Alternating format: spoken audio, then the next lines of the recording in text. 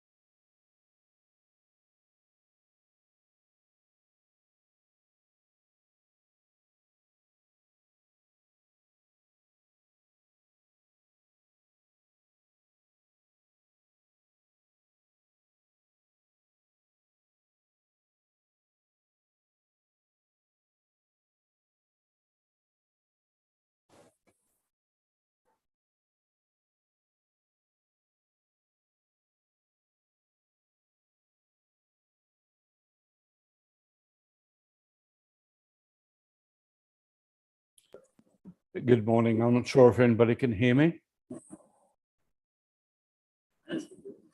Hello. Mr. Chris, good morning. How are you? Yeah, so you're live. I'm and live. You will have to start with your introduction. Okay. So I'm Mr. Chris Shirley from Australia. I'll just share my screen.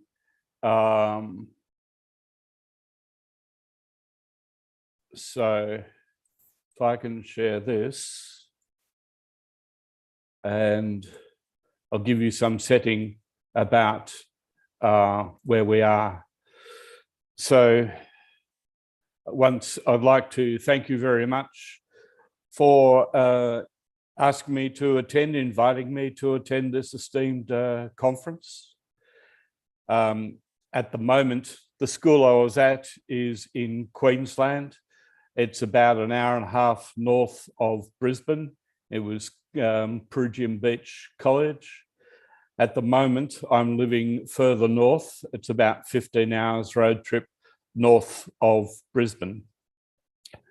Peregian Beach College was set on the Sunshine Coast.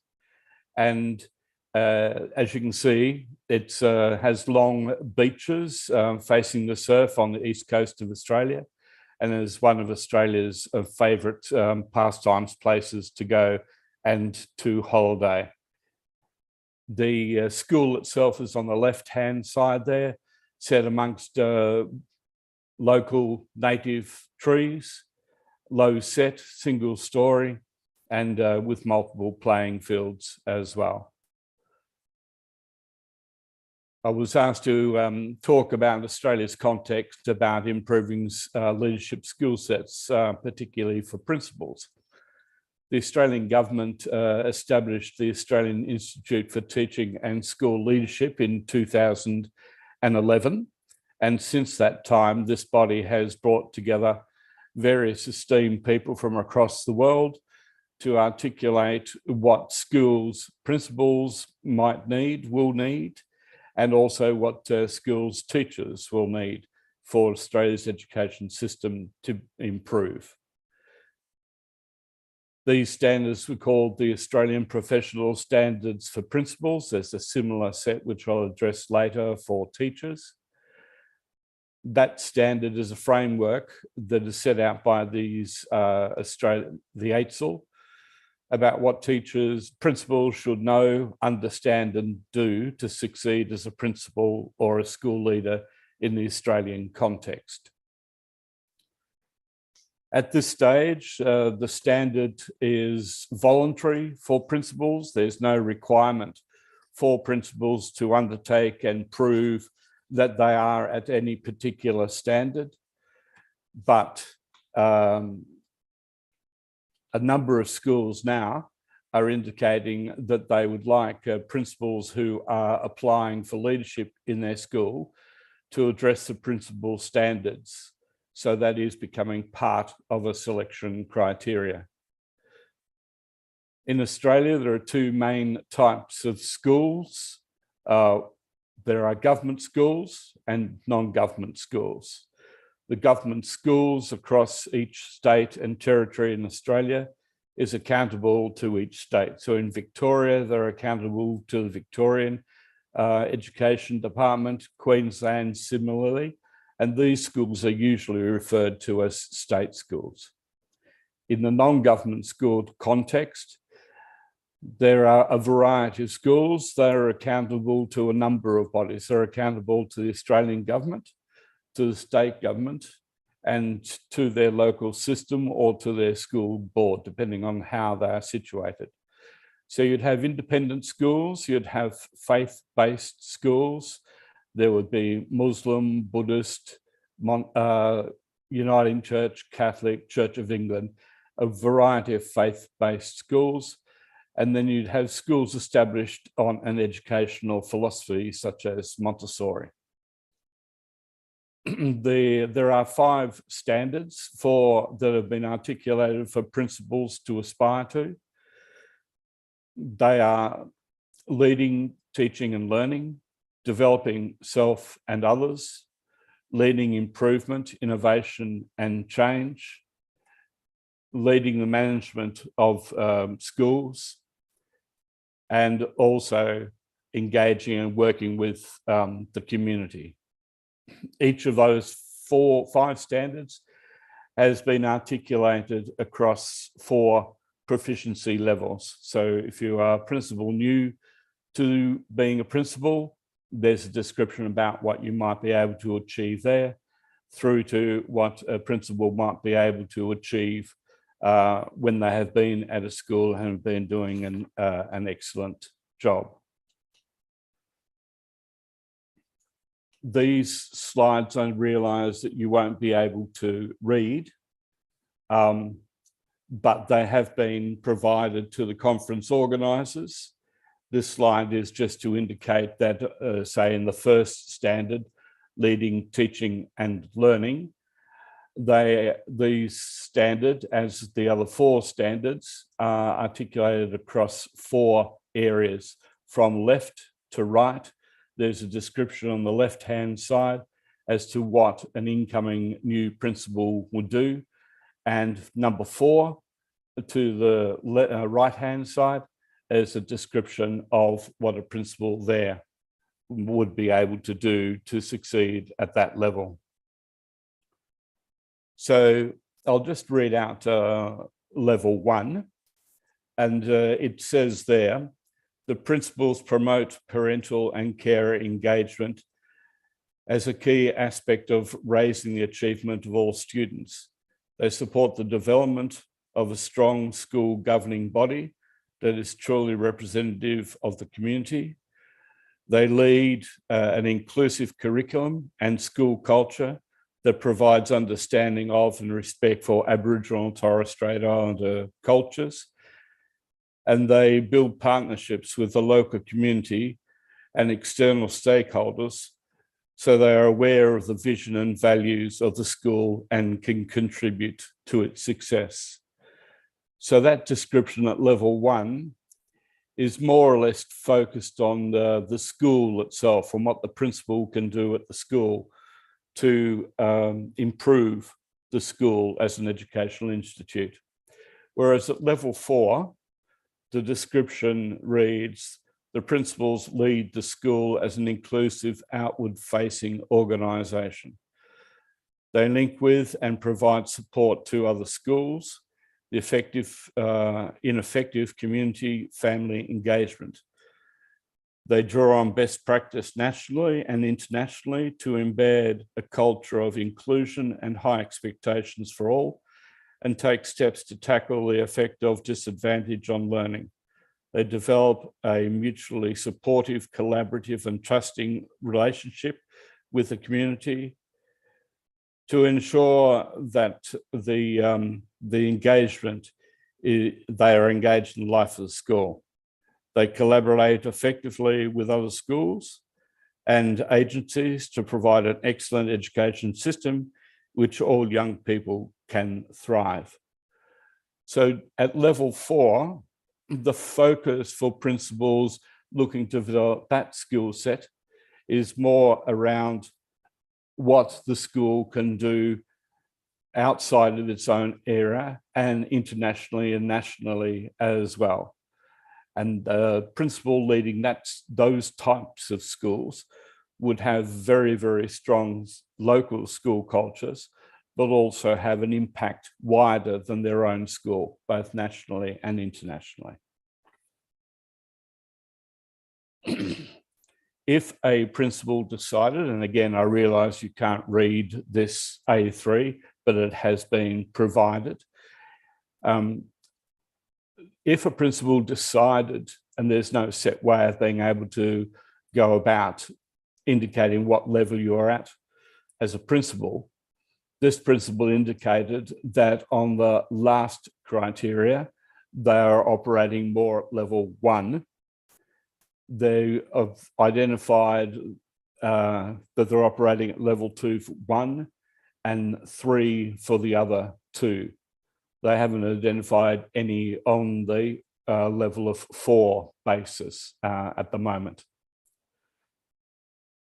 So if a principal was to indicate that they were wanting to move towards a full set of level 4s on the right-hand side, they might begin by looking at number 1, where they self-rated themselves, and indicate how they might be able to extend their skill set to be able to move towards level 4. Some principals also engage colleagues, other principals in other schools, leadership within their own schools, and ask them to evaluate themselves, the principal, on each of these 5 standards, just simply identifying them as level 1, 2, 3, or 4 across each of those 5 standards. And that information would then provide a sort of like a 360-degree information set against which the principal can reflect whether his or her perception of their leadership standard is mirrored by that perception of other people. In Australia, they've also described professional standards for teachers. Those professional standards for teachers, there are 7 standards, and each of those standards is broken down into a number of micro skills. So most of the standards there have 5 or 6 sub-standards or skill sets. There are 37 skills in total across the 7. Now, unlike the principal skill set, the teachers has become pretty much mandatory. Certainly for graduate teachers, there's a process in all states and education systems where a teacher has to indicate that they have moved from just the university degree to proficiency in the classroom. And that is a rating that occurs within the school, evaluated by the principal, deputy principal, or other nominated leader. And there's a set of standards for the graduating teacher across those 7 standards. They have to gather information, they have to be observed in classrooms, and they have to present that information, which will be gathered over typically about 18-month period, to indicate that they have moved to the graduate standard. The graduate standard at the top of the scale is around about $87,000 Australian. If they want to then move past the graduate standard, once they've been assessed at the school level, they will then move into the proficiency. And again, across those 7 levels, the same set of standards, but at the proficiency level, there will be a higher expectation of, for instance, gathering information, improving how students learn, and how the teachers know how students learn best. That proficiency standard at the top end is around about $110,000 Australian, and is typically awarded to a teacher who has had around about 10 years experience full-time in teaching. Then there is the highly accomplished and the lead standard. The highly accomplished standard, teachers have to again gather information against the 7 criteria, 37 skill sets, and they have to gather that information. They have to be observed in their classroom practice, and usually it takes about 18 months to gather that information. The information is then sent away to an external body for them to be able to assess that. There's also a cost for teachers to be able to move towards having themselves recognised as highly accomplished teachers. That is typically around about $1,500 Australian. Once they've got that accreditation as being highly accomplished teachers, they would need to remain at that level and prove they're still remaining at highly accomplished level for 3 years before they're eligible to apply for the lead teacher. And the lead teacher salary is around about $132,000 Australian. And again, it's a similar sort of process. They have to gather information to prove their lead teacher status across those 7 criteria, 37 skill sets. Typically, a highly accomplished teacher is not only good in the classroom, but they're also leading an area of need in the school. For instance, it might be around about pastoral care, student leadership or something like that. And they're leading other groups of teachers and students and sometimes parents as well to improve student leadership or to improve pastoral care through that. A lead teacher, their focus is not only can they do those sort of things at a highly accomplished level within the school setting, but they also do it nationally, internationally. So typically these people would be lead and experts in their field and be presenting at conferences locally, nationally for that area. I hope that has given you some sort of brief idea of what is being accomplished or trialled in Australia. As I see it, there's no move for principal skill sets to be formalised in the same way as it has been for teachers, that is to nominate A level as being graduate, proficient, highly accomplished or lead for principals. And I don't see any move at this stage to have principals move to mandatory collecting information and prove to an external body that they are at whatever level 1, 2, 3 or 4 I have called them. So I guess the challenges and opportunities that you see from this in the situation of education in India might be challenges that are taken up by school leaders, systems, school boards, or government organisations. At this stage, I'll just pause there to see if there are any questions or clarifications that may be sought.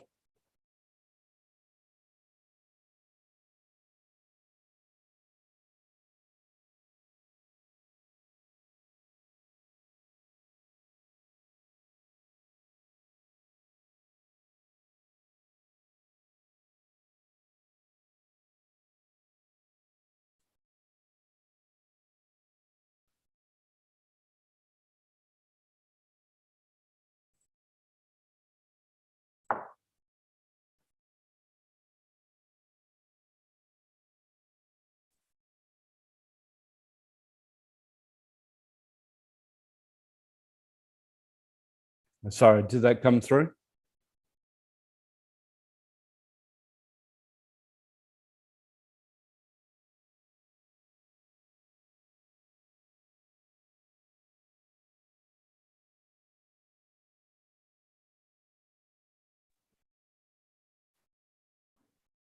Yeah. All right. Thank you. I wasn't sure whether it had been received at your end. Yeah, Chris, can you hear us? Yes, I can. I think.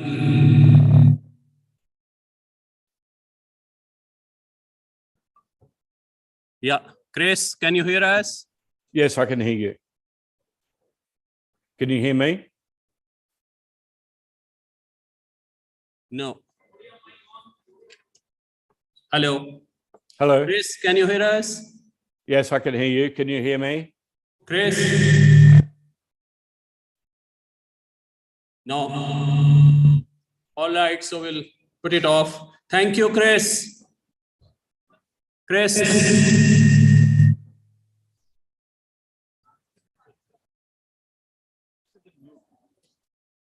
Chris, can you unmute yourself?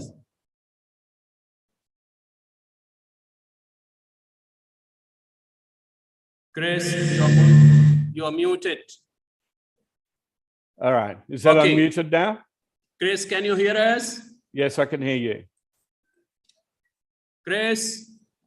Can you hear me? All right, I think we'll call it a close. Thank you, Chris. Thank you. All right. Thank you for Thank you. your very profound talk. Thanks a lot. All right. Thank you. Please clap for him. So thank you so much. Okay. Thank you. Yeah. All right. MC, please take over. You have a good day. Thank you so much. Thank you.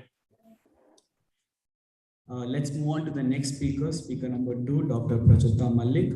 Before I could ask to take over, I would like to give a brief introduction. Prachita Malik graduated with Physics Honors BSc, University of New Hampshire, USA, 2005, and completed his PhD in astronomy, followed by a year of postdoctoral research. Upon returning to India, Dr. Prachita pursued his passion in science education by doing popularization activities for schools such as the Valley School before joining Innovation and Science Promotion Foundation. Now I'd like to request Dr. Prachita Malik to take over.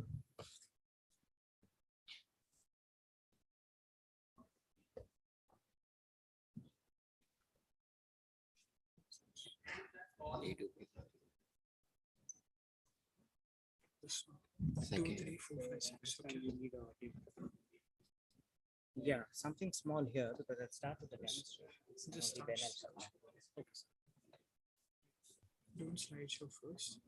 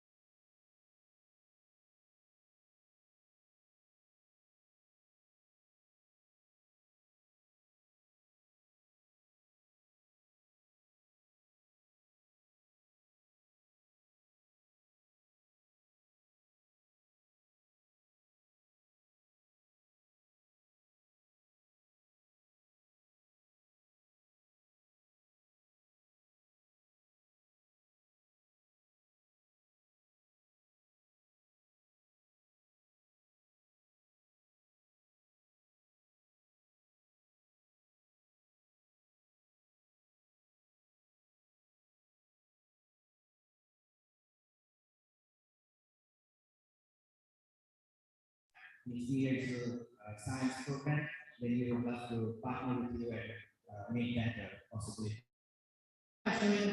For science activity demonstrations, and then I'll do my short presentation.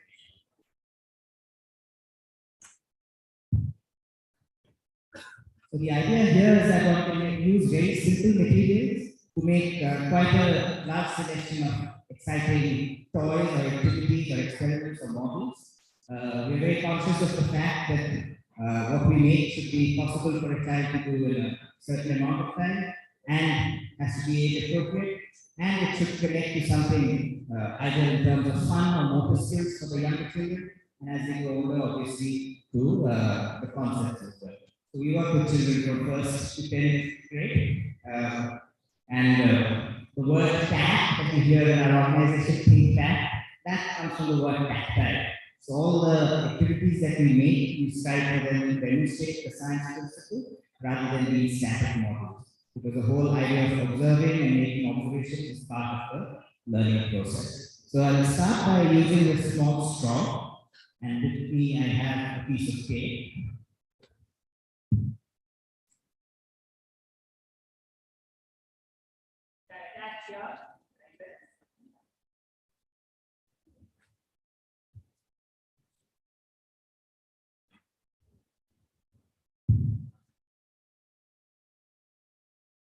Take a straw and stick on a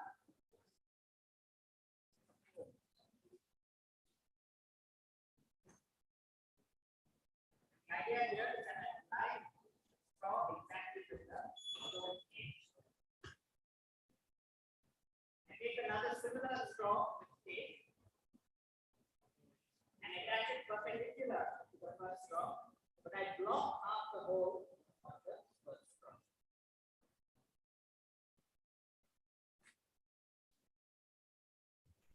So now I have this model that I just made, which is just 2 straw pieces and some tape on a rubber foam piece, and I have attached them such that the second straw blocks half the first straw. So it's not level like the first straw with the edge of the foam, but slightly above, so that half of it is blocked. Now then, what does one do when one has straws like this? Okay, typically you use straws to drink water or have a cold drink. Here, let's see what we can do with this glass of water. So I can obviously take air in or blow it out. So I'll try both from the first straw. Nothing at all happens. What if I blow? Here to nothing. So maybe the first straw doesn't like me. I'll flip it around and use the other straw. Then when I take air in, nothing much happens. I blow out. I get a spray. I'm pumping water up just by blowing, and maybe one can figure out why that happens. I'm going through the straw that is half blocked. It means that the speed of air suddenly increases at the junction here, causing a low pressure, slightly counterintuitive, increasing speed, causing a lower pressure. But that's how fluids work. This is another facet of conservation of energy. Increasing the kinetic energy of the air, so the potential energy goes down. Potential energy in fluids is nothing but its potential energy in fluids is nothing but its pressure.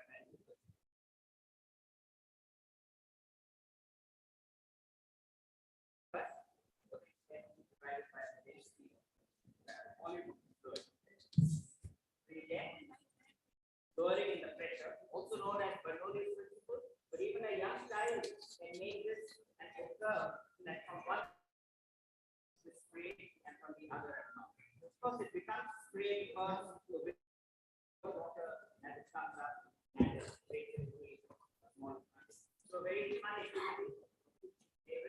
There's a lot of scope for variation here. I can change the angles, I can change the. So as you saw, there was a lot of course, child can have a lot of. There's also a lot of scope for variation because you can change the angle of the straws, change the length, diameter, and see whether the activity work. This also happens to be a nice tool to make it 2-in-1.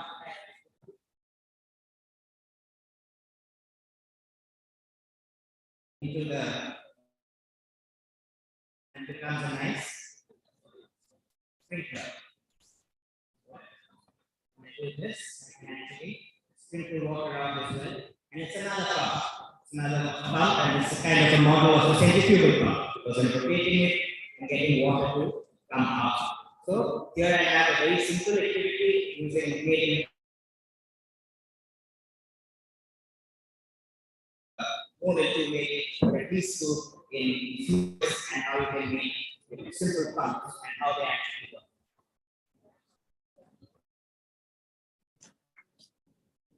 It looks like it's a model of a stethoscope.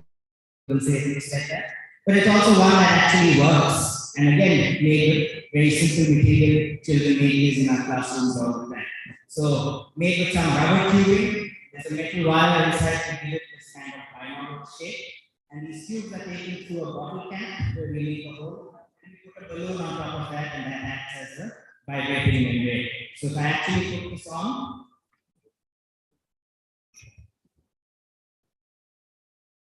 I can clearly hear my heartbeat, and you can hear both the lump and the dub sounds. Stay. So we make kids make this, and then they actually hear their heartbeat. You can count their heart rate, and they of course use it for other interesting things. They can hear gesture sounds. They can hear breathing if they put it on the back. But the main idea is that you can use this to actually say do exercise and then come back and measure your heart rate and see what your cooling down time is, and see what whether your heart rate is consistent over a 2-minute, 5-minute, 10-minute period, and then have a lot of activity for people of different ages or demographics or state, their life.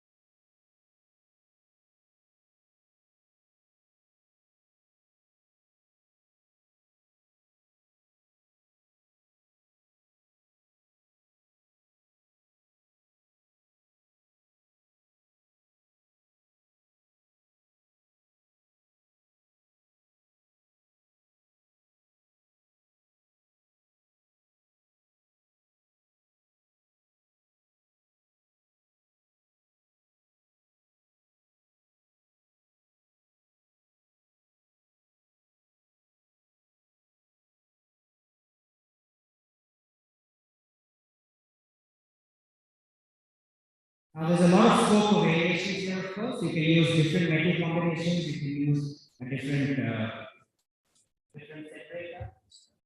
Go along, you'll see that you can use some other materials and vary them as well to get potentially study the parameters on which this actually functions, right?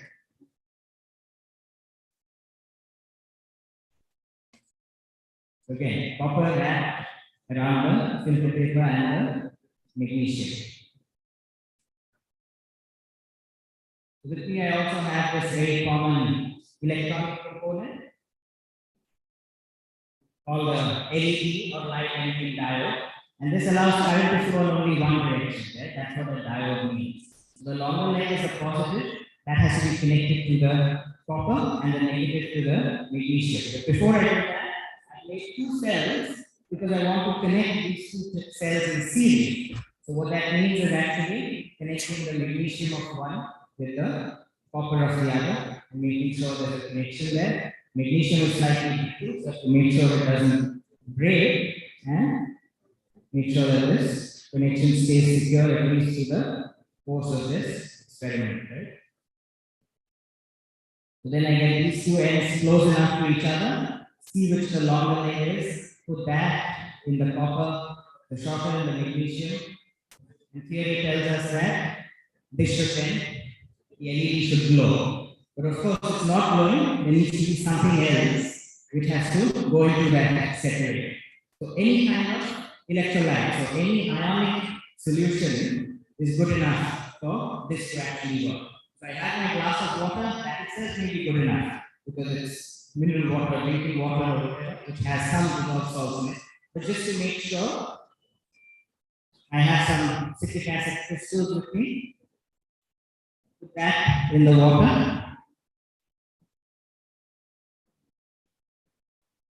I just stir it a bit to dissolve it slightly. So I get a very dilute citric acid solution, and I have my LED and 2-cell battery that I've made with me still. So I insert the positive in the copper. I take the negative in the magnesium, and I dip this whole thing in.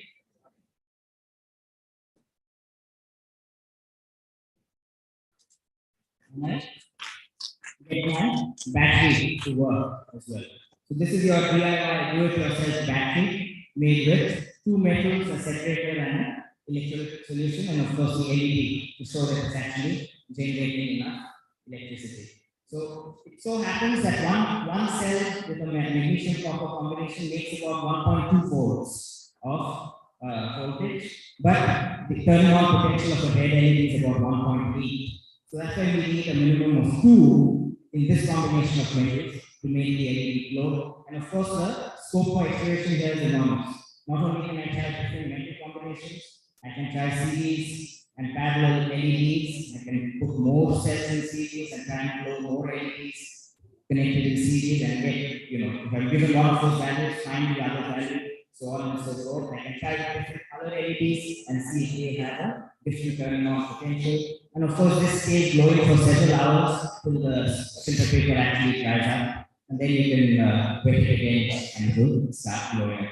So this is a simple experiment on a battery, a lot of electrochemistry and electronegativity if you want to talk to higher classes about it, or just the fact that when you have 2 metals and a separator with an electrolyte in between, then you have flow of ions and you can actually generate electricity. This is how all our batteries are concept by which they are made. Of course, this was first discovered by Luigi Galvani more than 200 years ago, and then Alessandro Volta kind of made it even better. So it's called a voltaic cell or a galvanic cell as well.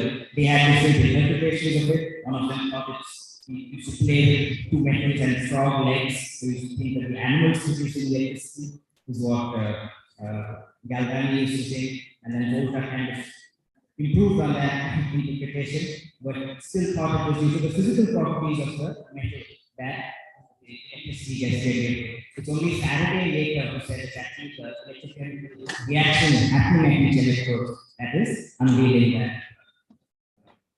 the electrical LED.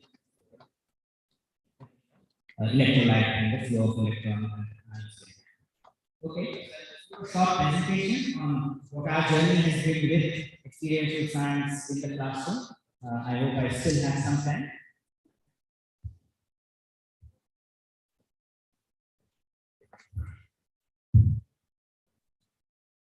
So I'll share screen, and so this works.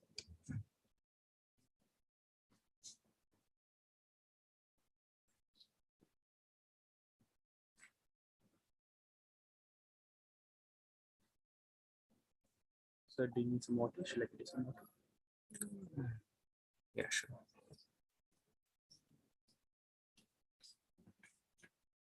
Okay, so the stethoscope being used by 2 children. You may have noticed that the idea of our journey so far, as well as what I'm trying to talk about, is experiential learning, where children get to actually experience science concepts in a hands-on way in the classroom, using simple materials, and we invariably get very engaged and happy children, which is what I hope we want in our classroom.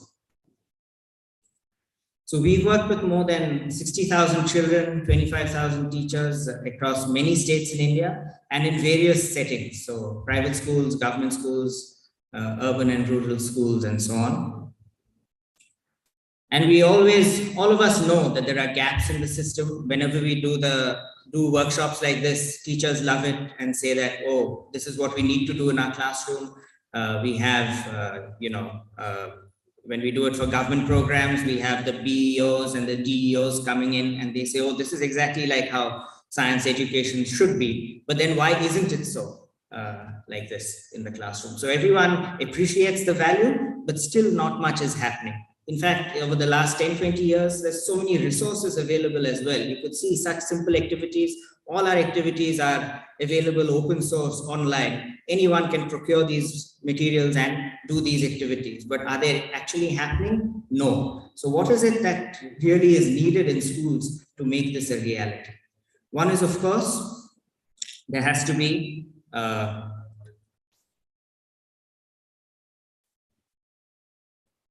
I don't know why this slide is continuously disappearing, but these 4 things that are required for a teacher to actually implement this in a classroom. One is, of course, the materials. They may look very simple, which they are, but they may not be available right next to you. So even if it's a straw and a skewer and a piece of magnesium or a battery and a magnet, you may need to go to 5 or 6 shops, and maybe not any odd shop, but into City Market or whatever to get it. So the procuring and the curating of the materials is a challenge. The alignment to a syllabus. Once I have an activity, how do I actually use it in a classroom? So the connection to the concepts or the topics being taught in the class becomes important. How do I manage it within my already constrained schedule and class timings, and how much time do I need to give to this per week or per month or whatever to make it happen? And of course, the resources required to implement this. So the instruction guide, the video, and some teacher resources as well. Like once I make an activity, how do I connect it to theory? Is there a concept connect kind of presentation or video that I can look at? So these are the 4 kind of areas in which we have been working for the last 7-8 years and creating content for about 450 activities, right? So we have more than 400 activities in our portfolio in physics, chem, and bio, and now also going into maths. Half of them use such simple materials as you can actually procure locally as well. So even by looking at the guides, you should be able to, at most go to your corner grocery store or fancy store and get whatever materials you need. For the remaining, there are some specialized things like say the copper strip or magnesium ribbon may not be easily available, or we use these glass beads to make microscopes, may not be easily available. So there, of course, you will need to find a vendor or find someone like us who can actually provide that for you. All our activities have this material list, so there'll be a certain set of items that are actually used in the guide or the video, but we also have a list of alternate materials, which became very useful during the pandemic when things couldn't even be shipped to children. So they had to actually find alternates for materials we use. And so each activity has that kind of listing as well. And of course, over the last year or so, 2 years actually, we've been partnering with CBSE very closely. And whoever here from CBSE schools may have even seen this circular that came out end of last year in October, talking about how think tank activities can be used as alternate activities for 9th and 10th lab. So we donated almost 100 activities to CBSE and the Diksha platform with all the resources available for teachers and students who want to use that. We continue our partnership with CBSE to work on things like workbooks and competency-based education. So those will also kind of complete the learning cycle as you work on case-based studies and questions and so on. All our activities are mapped to chapters and topics in particular classes. So for example, this is a 7th grade kind of syllabus map, just a sample of it. So this is how we list down which activity is mapped to which topic and so on.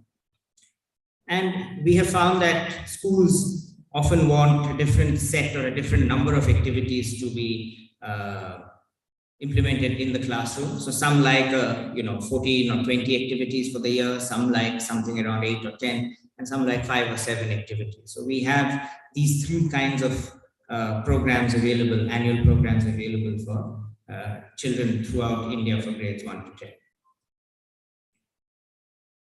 So how does the session plan work? Maybe I already spoke about it a bit earlier. So you have the concrete experience of making, then you have observation sheets where you actually observe,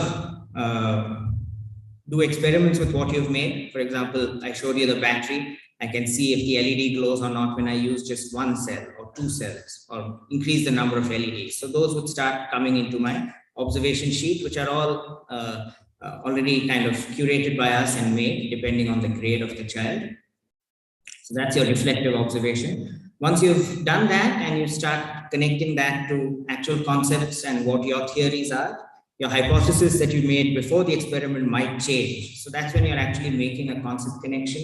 And there's some abstract conceptualization that's happening there. And that allows you to change the model, play around with it more, make variations, and complete this active experimentation phase as well, where you've made something new, innovated something new, and then the whole cycle repeats itself. Some of you may know this as the Coles experiential learning cycle, quite a powerful pedagogical tool that's increasing in its scope and knowledge right now among people even here. So how would a session plan work? We recommend for one activity, you take around 20 to 40 minutes to make, around 30 minutes on average. The observations anywhere from 10 to 20 minutes. Concept connection, the teacher can do it in about 20 minutes. And there are poll questions or recap questions that one can ask at the end. So the whole thing takes about 70 to 80 minutes. And so we recommend each activity requiring a block period, ideally. Or if only one period is available in a week or whatever, it can happen, one activity per 2 weeks or whatever it is. And depending on the length of the program, whether it's 14, 10 or 7, you can, do one activity a month or one every 2 weeks, whatever kind of suits the plan of the school. So what we found is that activities, what we call tactivities, because we call them tactile activities, as I showed you, we don't make static models like, just a static model of a digestive system or a habitat zone where you just put some cotton and say it's snow. Those may be nice craft projects, but they don't demonstrate any science concept as such. Things have to be such that they actually change over time so that you can make observations. And that's what one of the core things of our philosophy is. So conceptual clarity, of course, improves with these activities. What we've noticed is that creativity and innovation are very core in the kind of activities we make because the materials are simple.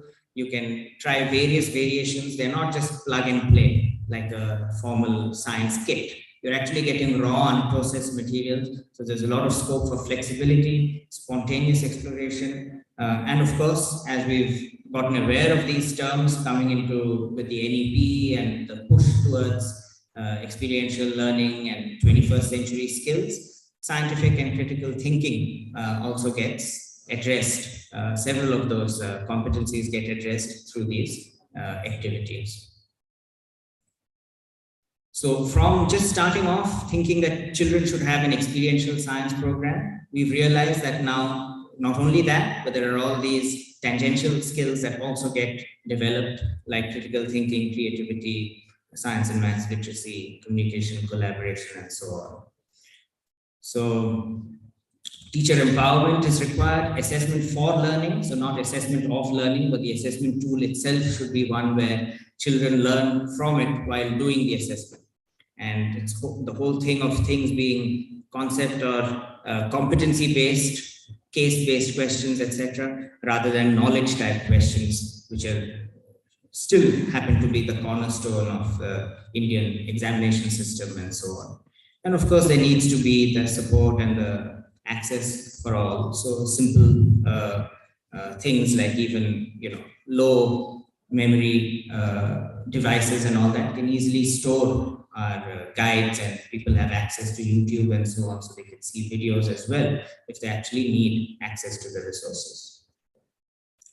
We are an organization that started, as I said, about 8 years ago, and Ravi, who's the founder trustee of ISPF and the CEO of ThinkTac.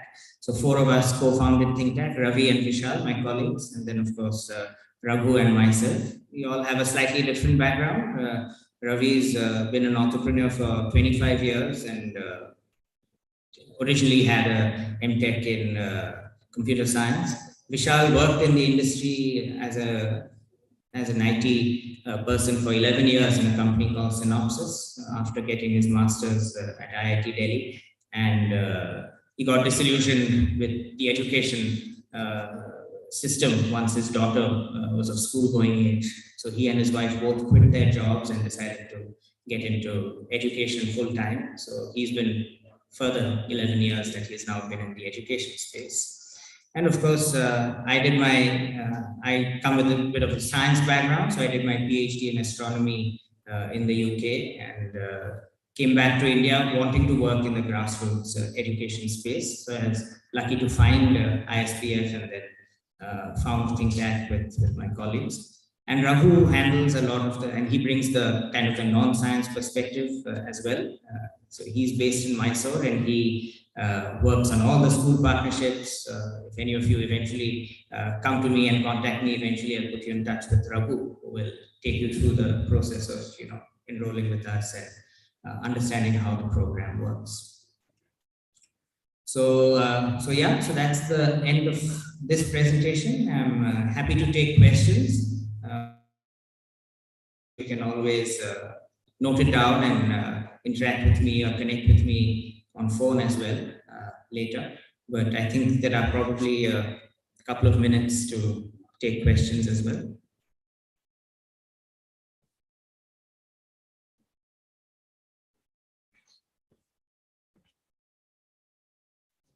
I apologize if the demonstration couldn't be heard to those online as well as those in the auditorium. I should have probably said that a collar mic would be good, but using both hands and the mic is slightly difficult.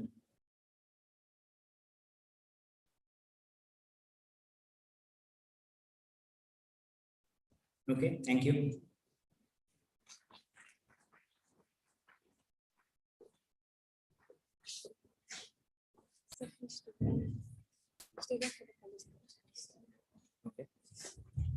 Thank you, sir. I now invite Mr. Niraj Kari, General Secretary of PSPA, to felicitate Mr.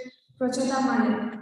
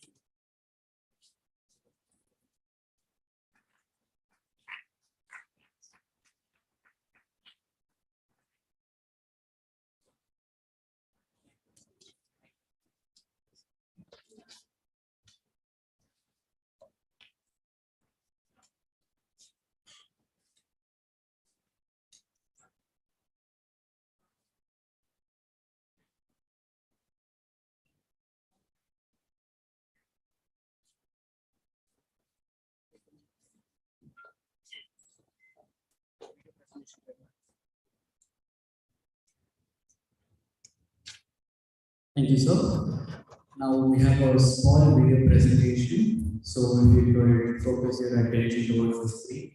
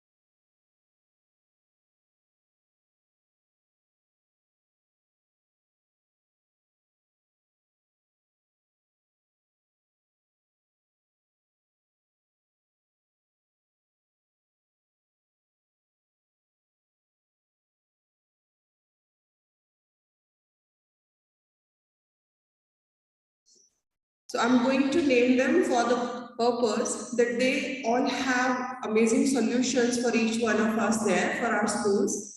So while you take tea, kindly interact with them and see if there is something that can solve some problems at your place. We are thankful to Bharti Bhavan, publishers and distributors. We have Brain Feed publishers who bring out a really enlightening magazine for us and many award functions. We have XQ, the Video Creator Academy. We are thankful to Singhania Education Services Limited, Pitambar Publication, Vision Apparels, White Berries Private Limited, Bamboo Labs Interactive Blended Learning, Extra Marks, Captain's Learning Lab, applications, Radius, a CAD space, Education Note, Debbie Maths, and STEM Robo. Yesterday was a great day, people, and any day is made great by the energy of ideas exchanged. Speakers are doing justice with their topic. We all agree on that. We do our part in this. And before we disperse for tea, let us just have a round of applause, really loud one, so that we share energy with each other. All of you, bless you all. So let's move for the tea now. Thank you.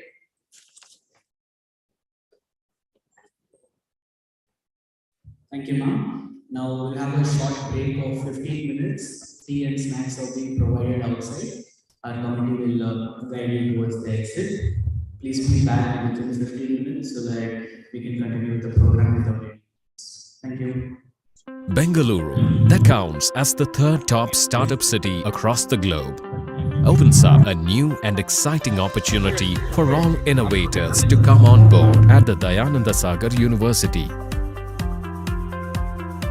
Founded by late Sri R. Dayananda Sagar and late Dr. Chandrama Sagar, Dayananda Sagar Institutions is into education and healthcare for over 6 decades. DSI is today considered a center of excellence in producing students with exceptional academic skills and leadership qualities. DSI is now headed by Dr. D. Hemachandra Sagar and Dr. D. Premachandra Sagar. This leadership has successfully managed and excelled in ensuring excellence in all of its offerings. This great foundation ensured DSI to be invited by the Karnataka state government to set up a private university in the state. DSU could be among the very few campuses in the country to have a well-planned startup village that houses innovation labs supported by industry leaders. DSU provides a platform to visionaries and inventors to experiment their ideas. Globally reputed MNCs that include Autodesk, Bosch Etos, IBM, GE, VMware, NVIDIA, and Boston Bosch Rexroth, Dassault Systems are now part of the DSU initiatives. These companies have invested vast resources to create a one-of-its-kind facility to be used by the community.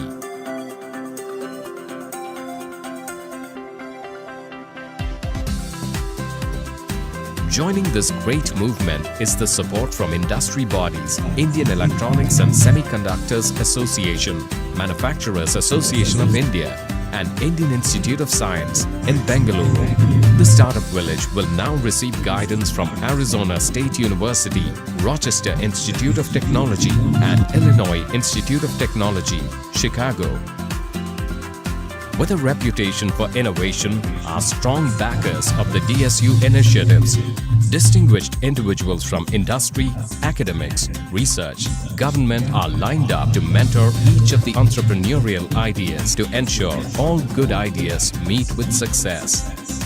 A bouquet of specialists on call, patent lawyers to accountants, costing and taxation specialists, company secretaries, procurement engineers, bankers, designers, packaging specialists, logistics experts is one more feature of the DSU campus. Every year, groups of individuals enter the DSU portals with a burning passion and a dream to achieve. With the combined support and resources at their command, they are now sure to walk out of the DSU campus as owners of the companies enlisted on the National Stock Exchange and a university degree. The ecosystem created by DSU can now accommodate 300 enterprises and welcomes the community to take advantage of this great option and work towards making India a strong manufacturing nation. For passionate and innovative youth, Bengaluru is the place to be. And presenting Dayananda Sagar University. Live the dream.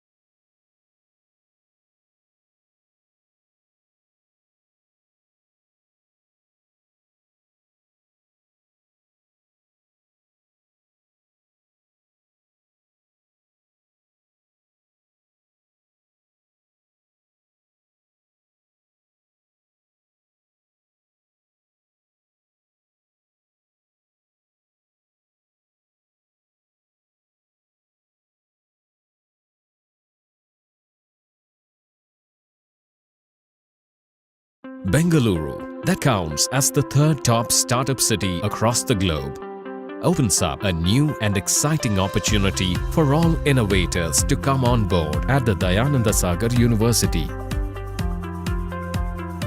Founded by late Sri R. Dayananda Sagar and late Dr. Chandrama Sagar, Dayananda Sagar Institutions is into education and healthcare for over 6 decades.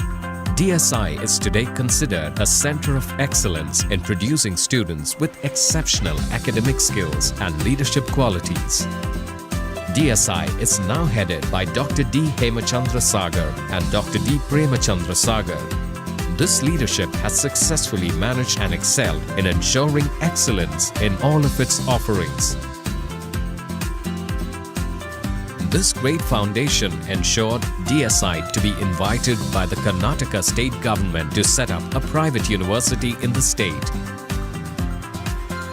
DSU could be among the very few campuses in the country to have a well-planned startup village that houses innovation labs supported by industry leaders. DSU provides a platform to visionaries and inventors to experiment their ideas. Globally reputed MNCs that include Autodesk, Bosch Etas, IBM, GE, VMware, NVIDIA, and Boston, Bosch Rexroth, Dassault Systems are now part of the DSU initiatives. These companies have invested vast resources to create a one-of-its-kind facility to be used by the community.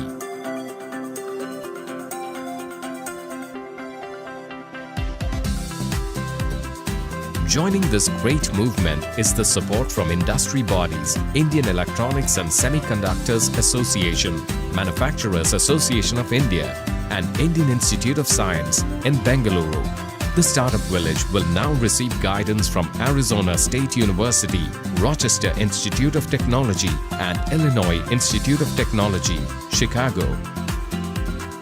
With a reputation for innovation, are strong backers of the DSU initiatives. Distinguished individuals from industry, academics, research, government are lined up to mentor each of the entrepreneurial ideas to ensure all good ideas meet with success.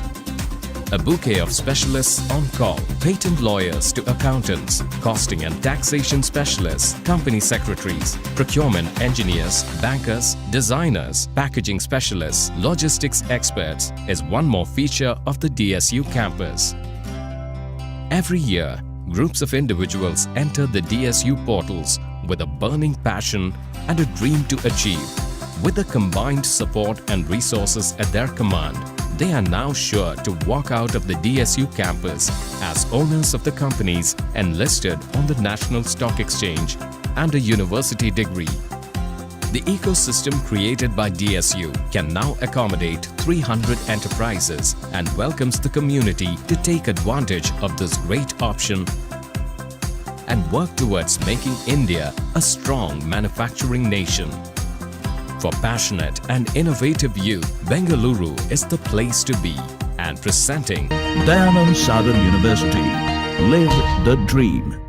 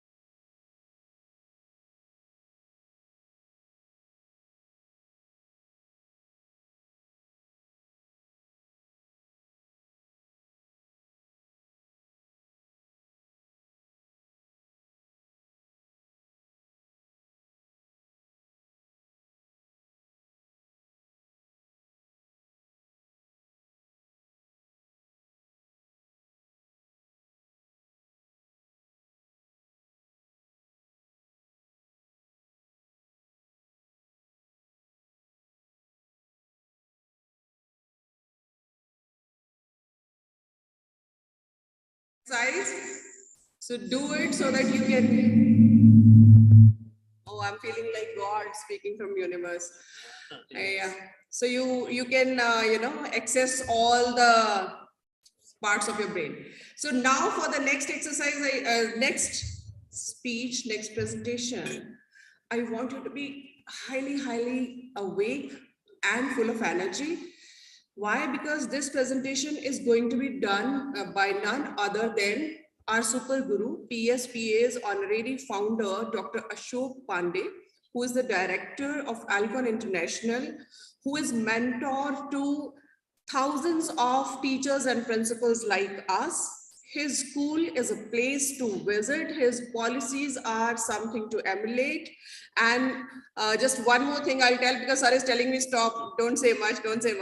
One left.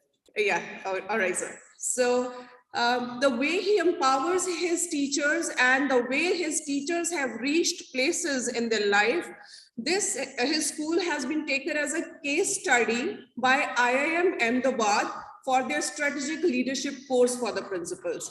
So with this, I present our honorary president, our mentor, Dr. Ashok Pandey. Thank you, Archana.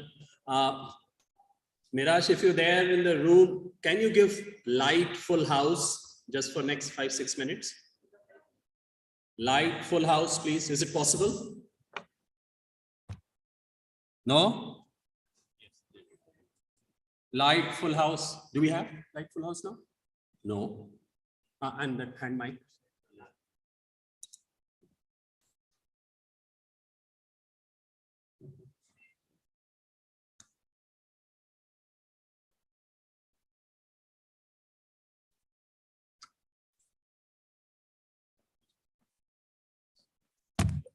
Is PPT changing or not? Can you check? Let's check something. Hello. Is it working? Oh, it's working. All right. Can you all see me? And I can see you half. But I can see you whether you are asleep, or you are awake, or you are totally in your full consciousness. Opportunity is here. Opportunity, are you there somewhere? I'm coming back. I just want to tell that as someone very request, I think science is not that good. Therefore, I say so much about others. So I think science is not my cup of tea. You're not going to do that. Thank you. And that's the meaning of the day. And he said that one meaning of my day is Lord Varun. So we had Varun inside, we had Varun outside, and it was really a fantastic session.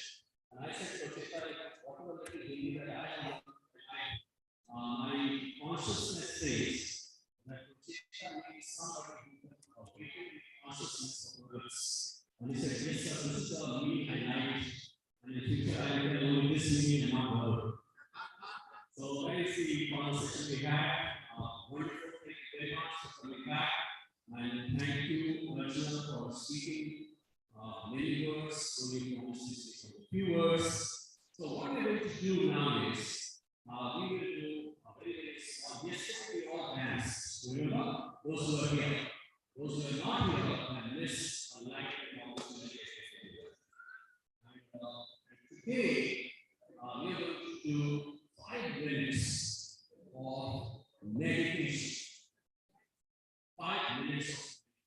But this is not a meditation of Sri Lanka or religious or Amriti side. This is a meditation of educator's side. Are you all ready for that? So what you need to do now is make yourself very comfortable. Close your eyes, sit properly, put your entire body weight on the seat, on the floor, whatever you have. And while your eyes are closed, I'm going to say something. And you listen to that very carefully. And after listening to that, I request you to open your eyes, come back to this hall if you have gone somewhere else in the session, and then you have to answer some questions. And my request is we have very little time, just 30 minutes, and I want you to finish within that. You must answer my questions quickly so that my session flows. if you do not answer it, I will session less, and I have to say sorry if it's wrong. Okay, that's the problem. So now you have closed your eyes already, and now I'm going to say something. Imagine you are a child. Please do not have mobiles looking at me. It means neither you are in meditation nor I am able to do it. Puchita, I said something about you before you came in. I hope it was fine. Alright, so your eyes are closed and you imagine yourself as an unborn child. You are not born in this world, but you are very soon going to be born as an unborn child. And then you are asking yourself questions. I am born, I am going to be born in this world, but I just do not know which part of the world I am born. I do not know which family I am born. The family will be rich, poor, resourceful, struggling, migrating, or refugee family, or a well-settled family. Just do not know. I also do not know I am born as what gender, what will be my color, what will be my health condition, what will be my aspirations. These are the conflict, anxious questions that we have as an unborn child. Just reflect on this and think, imagine, or wish, or smile that what kind of world you would like for me. How would you like your family, your neighbors, your community, people around you to treat you?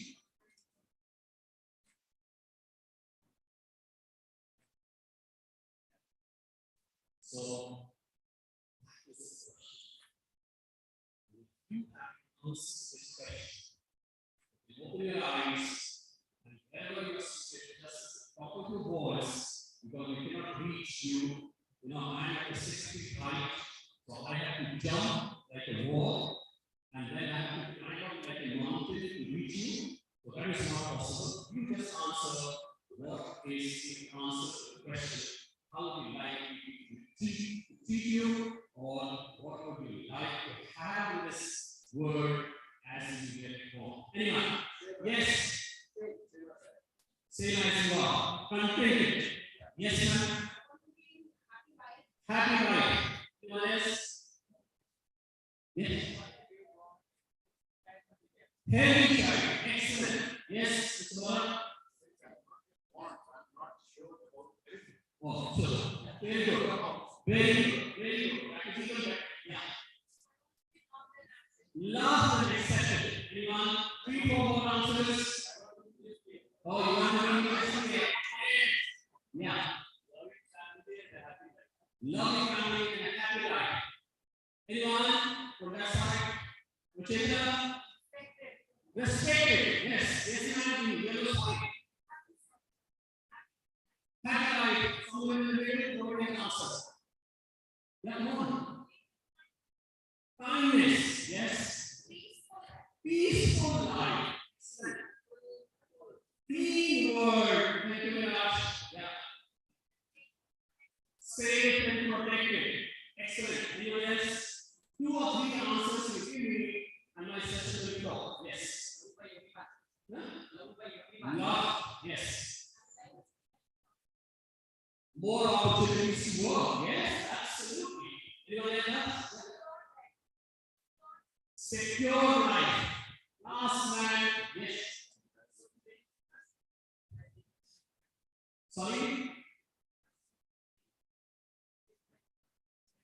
No stress. Very good. Yeah. Tolerant word. Yeah. Yes. I want to call in a very clean nature, clean water, clean air. So now you want to make the assumption, right? Change his mind. He changed his mind. All right. I got my answers. Freedom. So all I'm going to tell you is that as a born child, it's about very simple. All of us want love, respect, peace, tolerant word. Right? We want kindness, we want happiness, and then we want security. So we want security of food, we want security of water, we want security of clean air. Like you explained, Mr. Rajendra Prasad, that we want clean environment, and no after disastrous effects of climate changes and things like that. We want somebody said we want a secure life, we want to good opportunities, decency, dignity of work. This is what we said, all of you. And you know what you have said just now. I want to repeat one to you. This is a question asked almost 50 times since 2015. Between 2015 2022, that is today, more than 50 gatherings of the students, teachers, people like you who are not in teaching. I have asked this question in the same meditation session, and believe me, everywhere answers this. Same answer. What does it mean? It means only one. That what you were saying today was something which 109 countries in 2015 they talked about, deliberated about, talked about at the floor of the United Nations. And they are also the same discussion today. And therefore they said that if this is the need of the hour, and if this is how the world is going to be, and unfortunately what we have done in the world today is not something which will guarantee in life. And therefore all of us have to work together to make this world something like what we have wished for. That is what it is. There was the need, and then they started going about as to how to articulate it. So how to articulate it? And therefore they articulated it as 17 goals that all of us must subscribe to. All of us must commit to. 17 goals. And those 17 goals, they said, is for the present and it is for the future. And therefore the responsibility of the present people is to achieve those goals as early as possible so that we can secure this world for those who are young, they will be older in the next 20, 30, 40 years, and also for those who are not yet born. That is what they decided. And that is what is known as sustainable development goals. And those 17 goals are very simple. We have already narrated it. So I think one of the unborn children will say that I just don't want to be born in a world where even a single person is hungry, even a single person is poor, even a single person is unhealthy, like Mrs. Srinivasan said. Even a single person is deprived of clean drinking water. Even a single person does not have a clean energy. There is no gender discrimination. There is no lack of opportunities of good work. And there is an enabling environment in which all of us have ability, opportunity, encouragement to work, to prosper, to innovate, so that we can create dwellings and habitats, and our villages, our towns, our cities become self-sustainable. And then we are also prepared to work for undoing the damages that we have done to this world through climate cleaning activities. And if we are able to do this, then we will be able to achieve equality also in the society. Because one of the problems is inequality. And then somebody here said that we want a peaceful world. So how do we have a peaceful world? For that, we need to strengthen our institutions. We need to strengthen social justice in our society. And we need to strengthen democratic process. Have I already spoken 16 goals or not? If you count it, only one goal is left.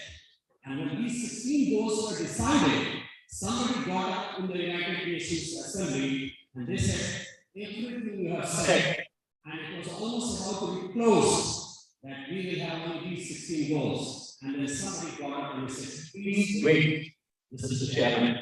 The UN's body's chairman was presiding over that meeting, and he said, everything is fine. But can you do this alone?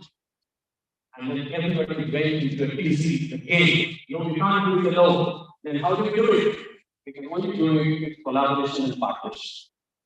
And therefore, they said the 17th goal is partnership. That is what it is. Absolutely nothing else.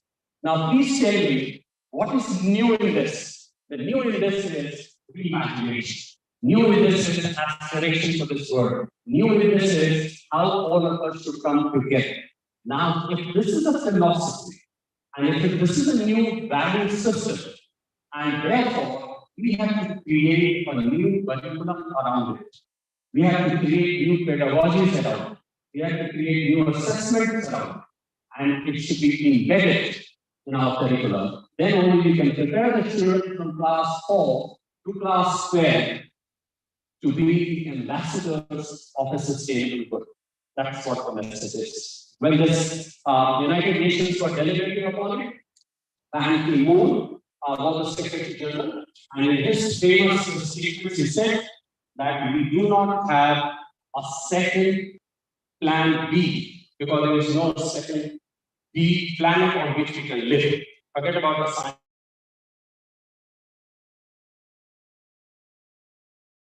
On this planet A, and this is the last planet which we need to save. The second thing famously he said was that every child from year 4 to a person to the year 100, which is a life cycle that we assume is something that we all must work and make it work. So sustainable developmental goals are those 17 that you have said, and we have talked about.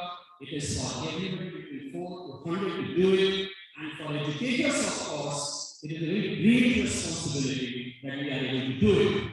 And therefore, let me quickly move. My PPT, please, fast. Where it is gone? Anyone can help me? Yes. Hello. Can anybody change it, please? Just can't change it. First slide. Shinde sir, are you helping me? Yeah, this is my slide.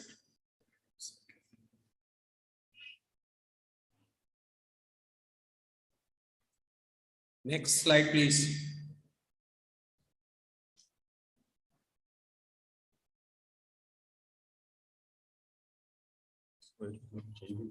Yeah, okay. So this is what we did. Is it coming on the screen, please? This one? AV? One second, there are two mics on here. Okay. You can use this mic. Yeah, now I'll use this. You can have this. Mic level. The presentation.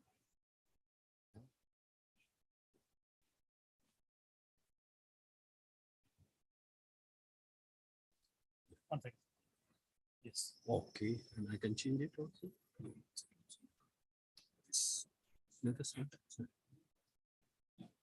All right. So now those goals that I was talking about,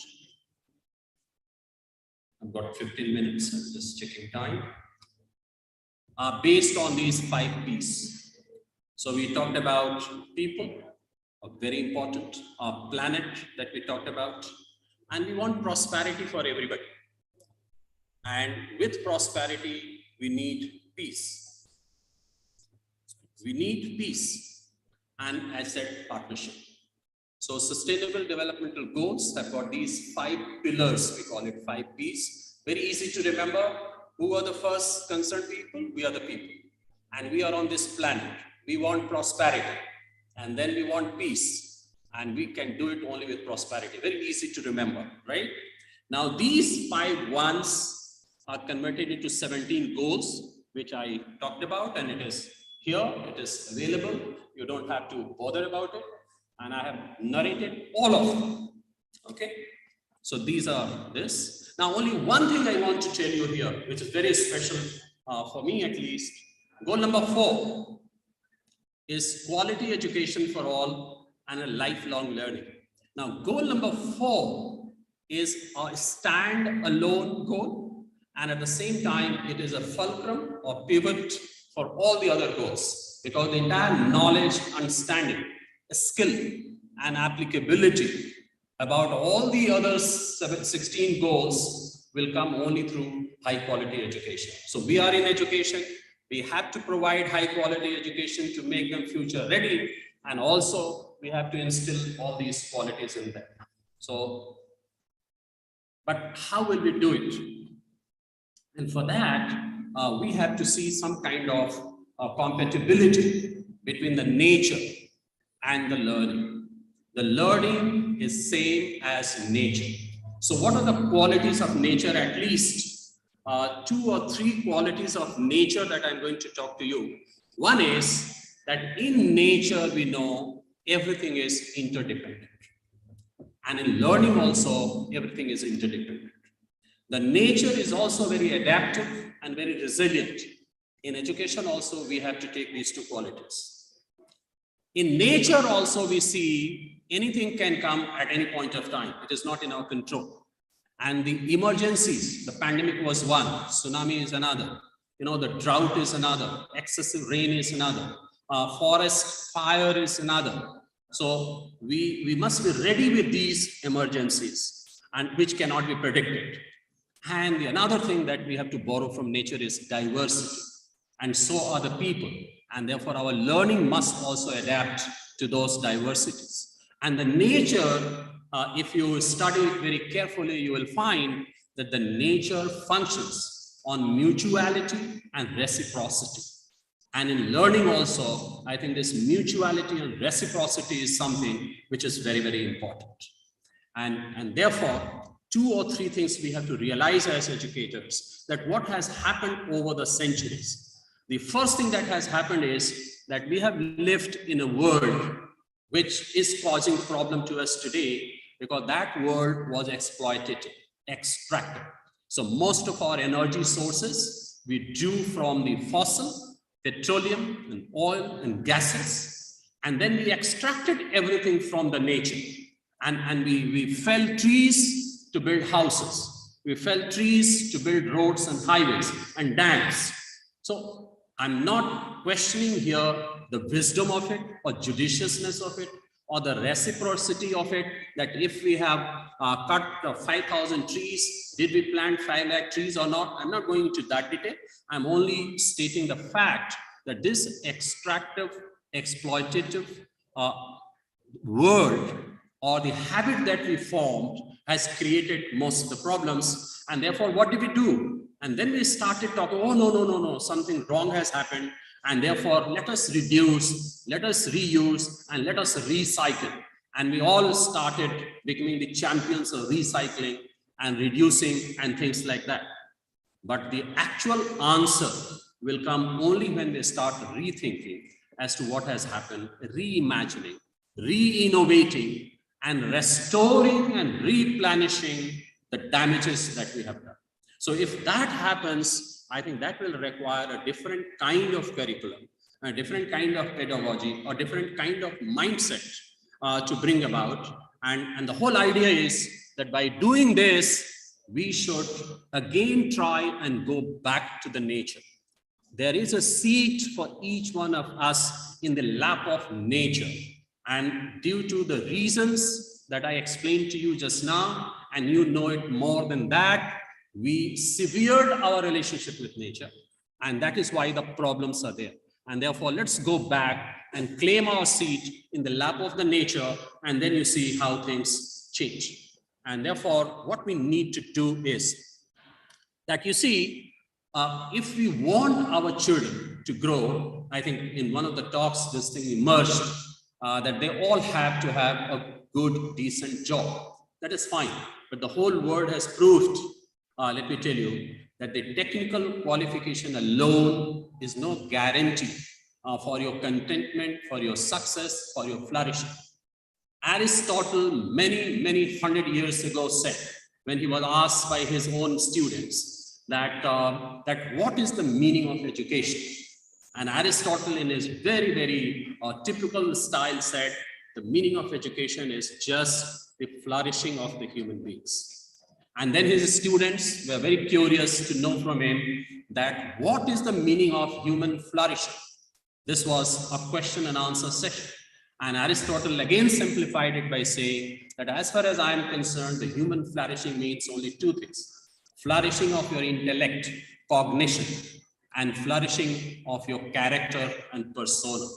So if the cognitively you're flourishing, character-wise you're flourishing, then only the entire humanity will flourish. And what has happened, unfortunately, in our education system is that we have focused excessively only on cognition. Even that also we did not achieve in the manner. We could not at least achieve it for all. And certainly we did not do it for those who are marginalized, downtrodden, and suppressed in the society.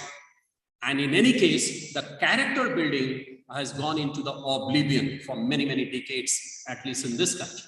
And this whole process is revival of that process, that how to bring character building into our education process. And even NEP is also talking about that only, that flourishing of the cognition in the best possible manner and flourishing of the character. And for that, 5 or 6 things only I want to tell you, and then I'll finish it off. I think I've got 7 minutes more. That what we have to do is, let us keep, there was a book, 7 Habits of Highly Effective People. And one of the habits Stephen says in that is, keep the end in mind. So if we borrow from that, all that we want is our children to develop those future skills for a very, very uncertain world. And those skills are, as you said, we want the economic and employment opportunities for all of them. This is one of the goals. Health and well-being is another goal. Peace and prosperity is another goal. And global citizenship, we see the whole world as one, and we see the problems of place X as problems of the rest of the places is also one of the goals. And for that, we need infrastructure in our schools and colleges and institutions like this. We need enabling environment. You as individual also can give an enabling environment. That is one of the goals, SDG 9. And then we need resources and budgets and infrastructure. That is also one of the goals. And pandemic has taught us that all the inequalities were already there, and that was further exacerbated by one new inequality, and that is digital inequality. So do we have to bring in digital equality also? And if we have that kind of infrastructure, then all of us should sit down in our individual institutions and we should decide what is our philosophy, what is our vision, what is our mission, what is our core values. And that sound policies and learner-centric policy will drive all the actions that we will do. And therefore, all the institutions that you are heading or working for will convert into centers of character building, will convert into centers of human capital formation, and will convert into bringing sustainable communities. And only then we can achieve equity and values as part of our character building. And if this can be achieved in this cyclic fashion, then we all have collectively rebooted our educational system. And for that, we don't have to go anywhere else. Just in our own institutions, if we can ensure all these things, we will be in a position to achieve it. So this is what my very short submission is, that sustainable developmental goals should lead us all to resolve and to take it as a pledge that my institution under my command will become an institution where education for sustainable developmental goals is the idea. And that is nothing to do with whatever we are doing. We will continue to innovate. We will continue to produce children for all walks of life. We will continue our children to excel. That is what we want. But at the same time, we will be producing children of very high quality and very high character. This is a small submission. Thank you for listening to me. I only have a small video of 1 minute. And if AV can help me, I will be very, very grateful. And can we do, Geeta, if you are here, you promise me that you will play this video how you're going to do this. And that will sum up my talk. Geeta, are you there? Yes, there is a video. We the people. Can you play?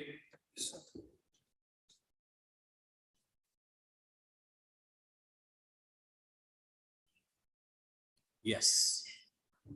Play. We play. Sound.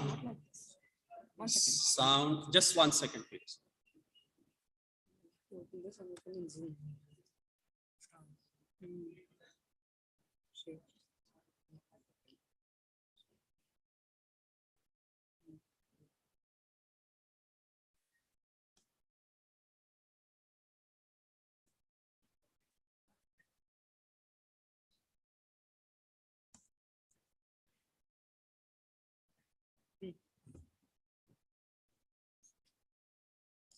Sound.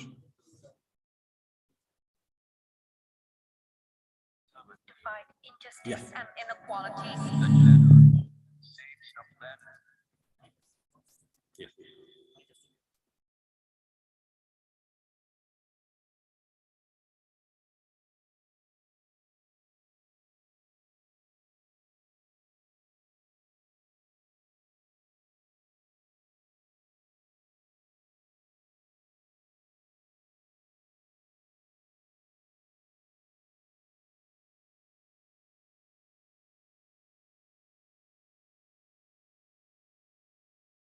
The generation that saves the planet.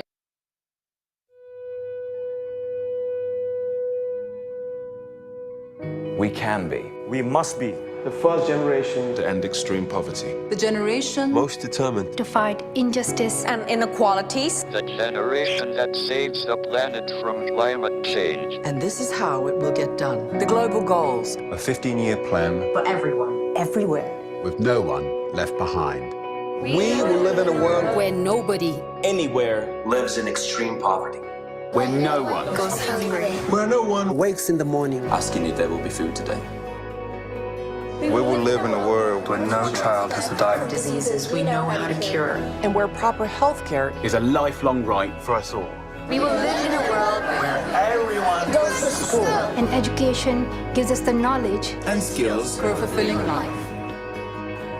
We will live in a world where all girls and all women have equal opportunities to Thrive. And be powerful. and safe. We cannot succeed if half the world is head. We will live in a world where all people can get clean water And proper toilets at home. At school. and at work. We will live in a world where there is sustainable energy for everyone. Heat, light, And power for the whole planet. Without destroying the planet. We'll live in a world where economies prosper. And new wealth Lead to decent jobs. for everyone. And we will live in a world where our industry, Our infrastructure and our Best innovations. Are not just used to make money, but to make all our lives better. we will live in a world Where prejudices and extremes of inequality Are defeated. inside our countries. And between different countries. Where people live in cities and communities that are safe, progressive, and support everyone who lives there. where we replace What we consume. Planet where we put back what we take out of the earth. We live in a world that is decisively rolling back from climate change. where we restore and protect the life in our oceans and seas. We'll restore and protect Life on land. The forests. Animals. the earth itself.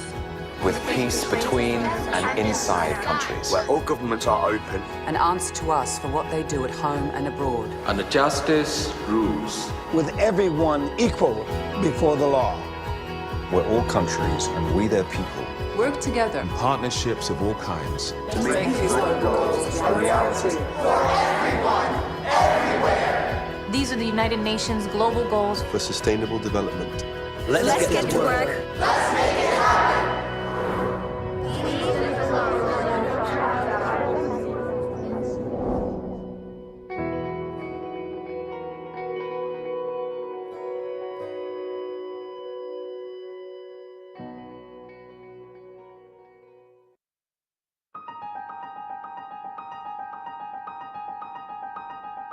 In September 2015, the member states of the UN adopted the 2030 Agenda and its 17 Sustainable Development Goals.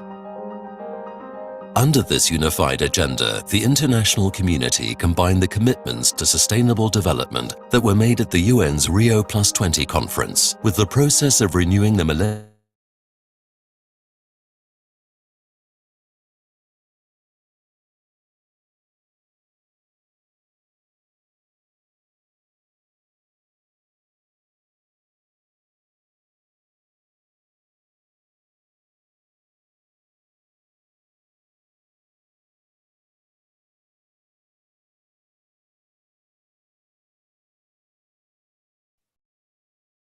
You have that video, 1 minute video first? Sir, we're felicitating him first, sir. Then so, felicitate him? Yes, sir. Oh.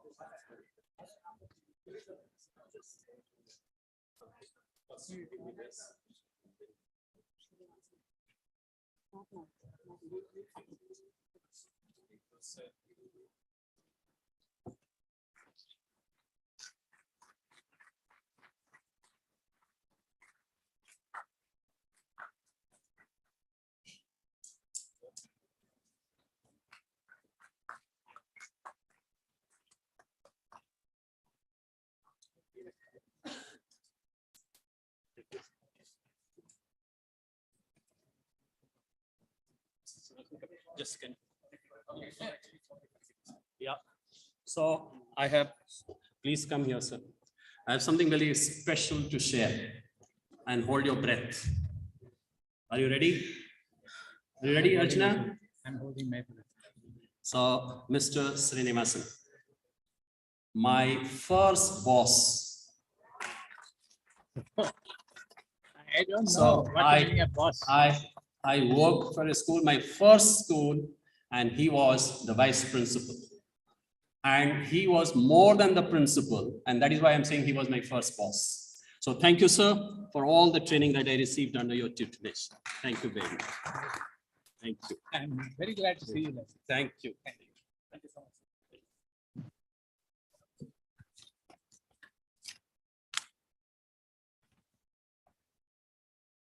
Check. Thank you so much. The MC team has to rest back. They have some classes, so we take over here. So we have some wonderful list of speakers for today. And we heard Mr. Ashok Pandey talk about the Sustainable Development Goals. We move to the next speaker. We'd like to invite Ms. Rama Patnaik. She is the CEO of VITTC League. She is the head Digital Transformation Projects, Learning and Development Expert, and a sales coach. A startup mentor, proficient in innovations in business and delivery processes, not just technology, and outcome-based education specialist, passionate in driving sustainable, environmental-friendly business processes, trained more than 10,000 plus professors in innovations in engineering, teaching, outcome-based education, digital content, gamification, pedagogies, and in 4G education trends. Ladies and gentlemen, please put in a warm of applause for Ms. Rama Patnaik.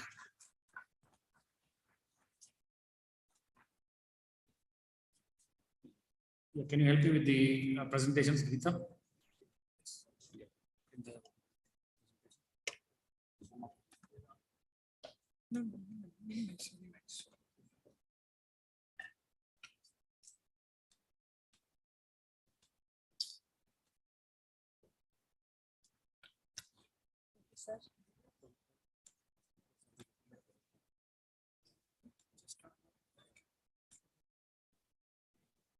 Rama Patnaik.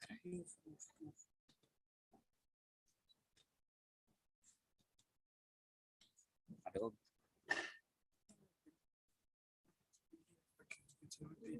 Yeah.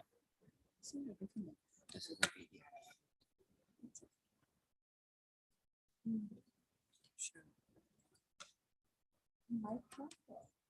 Yes. With the hand mic. Hand mic, hand mic, I will start the session. One second. It's a PDF. So it's a PDF, so we have to open. Just double click on that. It's asking like open with what? Just a second. Okay. Who's doing what?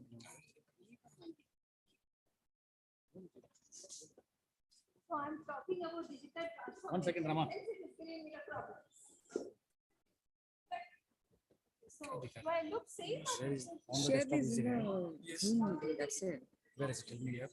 Yeah, it's here, sir. I'll just close the other tabs because. Close this, close this. Geeta, hold on. Don't confuse. I'm not confusing, sir.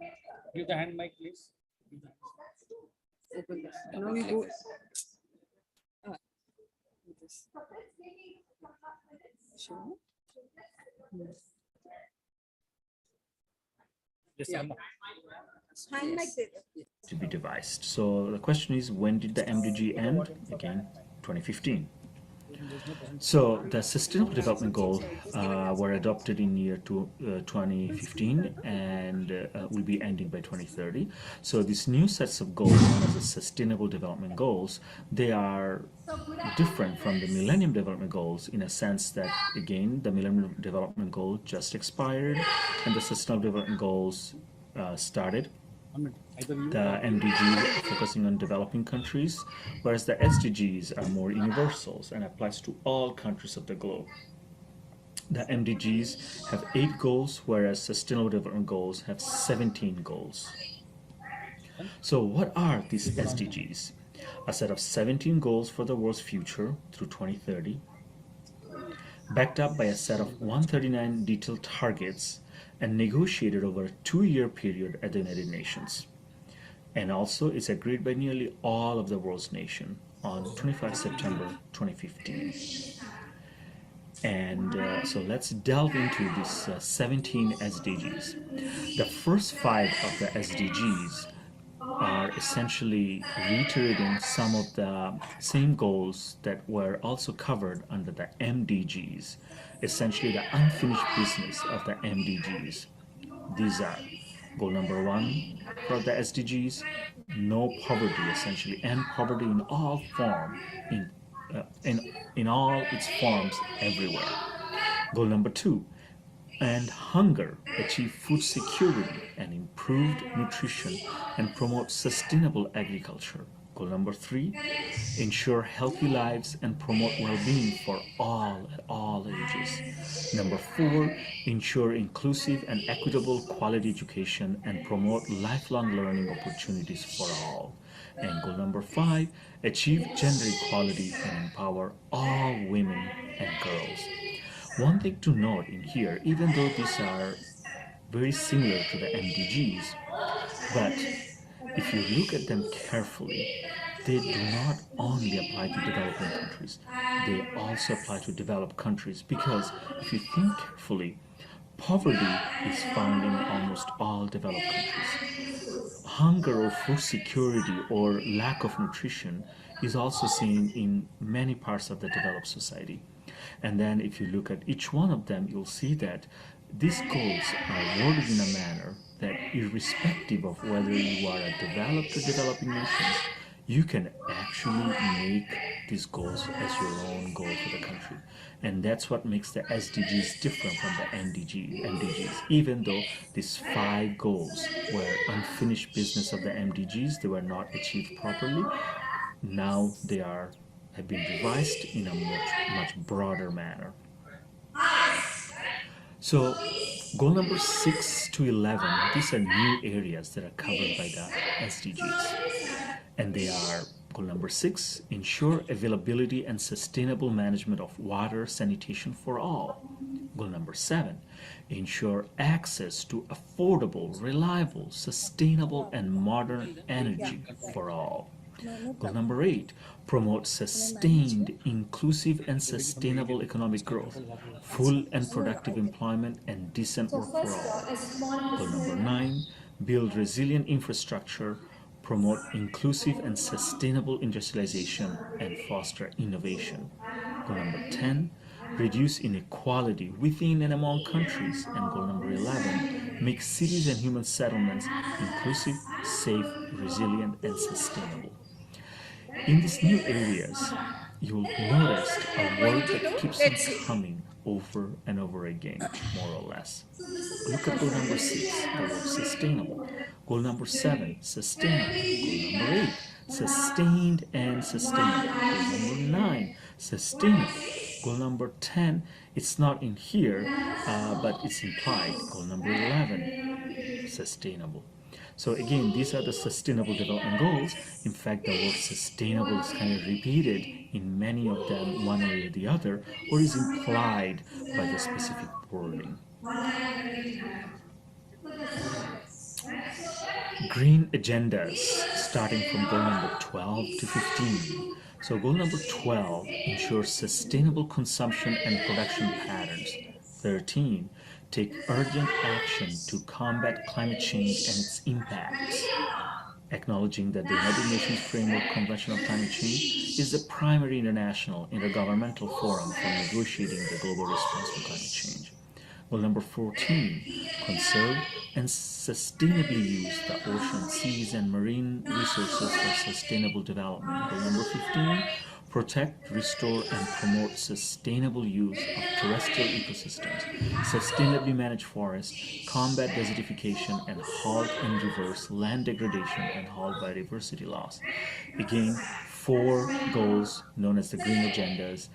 They all encompass the word sustainability over and over again, and the objective is to really foster an environment that is sustainable for the long run through responsible consumption and production and preservation of what we have, and fighting climate change against adverse health effects of climate change. Goal number 16 and 17 are slightly different. 16 deals with peace, justice, and strong institution, whereas 17 is partnership, because without partnership with other like-minded organizations and countries, it is difficult to achieve this very difficult global goal. So it is extremely important to form strong partnership that will steer the entire globe towards achieving these lofty objectives.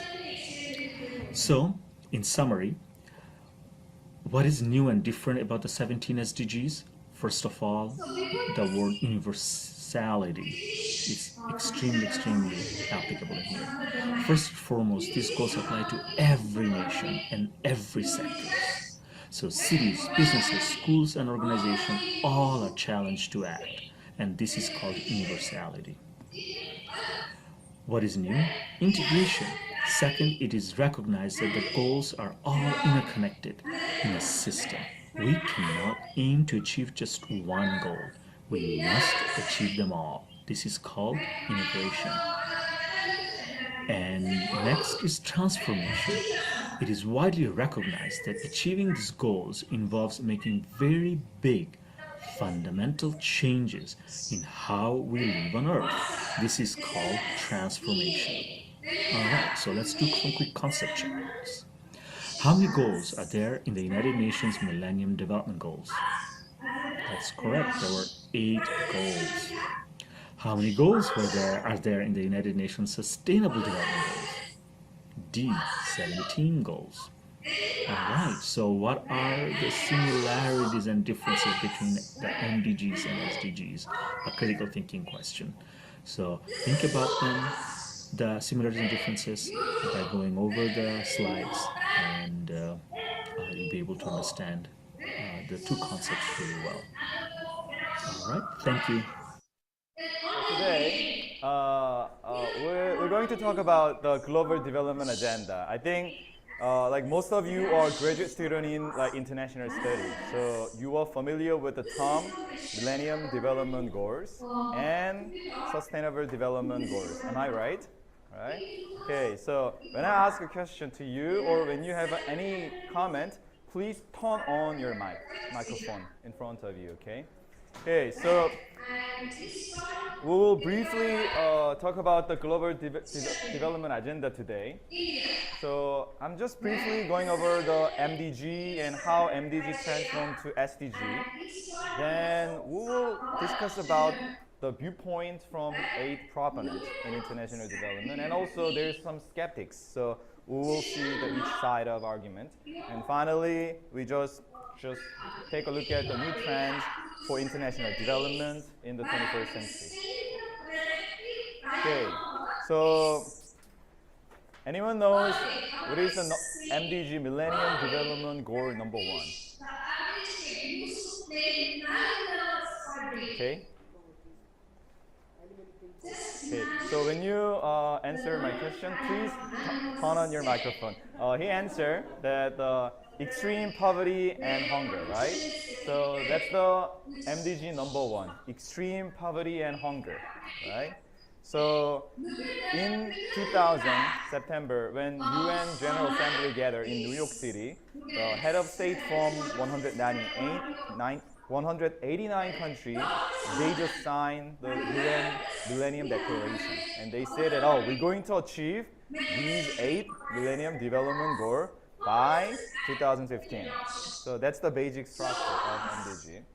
And the first goal of MDG is to reduce the extreme poverty and hunger, right? Okay, so when we set the goal, we should have the baseline, isn't it? So what is our baseline? Our baseline is 1990.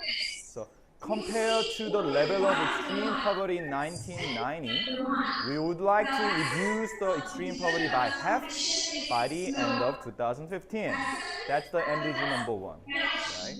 Okay, then can you guess what the extreme poverty would mean? Anyone have an experience to see in your own eye the extreme poverty? How we can define extreme poverty?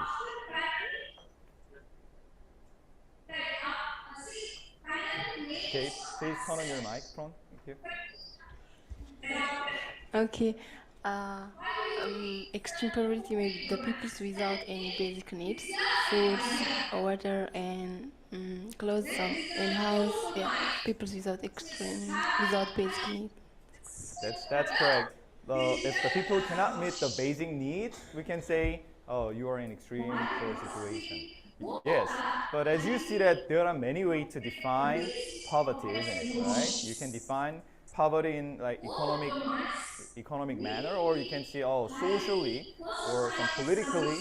There is a multi-dimension of poverty. So when we say extreme poverty, we're talking about more like the economic extreme poverty. So when we define extreme poverty, if people living under the less than $1 per day, we used to say that, this is extremely poor people. But we realized that $1 per day is too low. So they adjusted the extreme poverty line from $1 per day to $1.25 per day. That's the definition of extreme poverty. But also we realized that still $1.25 is too low to meet the basic needs of a human being. So the World Bank increased the definition, increased the bar of the extreme poverty up to $1.90 per day. But as you may notice, it's a bit difficult to pronounce, isn't it? It used to be very quick, like $1 per day, or extremely poor, right? And $2 per day is like poor people. But here now we have to say that $1.90 per day. So I think in a couple of years later, World Bank will again adjust the bar of extreme poverty up to, I think, $2 per day. It's easy to pronounce, right? So, so this is the MDG number 1. And compared to the baseline in 1990, we reduced the extreme poverty by half, and we achieved this first MDG, right? And more than 1.2 billion people free from extreme poverty, mainly driven by China and India. These two giant countries made a big success in their economic development, so billions of people, they just free from extreme poverty. But still, there are many people in extreme poverty, like mainly in Sub-Saharan Africa. Sub-Saharan African country like haven't been able to make this such great achievement like China and India. So we do have some heterogeneity by region, but on average, we achieved the first MDG. By the way, how can we measure hunger then? Anyone has an idea?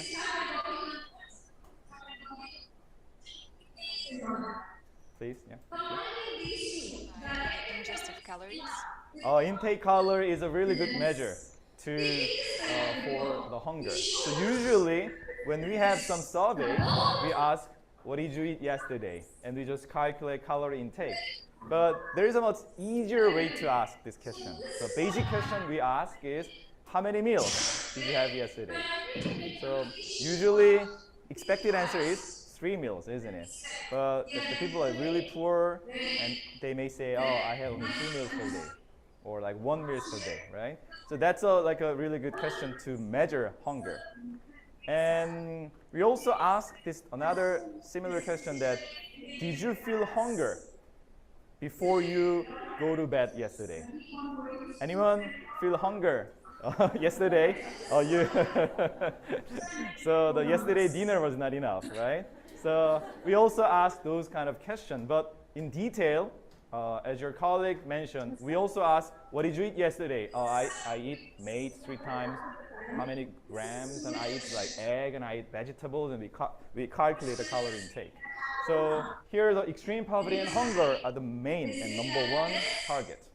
And second one is universal primary education. That was our MDG number 2. I guess most of you are graduate student, am I correct? Right? No? Undergraduate student and graduate student, right? So among you, the tertiary education is quite common, right? You are a bachelor, you are undergraduate student, master student. Maybe some of you are thinking of like applying for a PhD program later. But when all the head of states in the world gather together, let's talk about the global education issue. Our main challenge is, let's send our children at least to primary education. That was the global reality, right?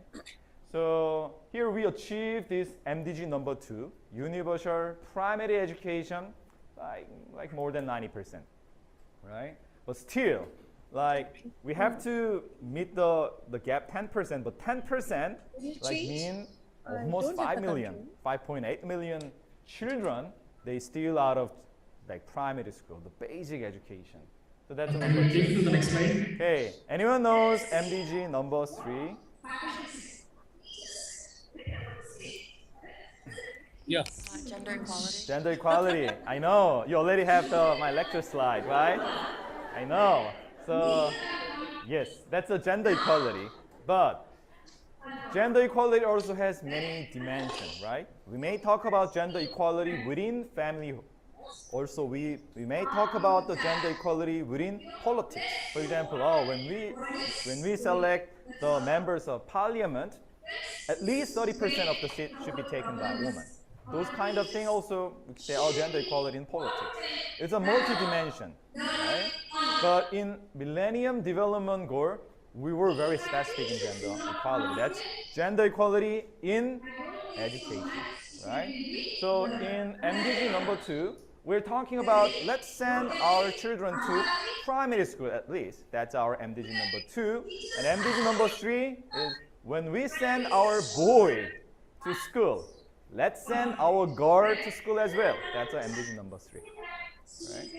So here, when we are sending one boy, one son to a school, and if we send 0.97 to 1.03 girls to school, then we say, we achieved MDG number 3. That's our target number 3. And over the last 15 years, from 2000 to 2015, we pretty much achieved the MDG number 3, gender equality in primary education. Right? But not in secondary education. Anyone guess why we failed to achieve gender equality in secondary education? This is my favorite side. Let's give an opportunity. So let's make one rule here. If KDI school student have chance to say, the next turn is another three like Hitotsubashi or Lubung or the SNU students like equal opportunity. Anyone? Any other? Please? Yeah. Why do you think that we failed to achieve gender equality in secondary education?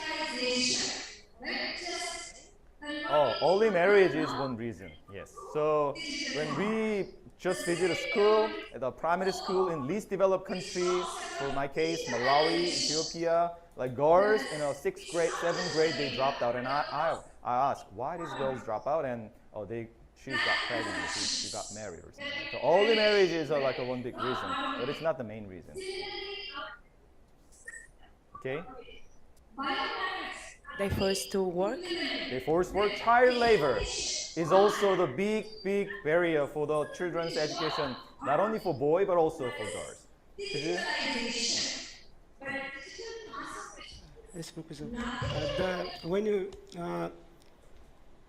in the MDG, when you go for the gender equality, we focus on enrollment rate, but we don't focus on the dropout rate.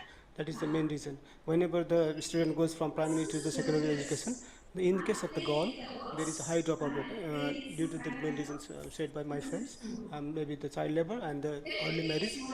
So it is a dropout rate. That is the main reason for the. Oh, that's an excellent comment. Which school do you come from? KDI school? I'm joking, right? He just pointed out very important point. The limitation of MDG. We'll talk about it later in detail. But think about it. When we think about secondary education, what is the basic assumption? The basic assumption is that boy or girl successfully finish the primary school. Then he or she can apply for secondary school, right? If he or she fails to learn the basic education and learning in primary education drop out, then how she or he can apply for a secondary school, right? So that's one reason. Yes, the actual learning is not taking place in the primary school. Many kids, we are talking about let's enroll the kids in a primary school. It's more like a quantity-oriented goal, but there was a big limitation about whether the actual learning taking place. The quality side, it's a little bit missing in MDG. But that's a very important reason. But still, I'm just looking for the main reason. Yes. Primary education is usually free in most countries, but secondary education has a lot of costs. Exactly. So money costs. Money here, primary school. Most of developing country, even least developed country, they made primary school free for everybody. So, however, secondary school, you have to pay tuition and school fees and other related costs, right? And in Malawi, when I worked in Malawi in 2011, 12, 13, 14, at that time, the secondary school annual fee, annual tuition was about $60, right? To some of you, $60 is little money, but compared to the Malawi's GDP per capita, the $60 per year is really big money, right? Let's assume that you are very poor, your budget is constrained, and you have many boys and girls, right? And here, you have to pay $60, let's say out of your $1,000 per year. That's your annual salary, and you have to spend $60 for the secondary school education. Then, are you going to send boys and girls equally to secondary school? What would be your best strategy then? It costs a lot of money, right? So then, let's say you have many boys and girls. What is your choice for secondary school? Eldest, regardless of gender? Maybe they prefer eldest boy, who they think that very smart, to go for the secondary school. So in those processes, usually girls are neglected. Right? Oh, you're going to get soon married. Why you try to for the secondary school? I have to pay a lot of money. You soon get married, and so usually because of these economic reasons and many cultural reasons, we just fail to achieve the gender equality in secondary education, right? Okay, and number 4, that's a child mortality. We want to reduce the child mortality. That's MDG number 4. Right? And here the target is reduce the under 5 mortality by 2/3. And our baseline is 1990, right? So in 1990 back then, almost like 10% of child, they die before they reach the age of 5. So when we define the child mortality, we usually calculate the child mortality per 1,000 live births. So when we say here 9.9% child mortality means here when we have 1,000 live births, right? Then almost like 100 babies, they just die before they reach the age of 5, right? And we want to reduce this child mortality by 2/3 by the end of 2015. So our target was 40 out of 1,000.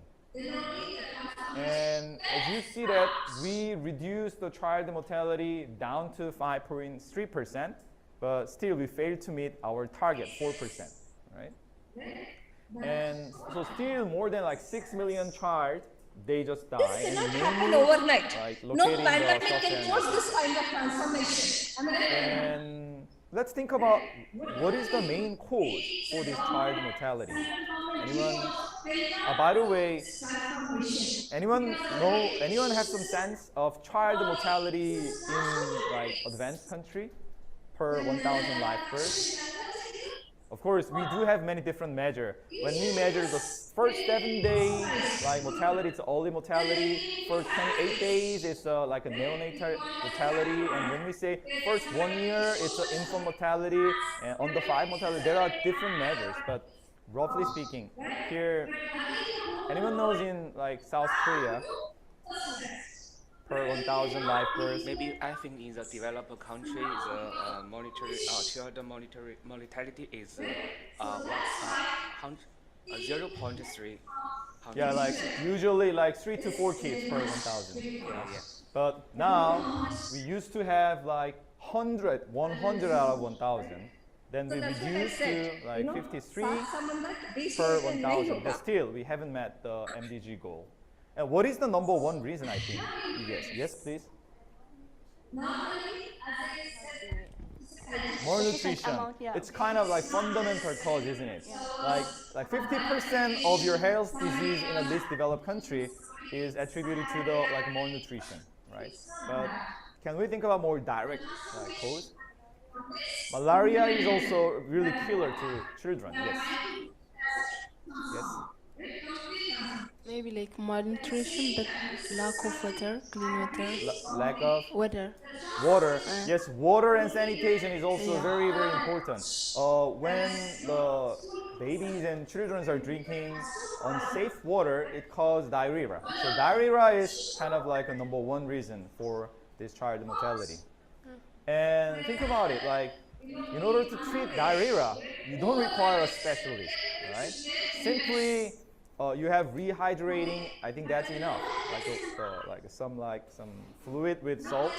And however, very preventable and simple disease, like take away the valuable lives of children, like millions of children's lives. So diarrhea is 1 reason. Yes, fever, and respiratory disease, and malaria. They are so easy to prevent, so easy to treat, but those kind of like the diarrhea or the malaria, respiratory disease, take away like millions of children's lives. Right? Okay, and when we look at the child mortality issue is much severe in poor household or uneducated family. So here, if mothers are uneducated in those families, usually the child mortality rate is much higher than the other family where moms got education. So here, when you have the MDG or 8 goals, they are all interconnected. So here, yes, if we are talking about the extreme poverty and hunger, so that we can deal with the malnutrition, it affects all the other goals. When we are talking about the gender equality, so when we get girls educated, when we provide education to girls, then the girl become a mom, educated mom, then it also directly reduces the child mortality of the next generation. So the goals are all interconnected to each other. Right, but still, more than 120 countries they failed to achieve the hard target of MDG number 4. Right. MDG number 5 is maternal mortality. Right. So here we define maternal mortality per 100,000 live births. Right. And we want to reduce the maternal mortality by 27%, but we achieved the 45% reduction of maternal mortality. Here, let's think about what is the main cause for maternal mortality. Anyone guess? Okay. Infections after birth, giving birth. Infection after birth is also main cause, yes, but And bleeding after. unsafe abortion is also the big reason, and also the later you mentioned bleeding. Yes, bleeding is the number 1 reason. Okay, think about it. Do you think that is it possible for a woman to deliver a baby without bleeding? No, bleeding is so natural thing, right? Then why bleeding is the number 1 reason for maternal mortality then? Because they fail to stop the bleeding, right? So stopping the bleeding is very easy process. Like as long as you deliver a baby in a health facility, isn't it? But many of cases, they deliver a baby at home with unprofessional attendants so that they may use the very dirty seizures, which cause the infection later. So here again, the maternal mortality cases, like the main cause are so preventable. But many moms are dying when she delivered a baby. So I just work in maternal mortality, the mother-child health program, MCH program in Malawi. So in a district where I'm working is like Chumutu area. So the population is around like 90,000 people. But unfortunately, there are not many health facilities in Chumutu area.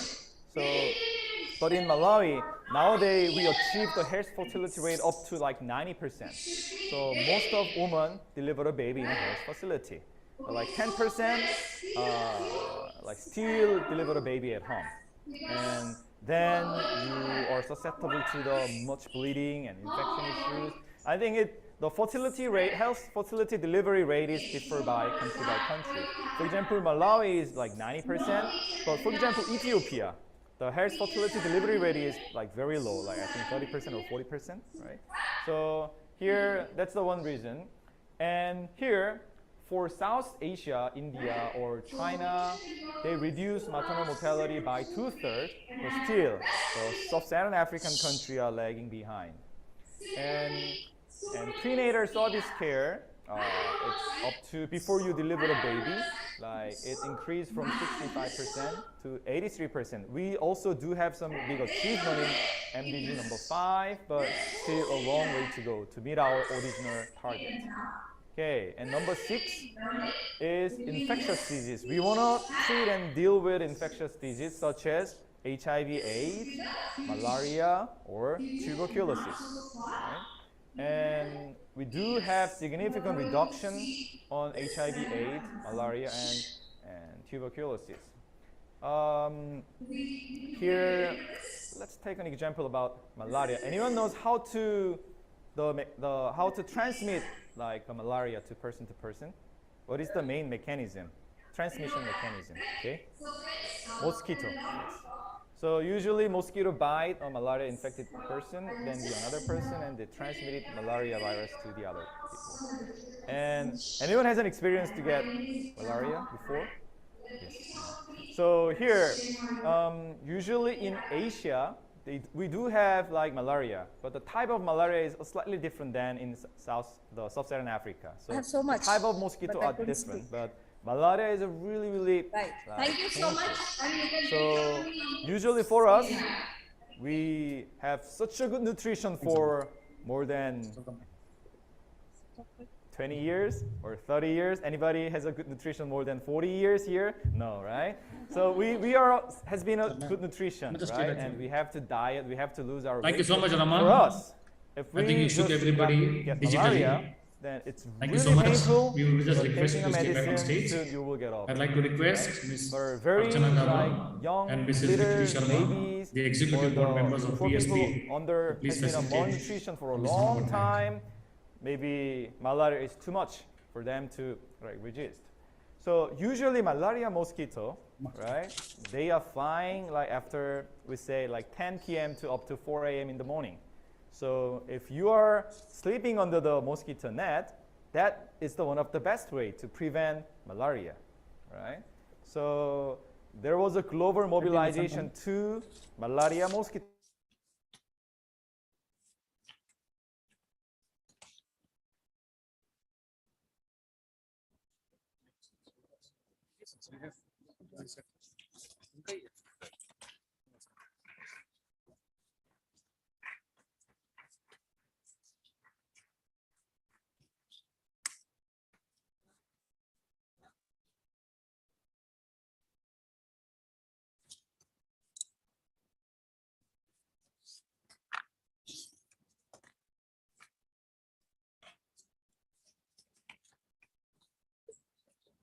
Thank you so much. Thank you, sir.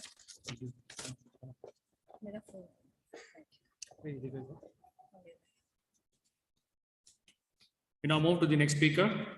I take pride in inviting Dr. M. Srinivasan. Dr. M. Srinivasan is the founder and chairman of GAIR Innovative International School. Though he has held many titles in the course of his career in the field of education, the one he identifies with the most would be that of a teacher. Dr. Srinivasan completed his master's in gifted talented education from the University of Connecticut, US. He has developed a model of education to make every child a gifted child, and this model is accredited by LWF UNESCO as a world model.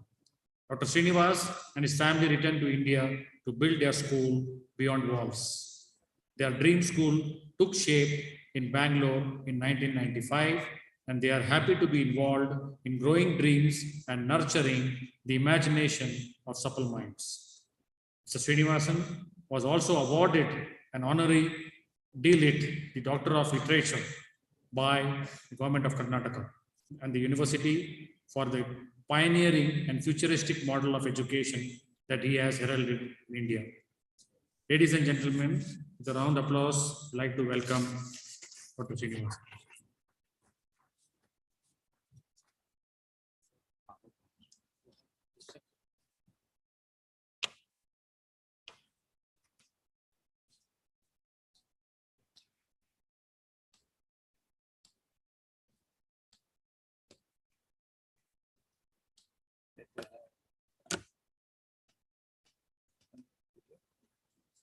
Is 1 minute video is there? No, sir. That's another video. There's only a PowerPoint presentation. That much is there's a video.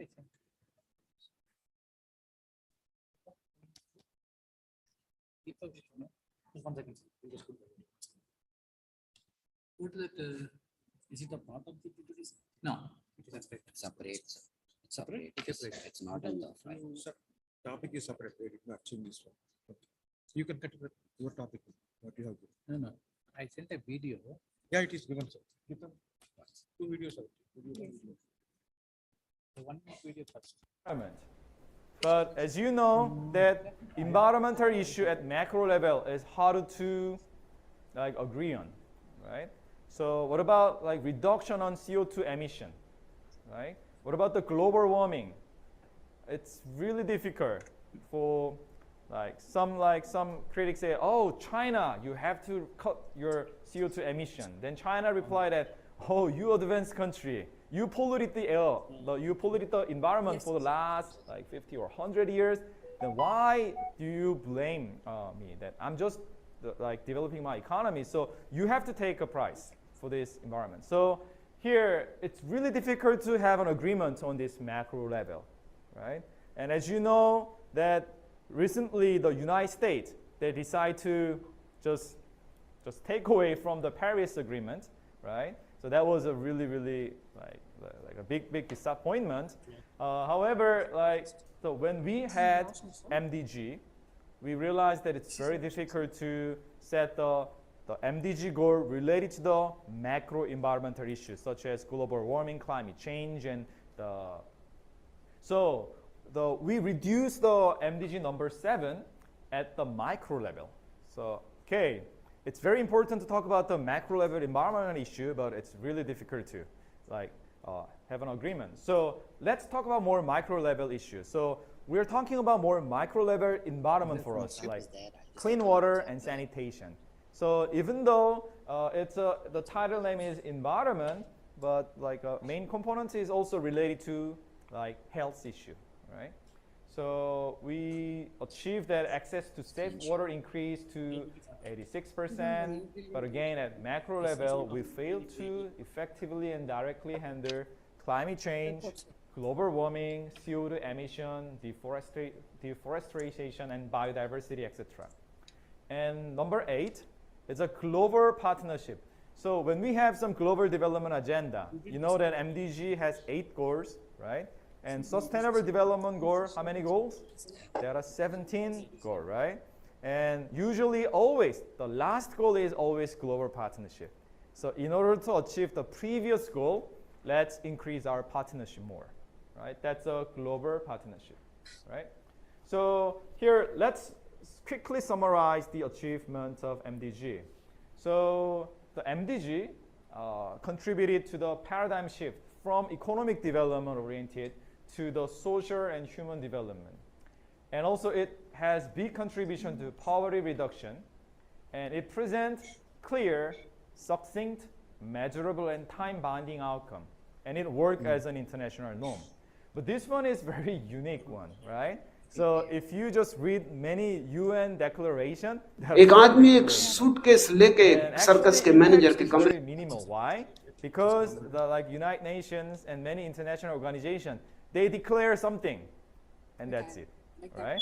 Declare, that's it. So the follow-up action hasn't been observed. एक आदमी एक suitcase लेके declaration was very unique, right? First time, I guess, very clear. That's our goal number 1. एक आदमी एक suitcase लेके circus के manager के कमरे में गया। एक आदमी एक सूटकेस लेके आप सर्कस के मैनेजर के मैनेजर ने कहा कि निश्चित हमारा काम ही अनूठी चीजों का है। क्या अनूठी चीज? मेरे पास एक कुत्ता है जो पियानो बजाता है। मैनेजर की तो आंखें फटी रही, तो कुत्ता कहाँ है? उसने सूटकेस खोला, एक छोटा सा कुत्ता उसमें से निकला और एक छोटा सा पियानो उसने निकाला सूटकेस में से, पियानो रख दिया और वो कुत्ता बैठ के पियानो बजाने लगा।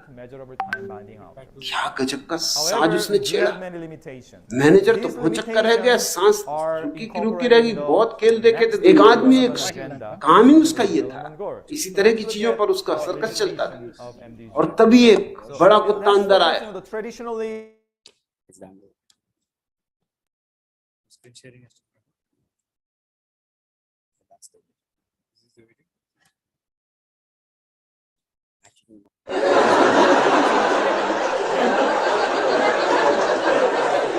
Investment International was been a little bit neglected.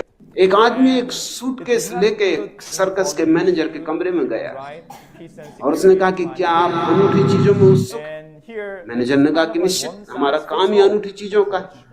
क्या अनूठी चीज? मेरे पास एक कुत्ता है जो पियानो बजाता है।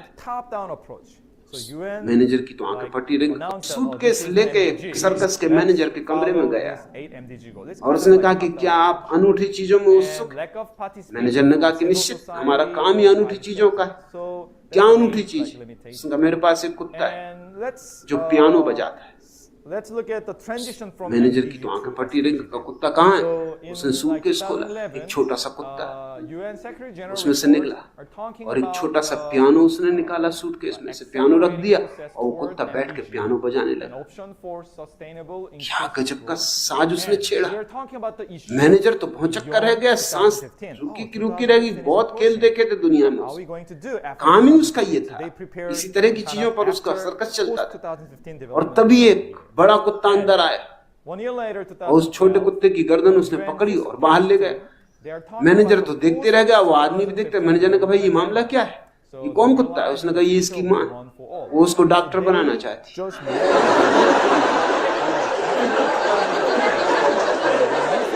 Development agenda, let's consider inclusive economic development and comprehensive social development, which the MDG has been focused pretty much.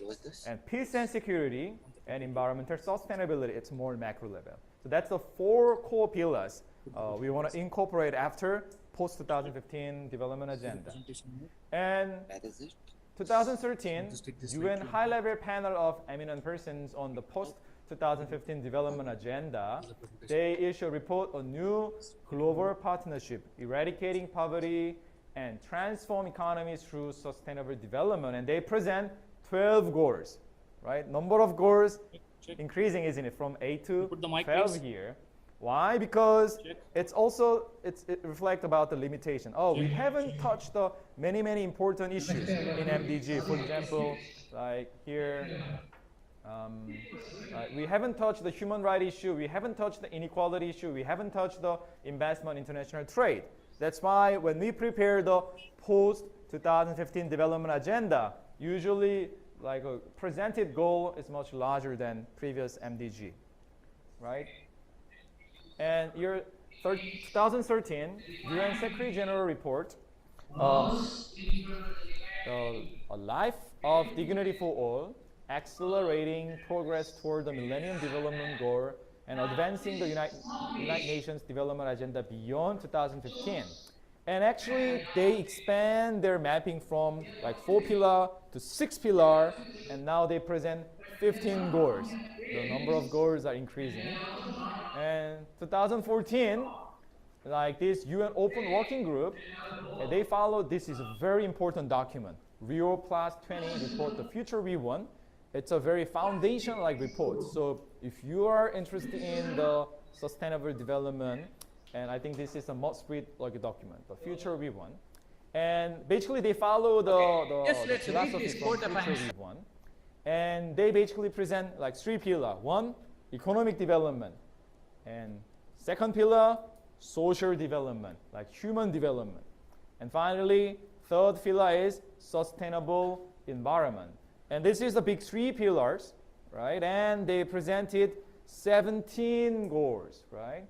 I think after this, like the proposal, the UN Secretary General Ban Ki-moon issued a synthesized report, The Road to Dignity by 2030.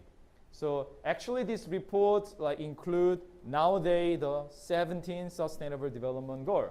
So this is the new development agenda, global development agenda from last year, 2016, to the next 15 years by 2030. So let's take a look at the SDG, Sustainable Development Goal. So here, number 1, no poverty, and number 2, hunger.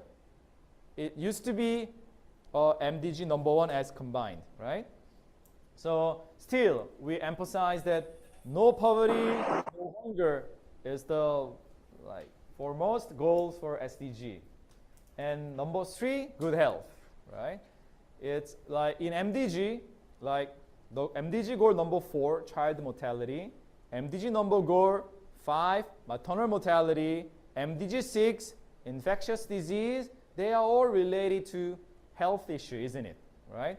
And SDG number 3 is a good health, right? And number 4, education. What MDGs are related to education? MDG number 2, primary education. MDG number 3, gender equality, but specifically in education, right? So this is the SDG number 4. And now we do have more comprehensive gender equality goal in SDG 5, right?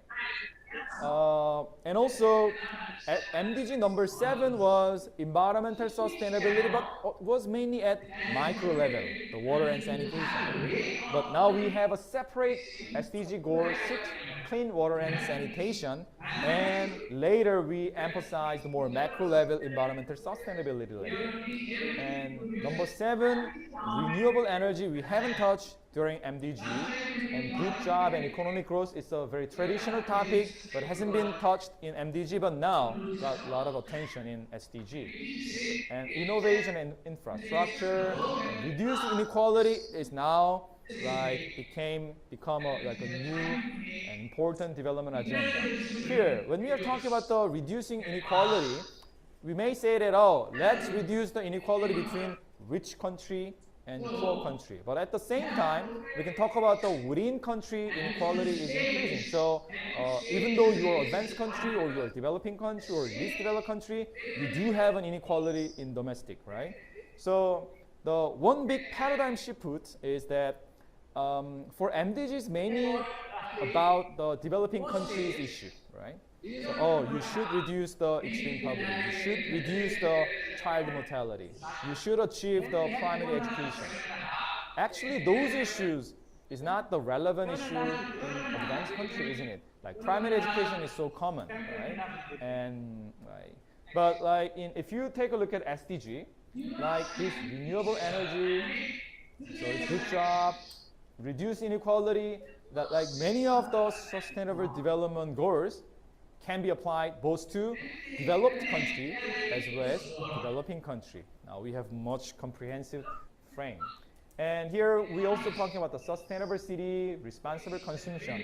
And 13, 14, 15, they are related to the environmental sustainability. So here we are talking about the climate change, climate action, life below water, life on land. So now as you see that 3 out of 17 goals are related to the macro level environmental sustainability. As you see that we really want to emphasize this environmental issue in SDG. Right? And 16, peace and justice. And 17, always the last goal is the global partnership to achieve the previous 16 goal. Here, like another difference between MDG and SDG. Let's take an example of SDG number 4. MDG number 2 is achieving universal primary education, right? So basically, it's more like a quantity-oriented goal. You're sending a child to a primary school and that's it, right? So then you achieve MDG number 2. But here, when we say quality education, basically SDG, now there is only one goal for education, but it's much comprehensive and it's really difficult to achieve. Why? In MDG, we're only talking about the primary education, isn't it? But in SDG, we're talking about primary education, secondary education, tertiary education, as well as lifelong education. So, and also, when we are talking about the education, quantity is important, but also what about the quality? So, achieving SDG number 4 is a whole new dimension, like compared to the MDG number 2. MDG number 2 is very straightforward. Let's focusing on the primary school.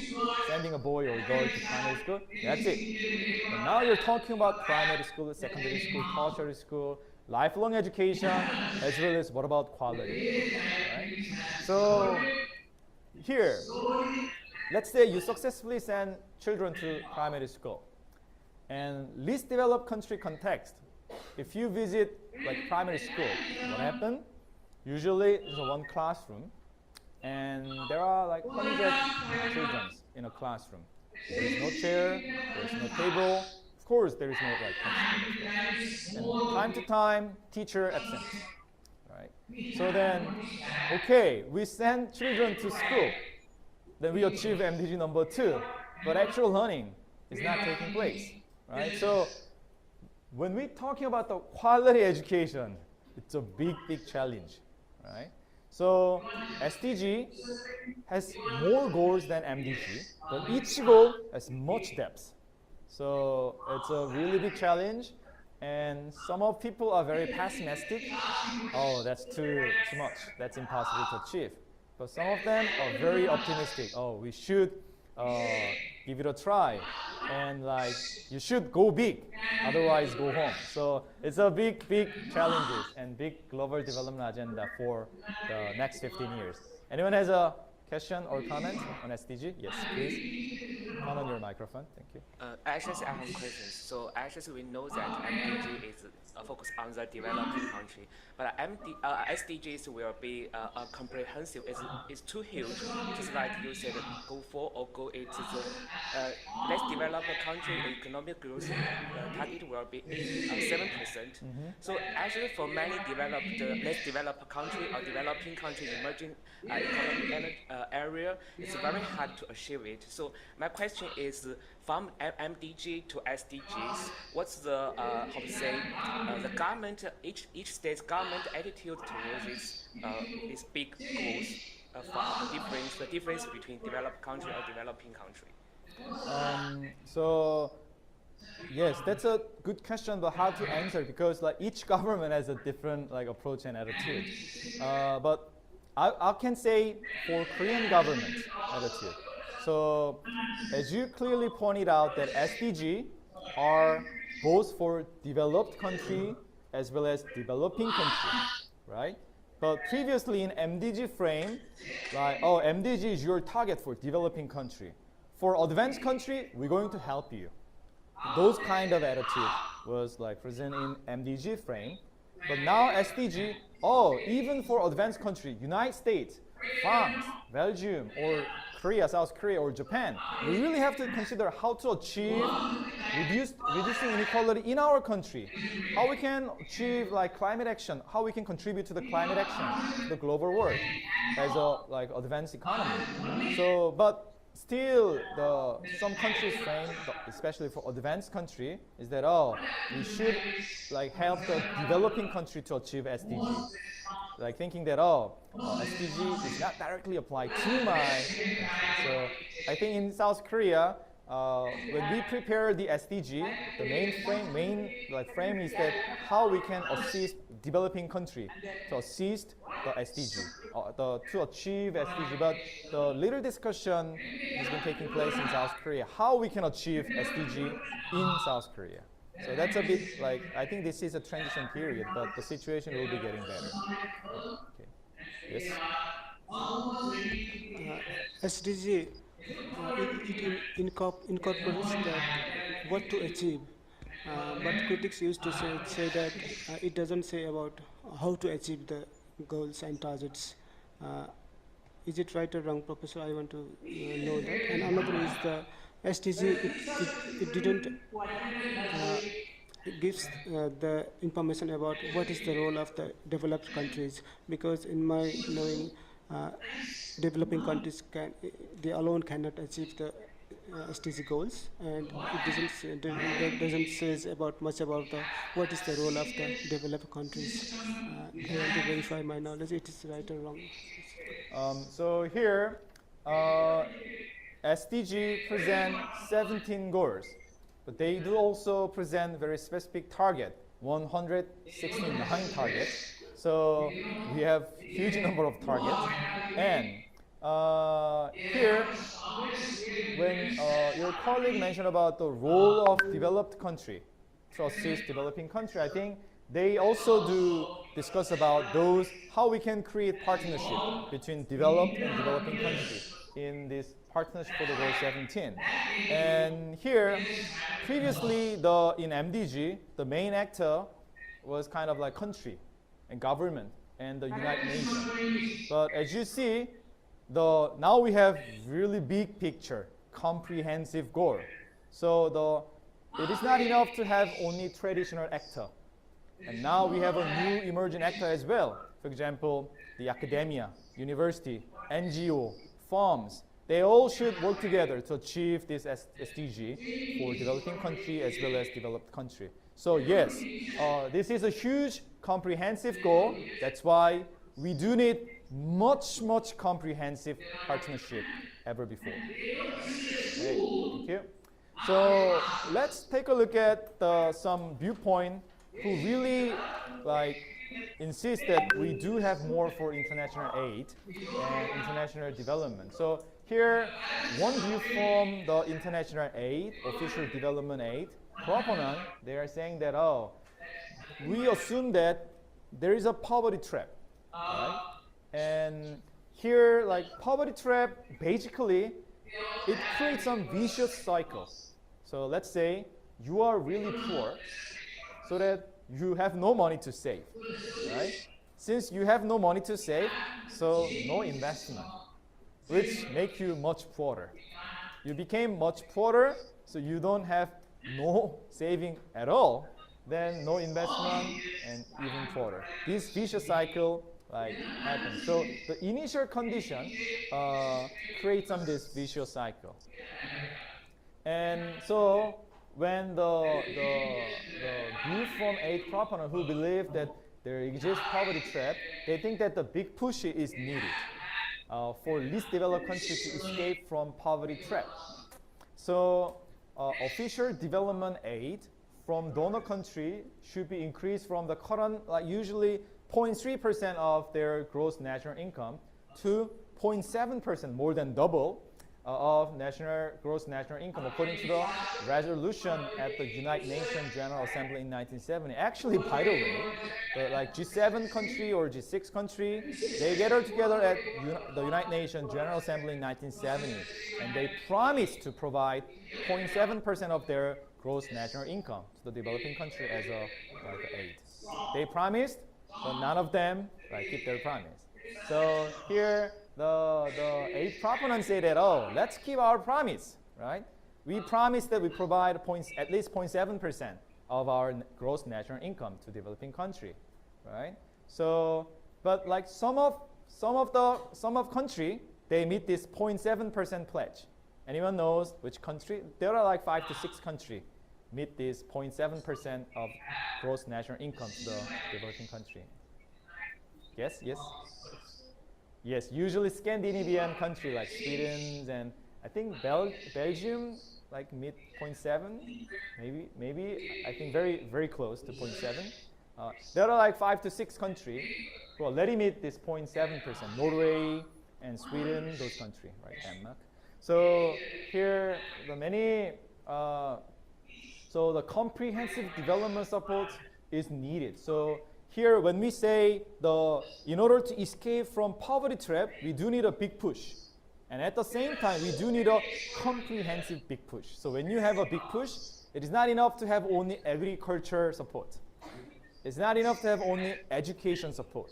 So that when you want to assist the least developed country escape from poverty, we do need to have a big push. We increased our official development aid, but at the same time, we do have a comprehensive development support. We do need to support agriculture. We do need to support education, health, environment, good governance, institution, all comprehensive things. So this philosophy has been incorporated in the MDG. So in MDG, when we are talking about extreme poverty and hunger, it's mainly related to agriculture. Why? Because more than 90% of the extreme poor people, they are rural farmers, right? So how to help them escape from extreme poverty and how to reduce the hunger? Basically, the one effective way to deal with the MDG number 1 is increase agricultural productivity. Most of extremely poor people are rural farmers, right? So it's related to the education, the agricultural goal. And the MDG number 2, achieving primary education, gender equality in education are related to education. MDG number 4, 5, 6 are related to health, right? So why MDG include agriculture, education, health, environment all together is because we do need a comprehensive support, right? That's a basic philosophy, idea. And here, during the transition from planned economy to market economy in 1990, from Eastern European country, Poland, right, Czechoslovakia, and some argument was there that we do need a big push because each components have a complementary to each other. So here you have to liberalize your price. At the same time, you have to privatize your state-owned company, and all these transition policy should be taking place together. Why? Because they do have some complementary to each other.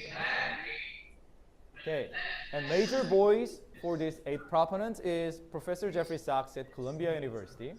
And he wrote very famous book, The End of Poverty. Anyone who read this book before? Very good. So I think this is really well written book. Right? So I definitely recommend all of you to read this book, The End of Poverty, written in 2005. Right? So and the Professor Sachs wrote a book, The End of Poverty, in 2005, and 1 year later, Commonwealth, and recently he wrote a book, Age of Sustainable Development. By the way, the recent book, Age of Sustainable Development, can be downloaded from massive open online course MOOC. Right? So he developed the Age of Sustainable Development as a massive open online course in 2013. So nowadays, you can fully access 14 weeks of Professor Sachs' lecture on this Age of Sustainable Development. So I strongly recommend to Google Age of Sustainable Development book, and you can enroll 14 weeks of this course. After successfully finishing these 14 weeks book, really download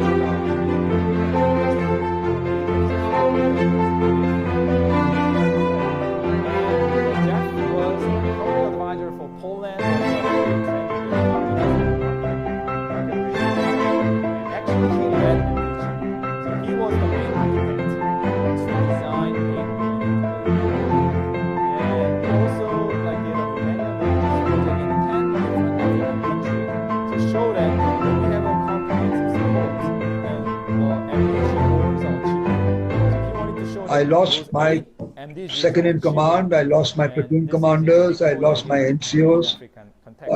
We had very severe casualties because we were fighting all the time. Basically, when some the aid proponents say that, oh, we should increase our aid to the developing country, and journalism media like Wall Street Journal say that, oh, that's too much. Because she has stood by me right through all these years, 63 years, and my life is being great because of her. So Jeff's basic idea is that, oh, still, we are providing only 0.3% of our income. That's too little. Right? So we have much room to increase our support to developing countries. And he also saying very deeply that try not to be G7 first, but you can always be G7. However, there is also the last kukri attack in modern military history cut off about 32 heads with our kukris. Oh, international aid isn't working well. Why? First, the motivation of donor countries are very complex. So, don't mess with the Gurkhas, otherwise you will lose your head. Realism, it's a politically, diplomatically driven, political power. During the bipolar era,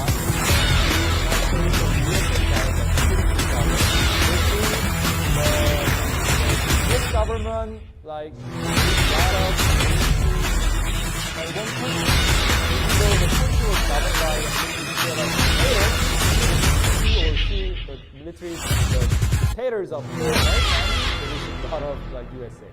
If a country is the CEO was very suspicious of this move by the Pakistanis and said, sorry, we have no orders to accept your surrender, go back and let us continue the fight. For example, like one donor country has 3 brigadiers, 2 full colonels, 173 officers, 290 JSUs, and 8,000 troops surrendered with 352 of us. And of course, we do have a pure humanitarian motivation to help the developing countries. But these 3 different motivations are all mingled together. And also, we do have some kind of lack of accountability issue. So here, basically, we just... I said, where is my kukri? So he said, here it is, sir. I said, cut off my leg. So he said in Nepali, Saab, mo garnu sakta hai na. Sir, I can't do it. Why don't you wait for the doctor? And so I cut off my leg and told him to go and bury it. Poor chap.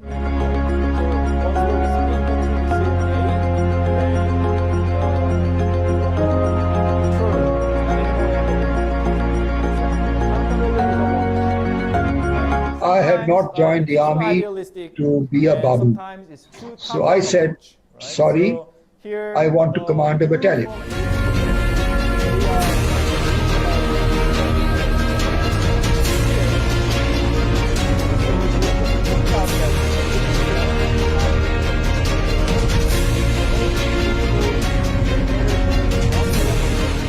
So I decided to go and meet him. So that involved a climb of about 3,800 feet. So I climbed and I met him and we had breakfast together.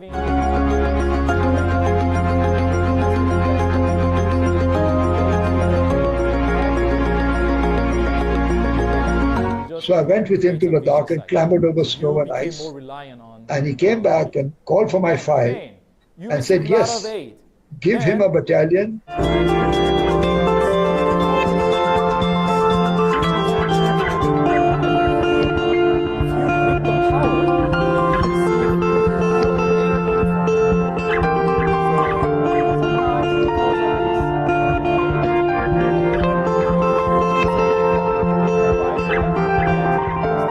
I have been campaigning for the marigold to be the flower of remembrance for India's war dead.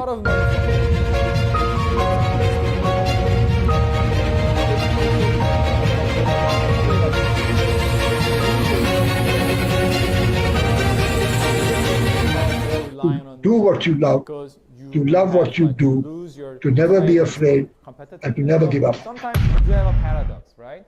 So here, the aid skeptics say that, oh, we gradually phase out aid and try to strengthen homegrown development capacity through international finance market or something like that.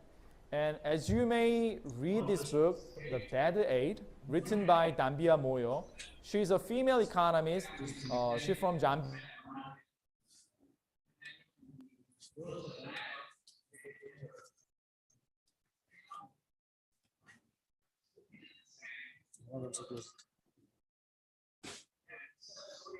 Now in this email ID, just pull up the Bharti Bhavan's.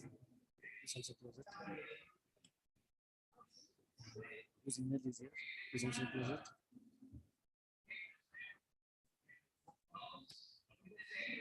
This is the nice color. See?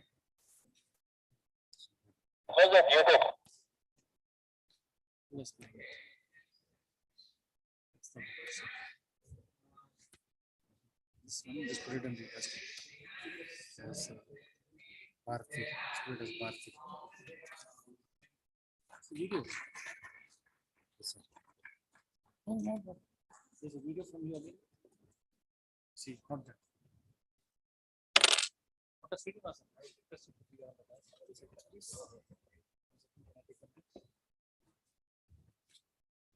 You can do it from this side.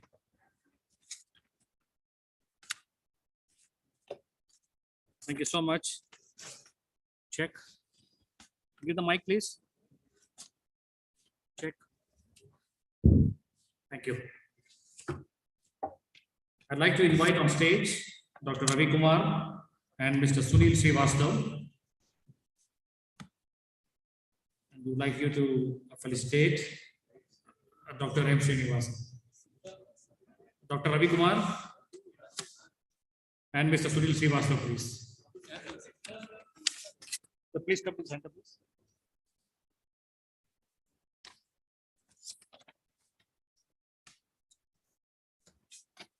Where is the PPT? Yes. Video? No video, just video, whole video, earlier video. Yes.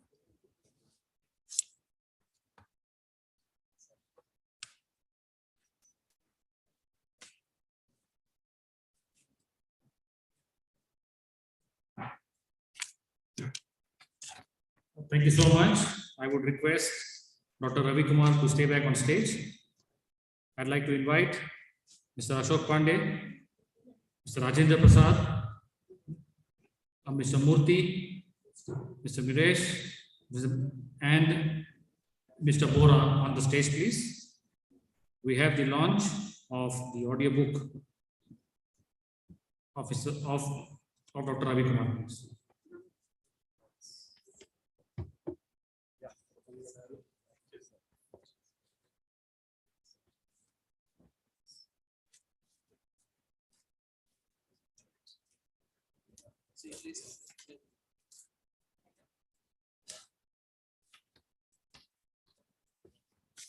Yes, can we have the video, please?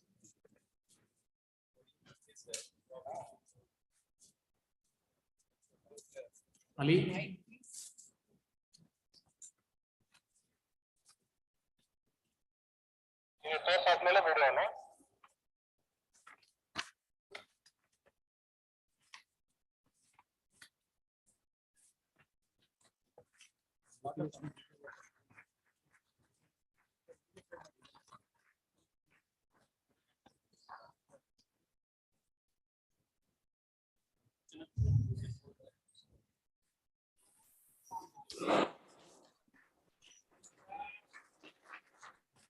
Big round of applause, please.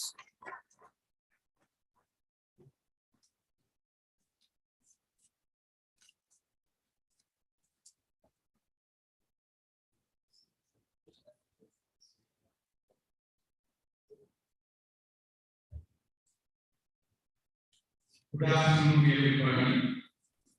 Dignitaries of the days, honor of the days, dear delegates. So the morning first book, Heavenly Thoughts, is ready. And I thank the PSPA for the opportunity given. And this book contains the words of God and the essence of secrets of heaven. In this book, you find solutions for all the challenges and the problems you face in your life through God's the divine. So let's watch for a minute audio as a symbolic launch. Thank you so much. Positive mindset. Every successful person has a painful story, so never give up. A school bell that sounds as a disturbance at 8 a.m. also sounds interesting at 4 p.m. is just a matter of time, so don't envy anyone. Not everyone walking fast has an appointment. Some have running stomach.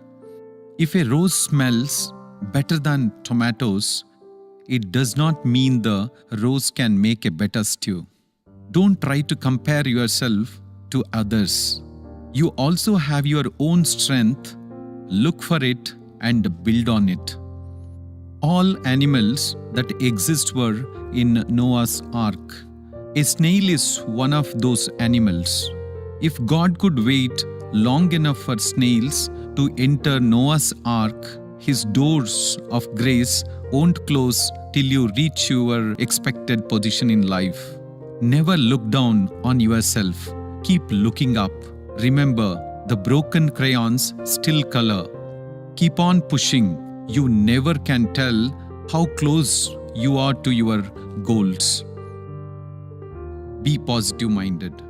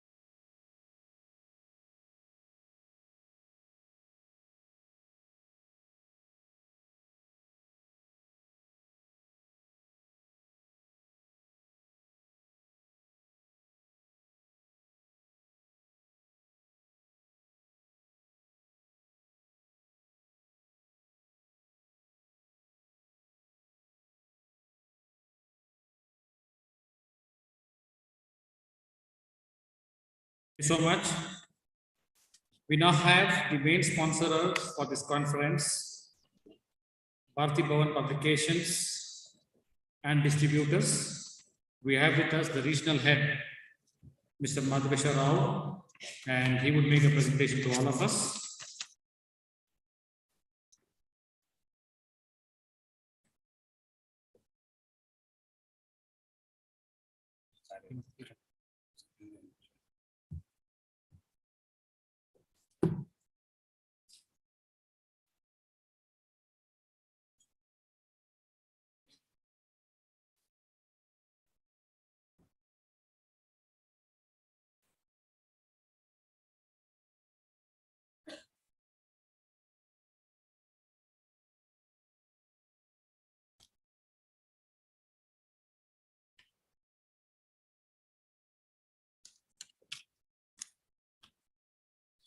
So very good afternoon to all. My name is Madhvesh. I work with Bharti Bhavan Publishers with the capacity of regional sales head. I take this opportunity to thank Private Schools Principal Association for giving Bharti Bhavan this opportunity to associate with their very first national conference. Thank you so much, KP sir, Karim sir, as well as Savita ma'am. It is indeed an honor and privilege for Bharti Bhavan Publishers. We have a verse in Sanskrit. Gurur Brahma, Gurur Vishnu, Gurudevo Maheshwaraha, Guru Sakshat Parabrahma, Tasmai Sri Gurave Namaha. Guru, the teacher, the one who enlightens the path of students of life, one who assists to remove ignorance from students' mind,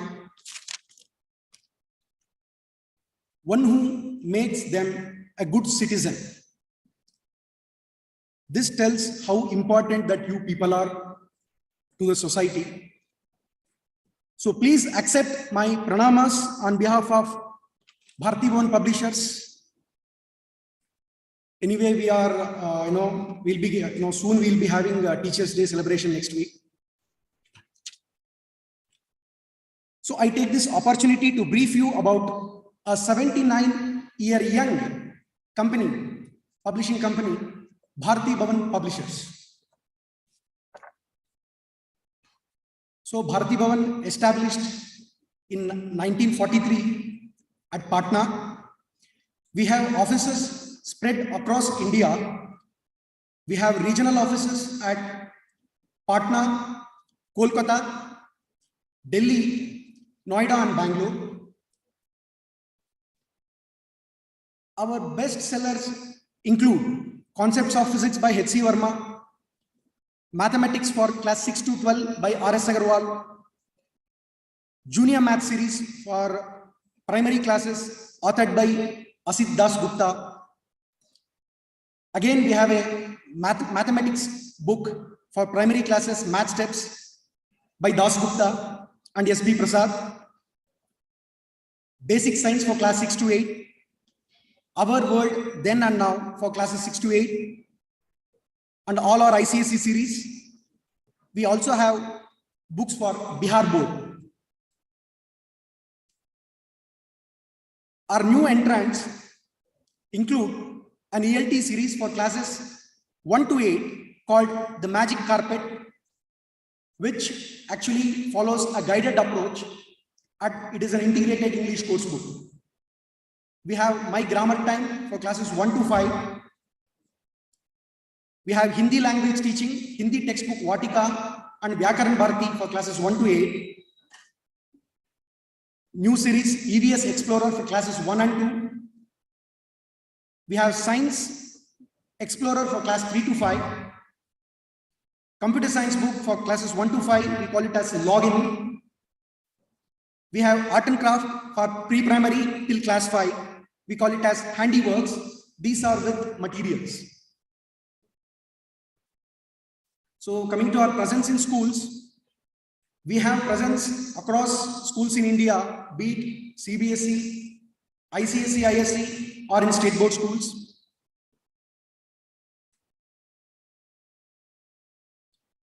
For pre-primary level, we have English, Hindi, maths, and activity books. For primary level, we have English, Hindi, maths, science, social studies, EVS or environmental studies, general knowledge, value education, dictionary, computers, and art and craft.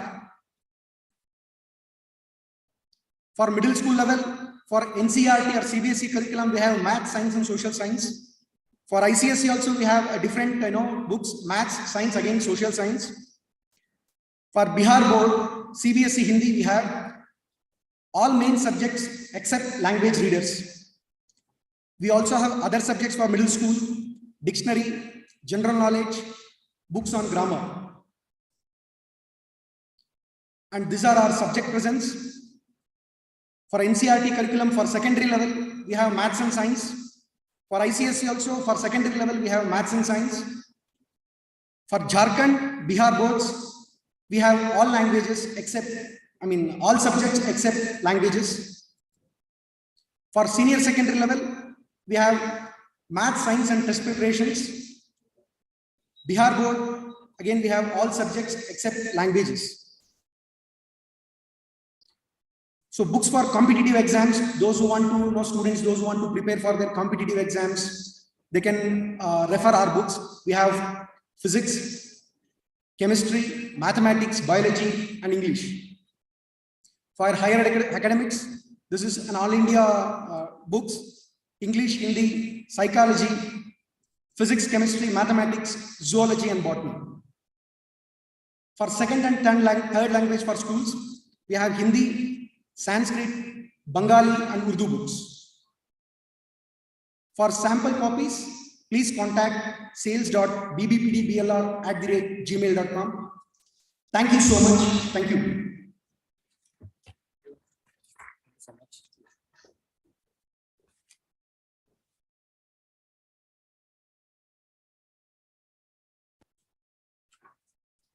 Thank you so much. We now have a video of about 40 seconds. This has been developed by the students of the Anand Sagar University on the last 1.5 days event that has taken place and the conference that has taken place here.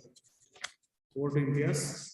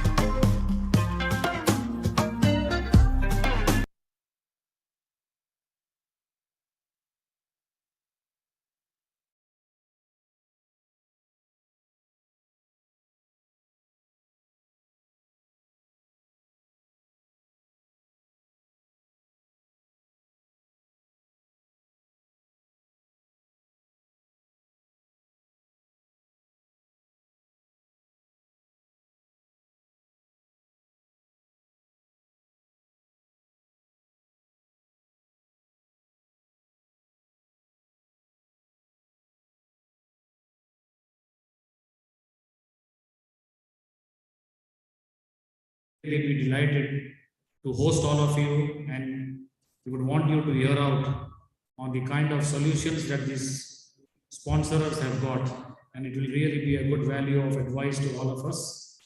I would want you to all of you to visit all these stalls that are there, and post that we will be proceeding for lunch.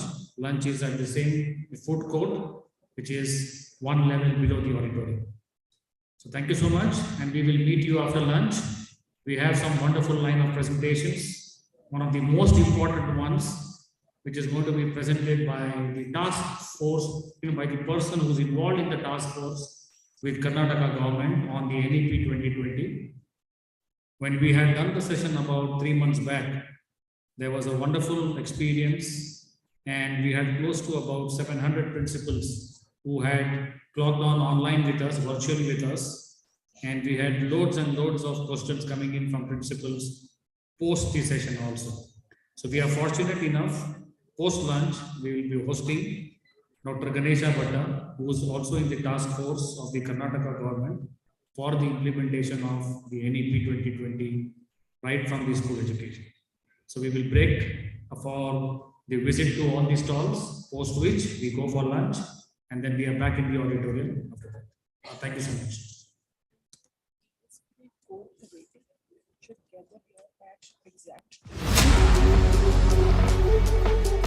We also request the core committee of PSP to assemble on the stage at 2 o'clock, exactly at 2 o'clock. Thank you so much.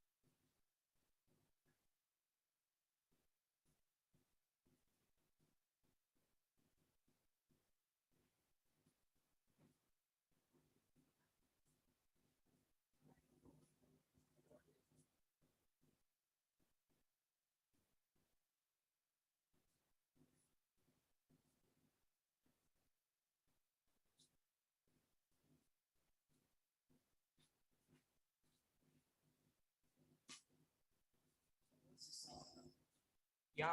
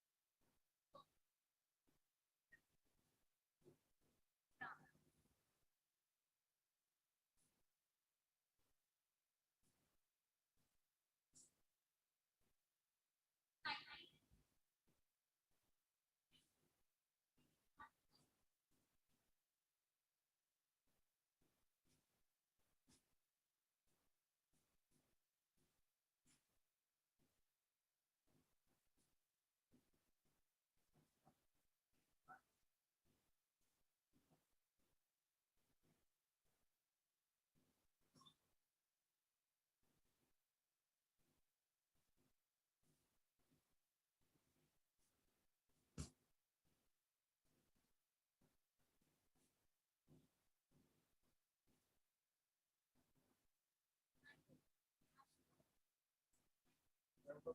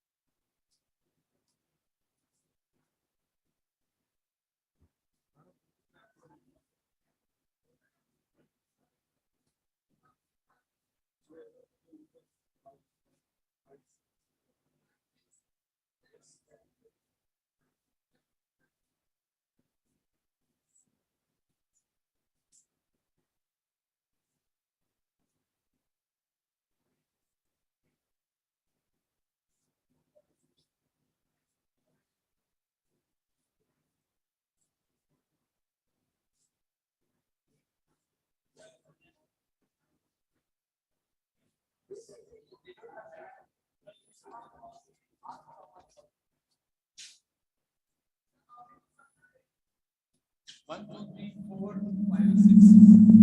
6. Message lazım mı?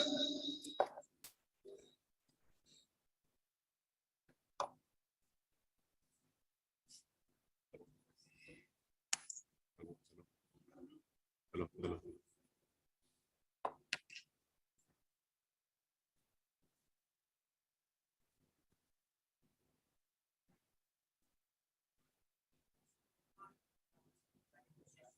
Speaker तो muted है ना?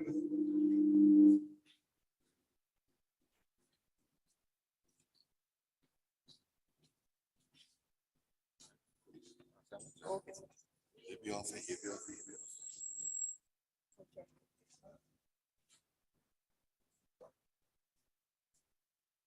Okay, sir. आपकी section? हाँ, सब लोग इधर ही हैं. पहले सबको बुला दो. Yes, sir.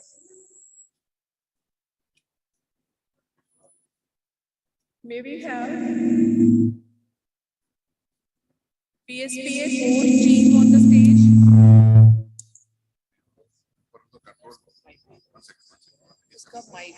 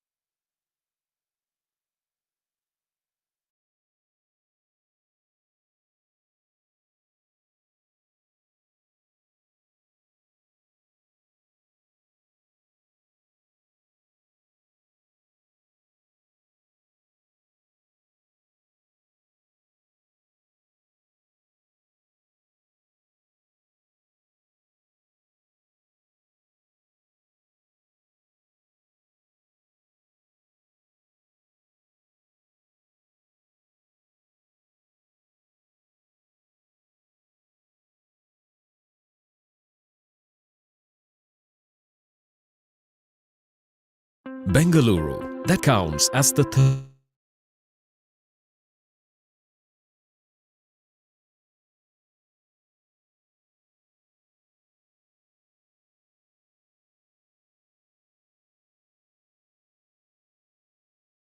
Bengaluru, that counts as the third top startup city across the globe, opens up a new and exciting opportunity for all innovators to come on board at the Dayananda Sagar University.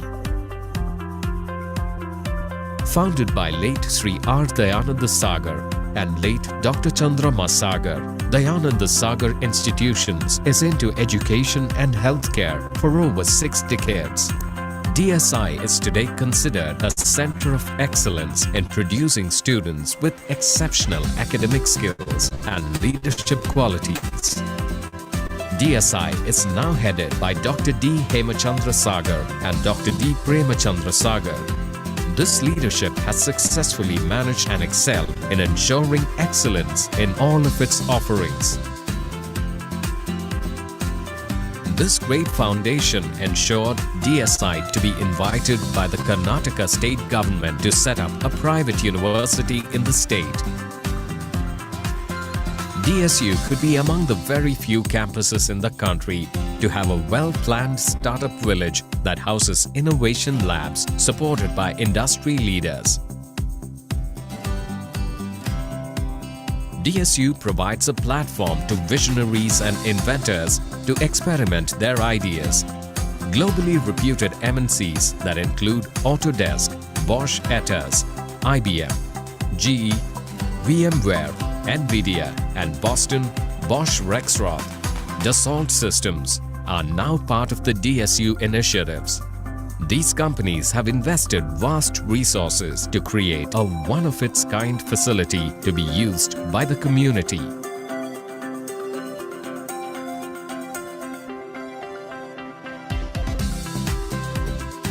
Joining this great movement is the support from industry bodies, Indian Electronics and Semiconductors Association, Manufacturers Association of India, and Indian Institute of Science in Bengaluru. The Startup Village will now receive guidance from Arizona State University, Rochester Institute of Technology, and Illinois Institute of Technology, Chicago. With a reputation for innovation, are strong backers of the DSU initiatives. Distinguished individuals from industry, academics, research, government are lined up to mentor each of the entrepreneurial ideas to ensure all good ideas meet with success. A bouquet of specialists on call, patent lawyers to accountants, costing and taxation specialists, company secretaries, procurement engineers, bankers, designers, packaging specialists, logistics experts is one more feature of the DSU campus.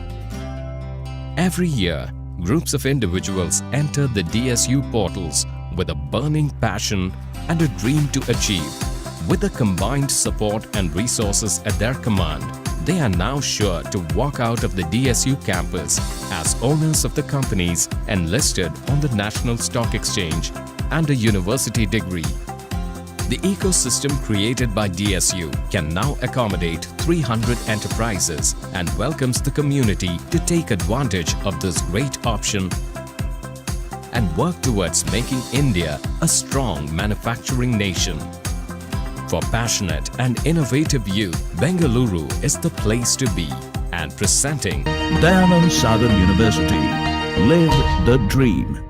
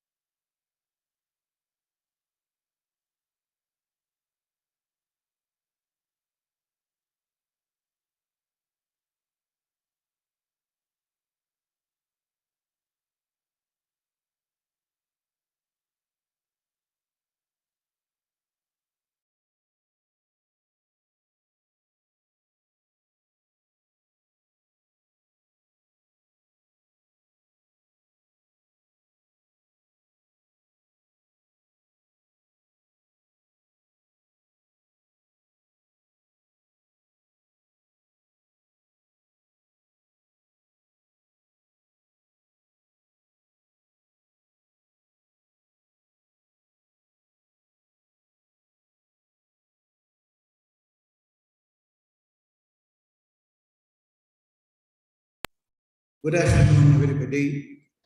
I'm very happy to be present this afternoon. I first of all thank the Dayanand Sagar University for having given me an opportunity to discuss a few points with reference to reimagining school education. Before I make a presentation on the concept of reimagining, one very important point that I would like to bring to the notice of ours is that whatever the policy that change might happen in a country or across the globe, ultimately it is the school that has to discharge what has been enshrined in the policy. Now, as the head of the institutions, all of you know, we had several declarations like education for all. Even to this day, education for all has been a dream in many, many countries.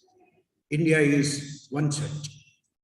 Now, in order to see that education will be for everybody, we had the RTE, Right to Education, where children of any section, irrespective of the social or economic background, should be able to come to the school and the child should pursue education.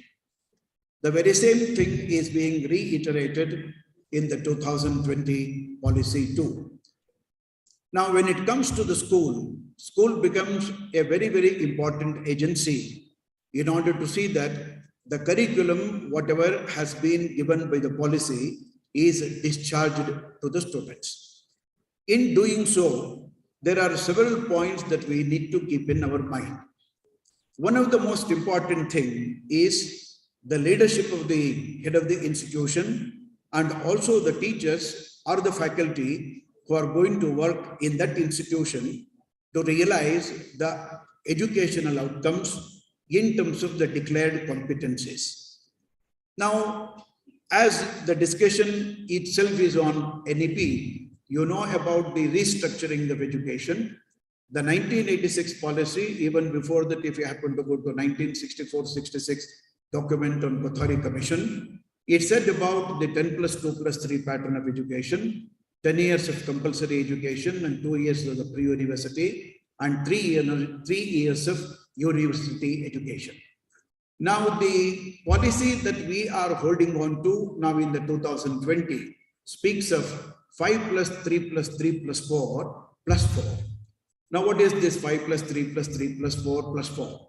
5 years of education, you know, before the Article 21, it was there in Article 45 as the declaration, which was there as the state's policy to see that the primary education is given to all. That was there in Article 45.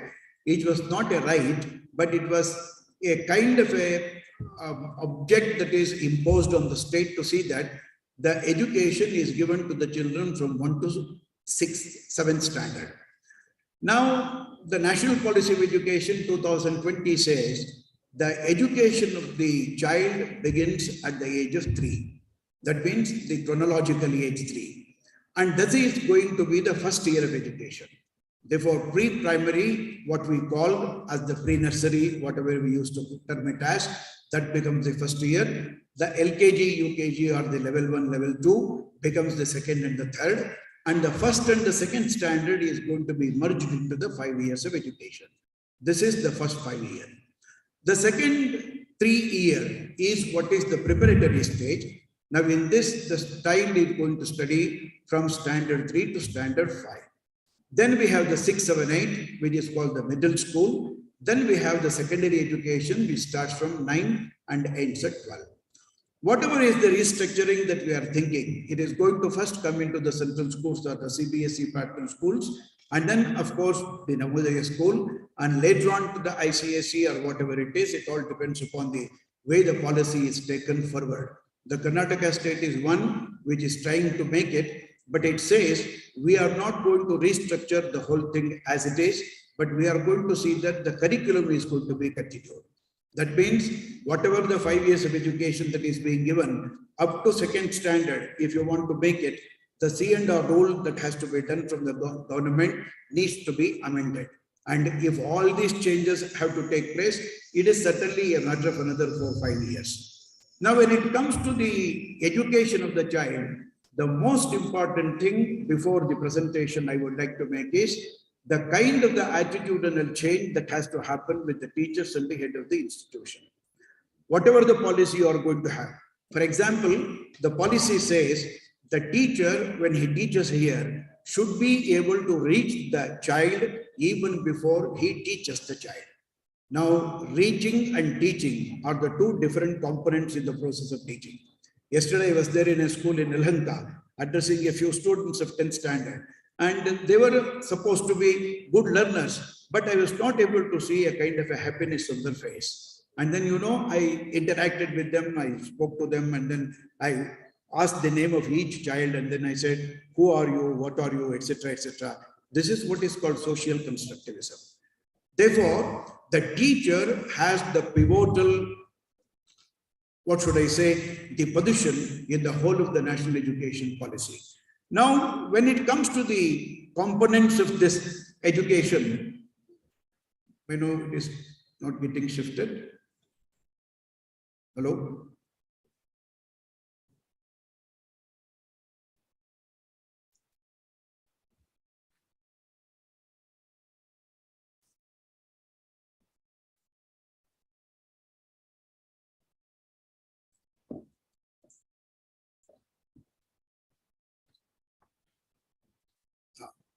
Now it's good.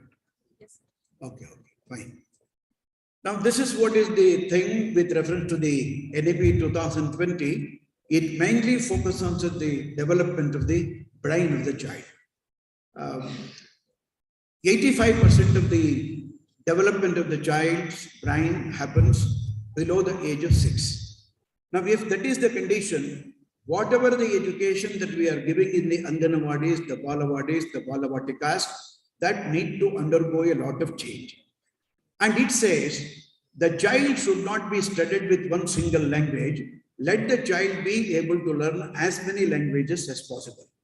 Now, I have seen with the children, they will be able to understand one language with the other language just with actions. They will not be able to speak.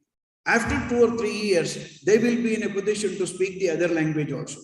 I had done some experiments with the children. I have made the children of 3 years, 4 years to sit together. These children are from different languages. One is a Tamilian, another is a Punjabi, another is a Gujarati, another is a Telugu, another is a Kannada. But at the end of the year, say for example, 6 to 7 months, each child will be able to learn a bit of language of each. And that is what is expected in the pre-nursery education or the pre-primary education. Therefore, expansion that is related to the brain development, we need to focus at the pre-primary. Now, NEP 2020 as a whole speaks of addressing both the brains, the left and the right. The left brain relates to logic, the science, the sense of time, the language, and the other, the creative, the art, intuition, and imagination. In simple, what we say is the left is the father and the right is the mother. This is how we speak. Therefore, all kinds of things that are related to emotions and affections will come from the right brain. The logical aspect, the mathematical aspect, will advocacy, etc., will come from the left of the child. For if you want to address both these brains at the very early age, the foundational literacy and foundational numeracy will be the program. What is this foundation stage? The national policy says it is the 3 to 8 years of education, learning the basic literacy and the numeracy skill, and appropriate care and stimulation of the brain, uniform system of age-appropriate play-way, child-centered system of learning. I would like to spend a minute on appropriate care and the stimulation of the brain. This can be done with stories, it can be done with the rhymes, it can be done with the artwork, it can be done with lots of activities with the children, and the children must be able to completely participate. For that is what is the expectation of the policy. Then, child-centered ECCE, that is Early Childhood Care Education Curriculum, prepares the children for rigorous of the formal curriculum of reading, writing, the arithmetic, and the environmental science, which has to be taken to the preparatory stage. For when you say that it has to be a step which should take the child to the preparatory stage, lot of preparations need to be done at the preparatory stage. Now, what are the things that is expected? The teacher need to speak to the child. Now, what do I mean by the teacher need to speak to the child? The child needs to be addressed in such a way that the child should feel that it's good that I will be able to come to the school. I must be able to attend the classes. I must be able to get the best of the benefit that is given by the school to me. This kind of a feeling has to happen. Therefore, the national policy basically focuses on what is called emotional component of the child. All of you know about the intelligent quotient, social intelligence, emotional intelligence. There are so many components of intelligence, even including multiple intelligence. Now, when I address this intelligence, it is a special ability of the child to adjust to the environment. The very meaning of intelligence is the child must be able to adjust to the environment in which the child lives. For if that is to be done, what is to be done at the preparatory stage? The teacher need to welcome the child. The child should feel that, yes, I am entering a good place to learn. I am dealing with many preparatory school teachers and the schools that offer the ICSE, CBSE education and all. What happens is sometimes the child will be directly taken to the classroom. The child is not interested in sitting there. I have requested some of the schools to see that you will allow the parent also to be with the child at least for a week time. Slowly you will draw the parent from the child so that the child will get into the school. On the very first day, no child will come happily to the school. It is not possible because they enter into a new atmosphere. If that is to be done, the strong foundation is multifaceted discovery, and it is the learning experience which is to be given to the child. How do I provide the learning experience? That probably depends upon the way the head of the institution sits with the teachers and then will have a very good synergized way of transacting the curriculum to the child. There is no one single method with which we will be able to satisfy.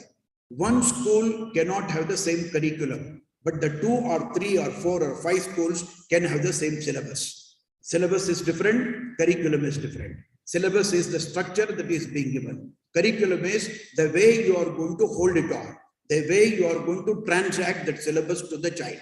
For that is what is the curriculum concept.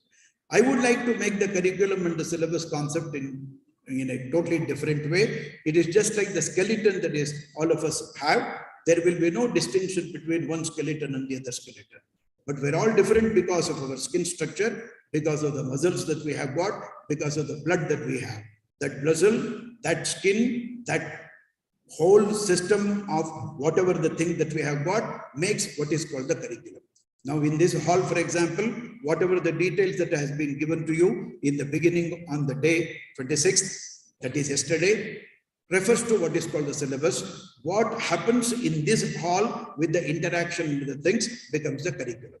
Therefore, the head of the institution, the teacher, need to focus a lot on curriculum. Now, what does the NCERT do now? NCERT is going to release the document of early childhood care education. They have said that they are going to do it by the end of August. It may take a little more time also, but by December, they have promised that they will be able to give the NCE for the school education. Now, what is school education? School education will not end at the 10th standard now. School education ends at the 12th standard. Let us see what kind of changes are going to happen.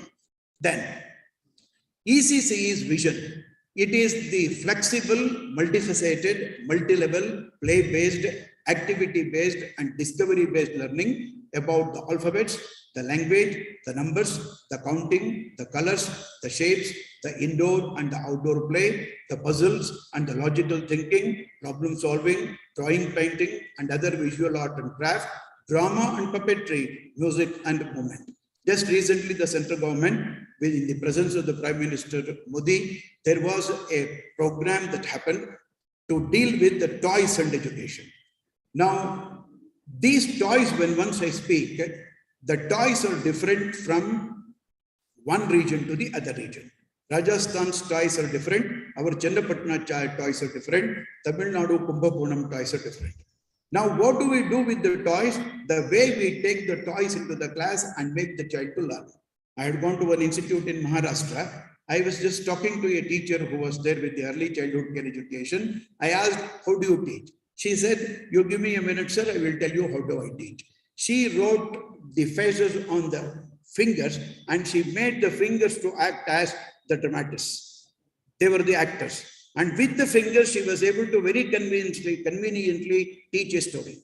Therefore, all these kinds of things need to happen with the early childhood care education. Lots of experiences to be provided to the child. Then, when it comes to the nature of the curriculum, it is flexible learning. It gives the freedom and choice to learn. Multifaceted learning means going beyond the traditional focus on cognitive domain through learning of the 3 R's, the reading, writing, and the arithmetic. But as all of us know about it, even at the early stage, the child is made to compulsorily write long sentences. Now, whether the child should write the sentence, whether the child should be able to quote the numbers from 1 to 100 or 100, 1 to 1000, whatever, these kinds of decisions become very, very important. What is that the child need to know, need to learn, and how the child has to learn. All these components are to be taken care of. Taking cognizance of the changes of the life in 21st century, ECCE also focuses on 5 important C's. What are they? The child should be able to communicate. What do I mean by communication? Communication is not of the order in which I am making with you people. It is the communication. The child must be able to say what it wants to say. The child must be able to ask the teacher what it wants to ask the teacher. The child must be able to say, Male baruttide, nanu manage hoguvudilla, something like this. Simple communication skills the child need to learn. For this, the teacher has to teach. I was talking to the other teacher, a teacher who teaches Kannada, and I asked, you pronounce certain words. She was not able to pronounce the words with rukaras, Rushi, Ru, Dhruta, Rugveda, Samhit, some such kind of words, she was finding very, very difficult. Then I said, you need to practice the word Ra with all its Gunitaksharas. That was the assignment given to the teacher. And the teacher took nearly 1 week to see that she will be able to make the difference between Ru and Ru. La with Rakara. La with Rakara. There is a lot of difference. The pronunciation was very, very difficult for the teacher. If it becomes difficult to the teacher, how will the student learn? Therefore, this is what is the communication skill. The child may communicate through writing. The child may communicate through the verbal medium or the non-verbal medium, like, the kind of the signs that the child is going to do. That becomes the communication skill. Then critical thinking, creativity, collaboration, and character building. Creativity, don't think that it is something very, very big. Creativity is something where, I am going to do a kind of a job which was not very comfortable to me. That is being very creative. I can make one simple experiment. I cannot see you people here. For if you could see me now, for supposing I happen to say that you are going to hold your hands like this. We have our conventional style of folding the hands, one above the other. If I happen to make you to reverse it, you feel uncomfortable. For this uncomfortable positioning itself is called creativity. We need to make the child to feel a little creative. That means make the child to feel uncomfortable. In what way? In giving a problem in mathematics. Uncomfortable in terms of giving some sort of an activity. Uncomfortable making some sort of pronunciations. Wherever possible, put the child into an uncomfortable position. Whenever the man finds an uncomfortability, there the creativity will start. So that is what is the creative aspect that is anticipated in the national education policy. Play-based learning, less said the better. All the activities that should happen in the age between 3 to 8, it has got to be play-based. In Karnataka state, we have got the Nali Kali program, and for the third standard, we are trying to improvise upon it. And with that method, the child will be able to learn. I have participated in it. I will put the letters of the alphabet A, B, C, D or in Kannada, I, E, whatever it is. We will be able to throw it open and we will ask the child to get one particular letter. Letter L, letter M, letter N. The child goes, identifies and then brings it. If the child gets a wrong one, we will say, you think once again and get the next one. Then we will say, come on, try to practice this writing in the way you would like to write. The child will look at it and then start writing. I do not make the child by holding the hand and ask the child to write. For these are all the things that need to be done. And in the play, there is a lot of mathematics in play. There is a lot of science in play. For we need to identify those kinds of play activities which will lead on to what is the NCF that is going to give. The National Curriculum Framework for Early Childhood Care Education. We really do not know what is the total content. The position papers are already being developed by most of the states. The central government has received more than 850 position papers from different states and it is consolidating it. For we get a document. In that document, whatever is given for the early childhood care education, we need to convert into the teaching learning process. That is the thing. For what does it comprise of? Reading, writing, number operations, integrated with the indoor and the outdoor games, sketching, coloring, singing, dancing. I had gone to a school, I asked the student to say 1 to 10. The child said very easily 1 to 10. Then I asked the child to say, read from 10 to 1. It found it little difficult. I did not do anything. Supposing I go forward like this, they become 1 to 2. If I happen to come back, it is going to be 4, 3 to 1. The child did the very same thing. When counting, she took the steps 1 to 10, coming back 10, 9, 8, 7, like that it came. Supposing you want to make the child to learn 2 languages in the pre-primary level or 3 languages in the pre-primary level, you can ask the child to say 10, 9, 8. You can try this. For 3 languages are blended into one single activity of the classroom. For this is what is the play-based method of making the child to learn. Activity-based, discovery-based, I do not want to speak much about it. Mother tongue, it says, national policy, when it was given in 2016 as a draft for all of us to make a suggestion, I had made one suggestion for it, that please remove the word may. Say that it has to be, it should. But the policy document has finally come in terms of the primary education and the preparatory and the foundation stage.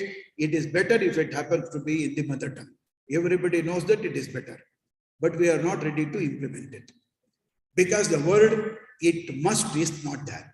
And can we use the word must in a country which is multilingual and multifaceted like India? It's always a question which is difficult to answer. But if the government is really interested in making the instruction in mother tongue, it has got to be a very strict order. Otherwise, no school will be ready to give the instruction in mother tongue. And there are many schools in Karnataka where Kannada itself is not taught. Therefore, what needs to be done is some sort of a stipulations must be made by the government. But it says mother tongue instruction is the best method. All of us know, but we are not ready to implement it because of several reasons. And the child will understand well only when we speak in mother tongue. Therefore, the national policy says bilingualism teaching is allowed. In an English medium class, if you want to use Tamil, you can use. If you are teaching in Gujarati, you can use English along with Gujarati. And it says that make the child to learn as many languages as possible. For what kind of activity can be thought of by the school? In assembly, you can make the student to read the news. Supposing you are in north part of the country, you can make one student to read the news in Tamil, another in Telugu, another in Malayalam. One of the schools in Bangalore city may ask the student to read the news in Rajasthani or the news in Urdu, whatever it is. For that is the way in which the multilingualism can be taught at the foundation level. Then, foundation literacy, there is a new system of performance appraisal, which is called PARAK. What is PARAK? Performance Assessment, Review and Analysis of Knowledge for Holistic Development. For they are developing this holistic development concept with lot of competencies and all. That is going to come with your Nitin, Nipun and other things. Therefore, what needs to be done is, we need to understand the document PARAK properly and then see that the evaluation is done as per the norms. Then, assessment of learning. The aim of assessment will be reading, writing, numeracy, mathematical skill, and a little of higher order thinking. The word higher order thinking has come because of the Anderson taxonomy of educational objectives, not because of the Bloom. The Bloom had the knowledge, the understanding, the application, the skill.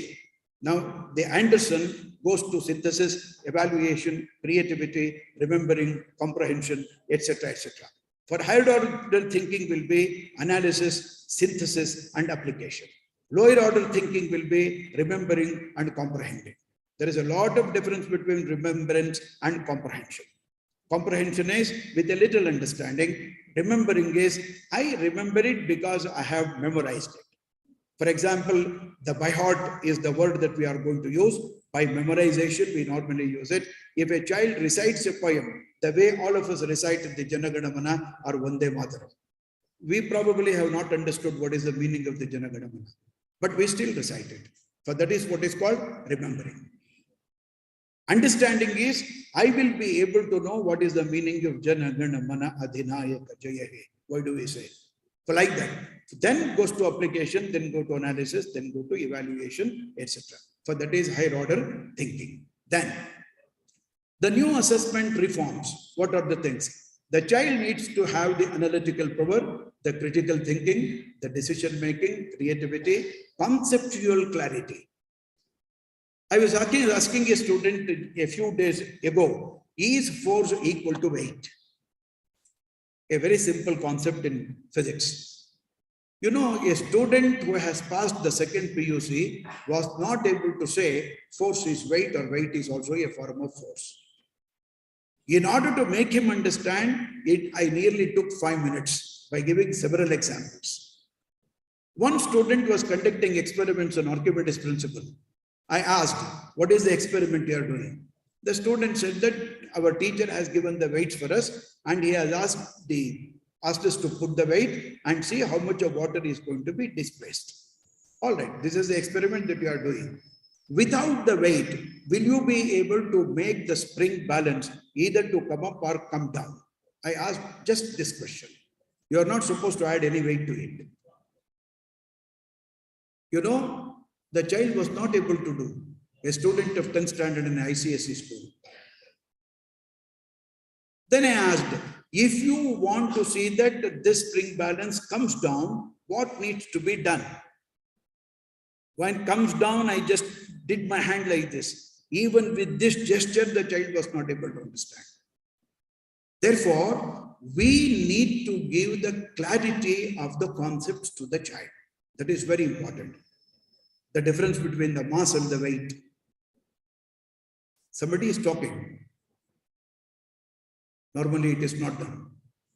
Okay, then when it comes to the preparatory stage is from the class 3 to class 5 and it is the age between 8 to 11. What is the nature of the curriculum? Emphasis on language development and numerical abilities, whatever the thing that the child has learned at the standard 1, standard 2, down to the pre-nursery, LKG, UKG, that is carried forward. The child must be able to feel comfortable in dealing with numbers. It may be simple addition, subtraction, multiplication, fundamental operations, or making the child to go to market and do something. Now, can the child really go to the market during the school hours or not? For that, you know, we have got the bagless days. The 10 days are given by the national policy for the school to do such kind of activities. We will see what it is later. Now, what are the things? Emphasis on language development and numeracy, play, discovery and activity-based interactive classroom learning. We need to ask 1 or 2 questions.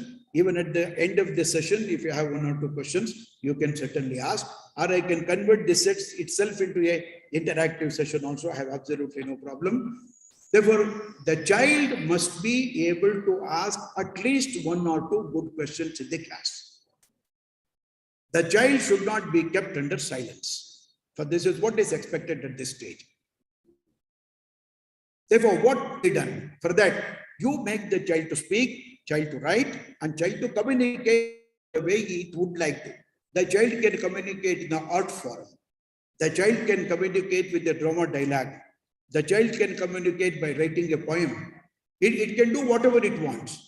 For that is the way in which the communication should be established at the preparatory stage. Nature of teaching and learning. In what way we need to change.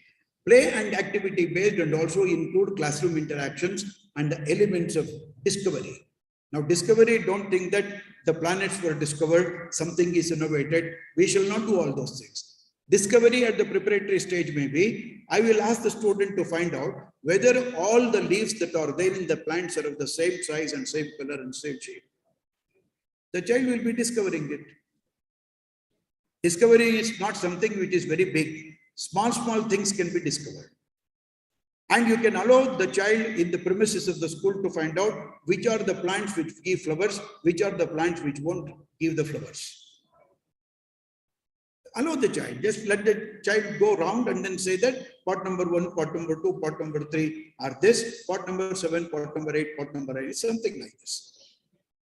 Therefore, discovery. Experiential learning in the sciences, mathematics, arts, social science and humanities, the focus should be on critical learning objectives and not on learning by rote. Rote learning is not accepted. Not only in the national policy of 2020, even the 1986 national policy did not accept the rote learning. But as most of us know, what happens in the classroom is a rote learning. There are many schools where if the child won't write the answers in the way the teacher has given the notes, the child is not given the marks. We have to come out of that. The child must have the freeness to write. We have to give a lot of options for the child to write. How do we do it? You have to think and then do it. In some chapters, if they are very, very difficult, come on, you give some few points to the child. If you feel that the learning components are very simple and all, ask the child to write by itself. You can think of a 0 hour in your timetable. A 0 hour is an hour where you are not going to teach anything to the child, but a teacher will be present in the school, in the classroom, where if the teacher of geography is there, the teacher of geography will ask the student to open the book of geography, find out what are the things that he has learned in the past week. This can be done. For there are many methods with which the experiential learning can be given. Experiential learning can happen with the art, it can happen with the drama also. See in what way you can do. Then incorporating some light textbooks as well as aspects of more formal and interactive classroom learning. The National Education Policy 2020 says light policies in administration. Light but tight. Similarly, the textbooks are going to be made light. That is what is the anticipation of the national policy. It is not going to be overloaded. Instead of it, major concept that the child needs to learn that will be enshrined in the textbook, and lot of scope is given for the child to do the experiment and get the experiential learning. This is what is the policy says. How do the states accept it and how do they make the textbooks? For that, the National Curriculum Framework will come from NCERT. Then, nature of teaching continued, incorporating light text materials, aspects of more formal, providing opportunities to use language with peers, teachers, and others. When I use such kind of statements, it is a school that has to think, how do I make the opportunities more for the child to interact with the peers? How can I do it? And if the student has to speak more with the teachers, how will I create a position for it? How do I create an opportunity for it? These are all the things that the schools need to do. More interactive teaching learning, promote exploratory activities, discussions and questioning. I have tried this out with the government school students, the private school students. I have found no difference between the two groups of students. In some aspects, the children who are studying in the government schools appear to be better than the most sophisticated private schools. In some aspects. In some other aspects, these two students will be smarter than the other students. There is no problem. While teaching the concepts in physics or in chemistry or in probability, I was teaching in one of the government schools. I asked the student, what do we mean by something can happen, something cannot happen, or sometimes the things will happen, sometimes the things do not happen. When I asked a question, a child of an auto driver said, my father sometimes comes without any money in his hand. Some other day, he will be able to get some money. Therefore, the income that we are going to do on a day-to-day basis, sometimes it happens, sometimes it will not happen. You want a better example for this, for the probability than this? Therefore, how do we make the children to interact in the classroom is very, very important. Then, make classroom interactions more enjoyable, creative, collaborative, for deeper understanding or more experiential learning. Collaborative means people should be able to come together and learn. You can make duos, you can make trios, you can make quadros, you can make pentos, you can make hexos. Group of students, 4 or 5 together. And the children can certainly learn. I have experienced this. You can also try it in your school. Some lessons really do not need the teaching of the teacher. The modern methods of teaching, what do they say? The learning can happen without teacher or without teaching. But if you say that there is teaching, the learning must have happened. This is the way I define teaching and learning. Learning can happen without teaching. But if you say that you have taught something, the child must have learned it. If the child has not learned it, it says, then where is the teaching? It is just like a doctor giving medicine to a patient. The patient takes the medicine, but the disease is not cured. Then what is the fun in having the medicine? For that is what it speaks about. Therefore, the way in which we will be able to make a lot of interaction with the children. Then evaluation, modular board-based examinations, because we go for, they say that the examination should happen at 3 years and 5 years and the 8th year. This is what the policy is suggesting. Of course, there is a lot of debate that is going on, what to do with the non-demotional property or whatever it is called. The child is made to pass till the 9th standard. He will go into the 10th standard also, even without passing any level of examination. Should we hang on to that, or should we test the child at 3, 5 and 8? Therefore, it is modular based and that has to come into force.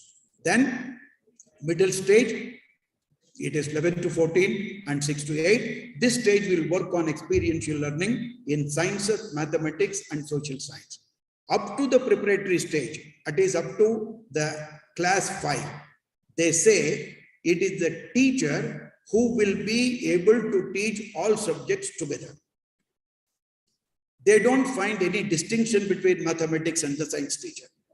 But when it comes to the 5th standard and above, 6th standard and above, they call them as subject teachers.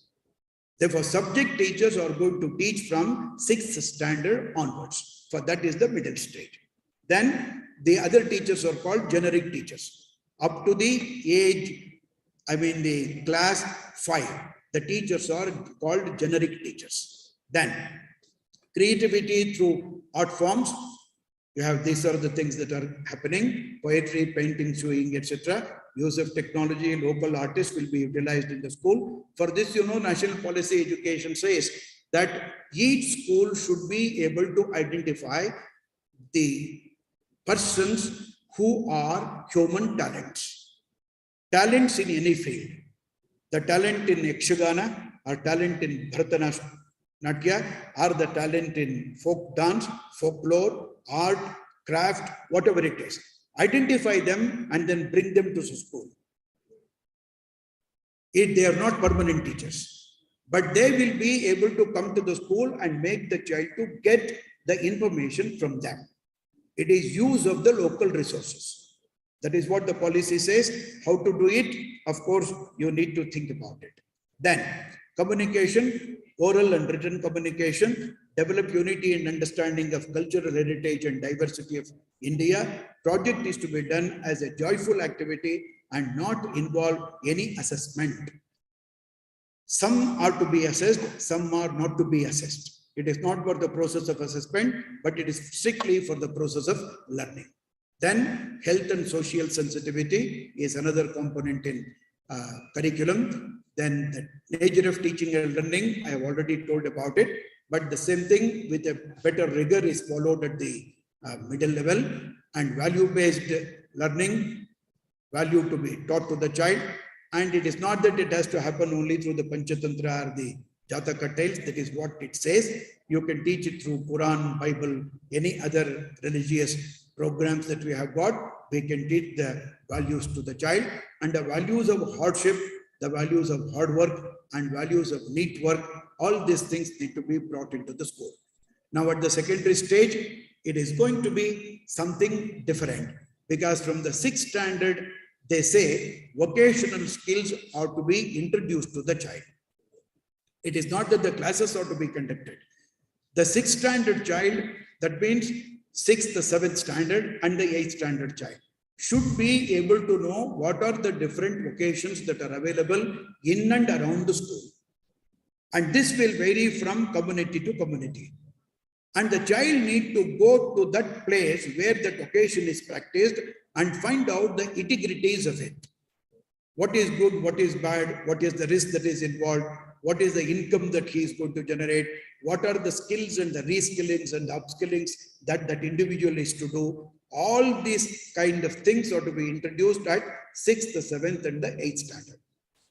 When it comes to 9th standard, as some of the states in India have already introduced the multidisciplinary approach in higher education. Karnataka state is one which has already taken it up in all the universities. We have introduced the National Education Policy pattern of higher education. What does it say? It speaks about multidisciplinary nature of the subject. Now, in multidisciplinary nature, a student of science can study a little of psychology or philosophy or sociology. A student of art can study a part of science. He may not read it as the major subject. He is going to study it as an optional subject. It is called open electives. Now, in the similar way, in the secondary school, the national policy says it is going to be multidisciplinary. Now, we have different pattern in ICSE, CBSE and the state. In the state of Karnataka, we have 3 languages and 3 core subjects. In the CBSE, we have got 1 language and then the 5 core subjects. In ICSE, there are 2 languages and then there are physics, chemistry, botany, geography, history, civics, all of them studied separately. Now, what does this say? It says multidisciplinary nature of the schooling will start from the standard 9. And how are we going to make it? Some courses are going to be core subjects or compulsory subjects. Some other subjects are going to be optional subjects. Now, these optional subjects will be a decision done by the state, of course, with the issues and the ideas that are given by the NCF of the NCERT. It is going to give the national curriculum framework. Based upon that, we have to do. The 3 core subjects will run from 9th standard, 10th standard, 11th standard to 12th standard. And the classification of the subject is going to be in terms of 8 different semesters. Semester 1, semester 2, semester 7, semester 8. By the child comes to the 12th standard. Now, these 3 subjects, which are core subjects, child will continue to study. And that specialization, he may be able to take it up in engineering, in medicine, or in the law, or whatever it is. Therefore, we have a greater responsibility now in dealing with the subjects at the secondary school. If the policy comes into force, and different states are going to implement this policy at different periods of time. It is not that all the states are going to have exactly in 2023 or 24 or 25. It may happen in different stages. Now, if the 3 subjects are core subjects, what about the other 3 subjects? These optional subjects will keep changing from semester to semester. Therefore, by the time the child completes the 12th standard, the child would have studied something like 20 to 24 different subjects. This is what the policy says. Now, when it studies all these subjects, the child ultimately may be interested in getting on to one particular field. For it may be field of art, field of thought, field of music, or whatever, or psychology. If you have studied the recent Times of India, the enrollment to the psychology courses has increased after the online period, after the COVID-19 period. Large many students have registered for the psychology. Less number of students have registered for the history, economics, and sociology. Therefore, the changes are going to happen. For we need to accept for these kinds of changes. For 4 years of multidisciplinary study creates depth, greater critical thinking, and attention to like aspirations, flexibility, and the student choice. Then each year will be divided into 2 semesters. I have already told you this. Extracurricular activities, the co-curricular activities, and the curricular activities, probably they lose their identity. What do I mean by this? Some of the activities we used to call them as co-curricular, some we used to call them as curricular. Now, the policy says we don't make a distinction between the 2 kinds of activities. As head of the institutions, it is a big challenge. How do we assess these activities of the children? How do we give a kind of a mark to these children? Now, Karnataka SSLC board had a same plan in 2014, where I was the chairman dealing with the examination. For we thought in different ways, but ultimately we said that 6 subjects, whatever the child studies, let it study for 625 marks. We will give as the part B, where in which art education, the physical education, health, etc., we will give the grade to the child. Now we have seen marks card with all A grades, but the child gets a 2nd class. The child won't get the admission to the college at all. Therefore, now what is to be done? For how to blend mathematics with the co-curricular activities, how to blend English grammar with the co-curricular activities, how to make these things to come together and make it as one unit of assessment. That is going to be a very big challenge. So that is why it says no hard separation of arts and science, vocational and academic streams. All these things are going to be assessed in the same pattern. Then, nature of teaching learning, it will become more and more complicated, and we need to teach a lot of theories to the students, but the experiential learning will continue even in this stage.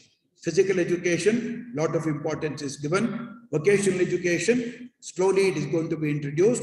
What are the different kinds of vocations? I have given a list of it. Makeup and beautician making, cooking and baking classes, sewing, stitching and tailoring, woodworking and carpentry training, jewelry designing courses, bike and car mechanic. I have bike and car mechanics is introduced in the state of Karnataka for some schools in Chitradurga district. They have found it very important, and some students have taken up such courses. Mobile, laptop and computer repair training, TV and radio repair, etc., etc. Horticulture and flower courses, sericulture, silkworm, plumbing, manzari. Please read the list, for that is what the vocational courses are. Then, coming to the final part, the bagless schooling. This is a new concept that is introduced in the national policy. It is a 10 days bagless schooling. Now we are all so much accustomed with our learning lesson plans, making the student to get the notes, write down what the teacher teaches. This we know. But when it comes to 10 days of bagless schooling, what do we really do? For this, a planning is required. It's a kind of a strategic planning that is to be done by the educational institutions. How to spend 10 days when the child won't bring any bag to the school. We are not supposed to teach English. not supposed to teach mathematics, not supposed to teach anything. But we need to give experiences in education. What are they? Some points are being given here with reference to the vocational education, etc. But it needs a very, very sound planning. So these are the things that can be done. Provide exposure to world outside their classroom, build observation-based learning capacity, develop understanding of connectedness of community and interdependence, exposure to the interconnectedness of learning that students do in the classroom with conceptual as well as practical applications, promote dignity of labor by giving exposure to hands-on activities and according importance to local vocations, exposure to possible career higher education avenues. There are hundreds of ways in which you will be able to plan it out, but this becomes one of the most important thing for the school to think of what to do when the child comes to the school without a bag. Evaluation. This is one question which normally everybody will ask. Will the examination happen at the 10th standard or will it happen only at the end of the 12th standard? Now, as per the policy, it can be conducted at the two level, the 10th standard as well as the 12th standard. Now, what does the NCERT finally says? We have to wait and see. But as it stands, we can have examination at the 10th and the 12th standard. There is no distinction between curricular, co-curricular. The marks card will have the component of holistic development with a focus on multidisciplinary nature. For holistic development, what we speak in terms of the management, the 360-degree measurement or 360-degree assessment, that is to be done to the child. And if we want to say what are the things that are to be done, we go back to the structure of the brain, the components of the brain, the development of the brain that happens with the child, and almost every aspect of the child needs to be covered. It is the physical, the intellectual or the cognitive, and then the component which is called affection domain. For what is this affection domain? This deals with the components of emotions. The present children are losing out on their emotions. Therefore, emotionally, how the child is going to be integrated with his personality is very, very important. For this will be the concept of evaluation. I thank you very much for the patient listening that you have given. I know there will be a lot of questions in the mind. If the time permits, I'll be able to answer one or two. Thank you very much.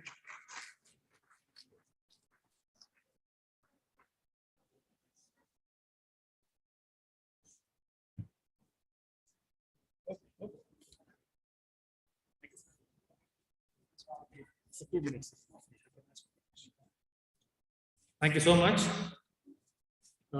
Sir, I just wish you to stay here for a few seconds.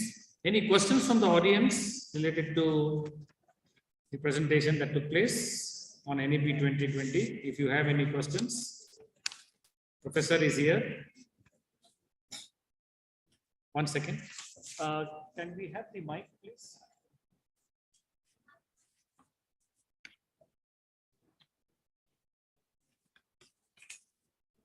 Can we get the cordless mic along with a volunteer, please? Along with the volunteer. I need a volunteer.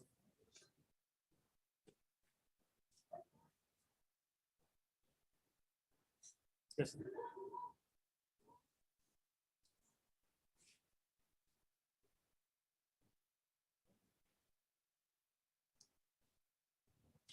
Can we put on the cordless mic also, please? Or simultaneously?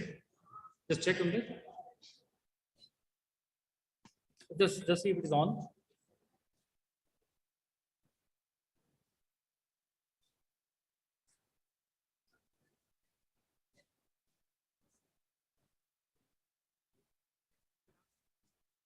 Just a minute.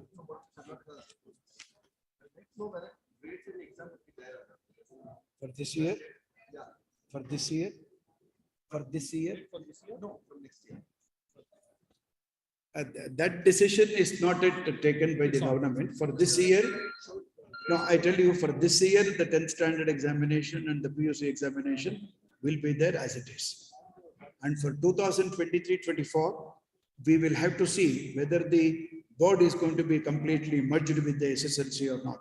But that process is still taking place. If that happens, then the examination are going to be conducted separately for 10th and the 12th.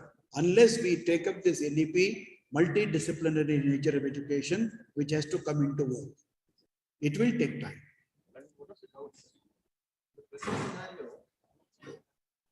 Subjects.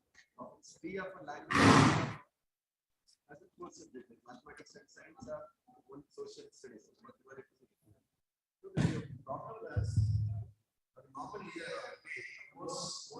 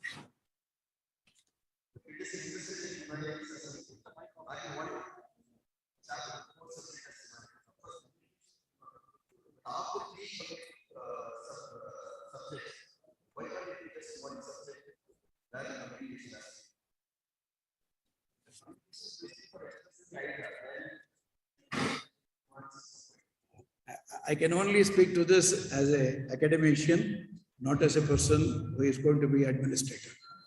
Now, the three language formula that has been given has a lot of goodness in it. And even this policy says that it is not compulsorily imposed. There are many states in India, except one or two states, which I do not want to name openly. They have not accepted the three language formula. Almost all other states, 20-25 states, have accepted the three language formula. The concept of the three language formula was that child who studies in the north part of country must be able to know one of the languages in the South India. A child who studies in the south must know about one language of North India. Hindi happens to be a language which is spoken by many people in India, therefore Hindi comes as common. But here, why three languages, why not two languages? These kinds of debates are there, which I will not be able to answer here. But one modification that the schools can do, many schools have started doing it, that of course, you know, when you say that a teacher is to be recruited in the government, number of teaching periods must be between 24 to 28, like that there are stipulations. Therefore, we need to give so many classes to the teacher, whether it is a teacher of English or teacher of mathematics, whatever. But when it comes to the handling of the students in terms of the core subjects, you can think of having a special timetable where more time is offered for the core subjects than the languages. It is not that the language is not important.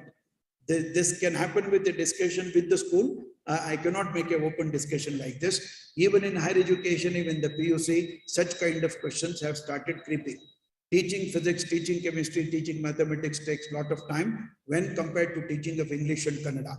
Therefore, what do the schools do now? They will make it languages as 40 minutes and core subjects as 1 hour. Or 1 hour, 15 minutes for core subjects and 50 minutes for languages. This I cannot prescribe anything, but some modifications could be done. But why the three subjects are to be studied here? Why not the other subjects? The CBSE, IT, ICSE have got a pattern of their own, but the state has accepted the three languages. Therefore, we need to teach the three languages at the school level. We cannot say that I will teach only 2 subjects. But if you teach 4 subjects, the state will not come into any dispute. Because I have seen in many schools, Sanskrit is taught, Hindi is taught, English is taught, Kannada is taught. Even for Sanskrit, they have made the timetable and the lessons go on in the Sanskrit also. Therefore, I cannot give a direct answer to this question, but this is the way you will be able to modify. Any other question? Yes. One language is one is already portrayed, which factor we consider already one. Second is the physical aspect is should have to be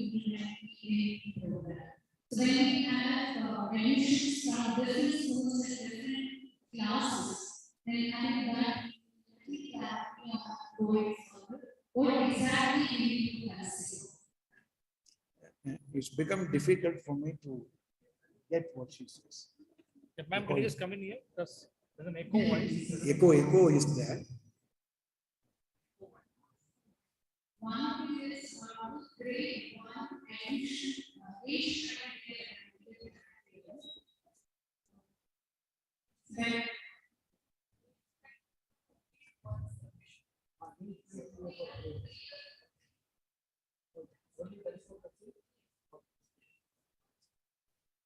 Now, with reference to age criteria, center is very, very strict.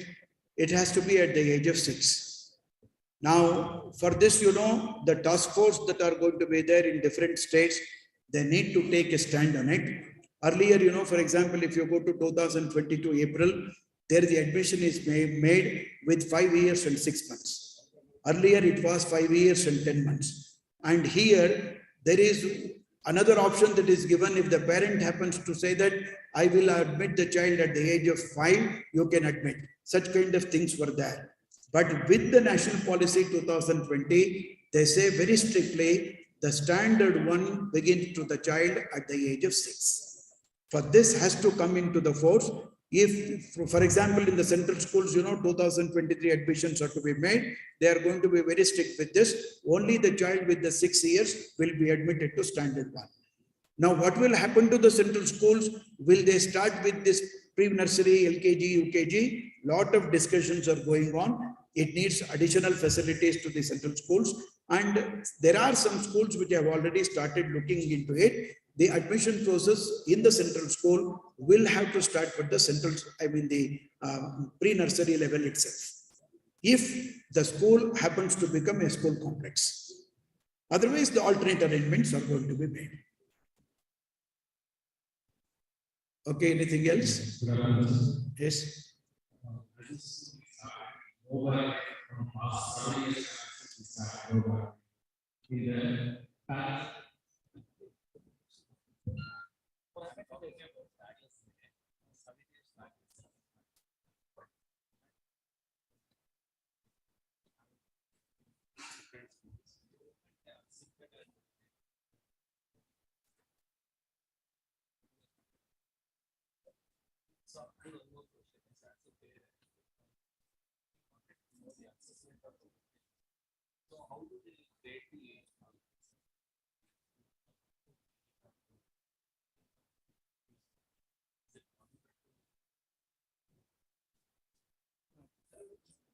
There's the last question.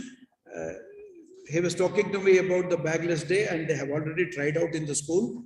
And we had 7 days of bagless day in our school.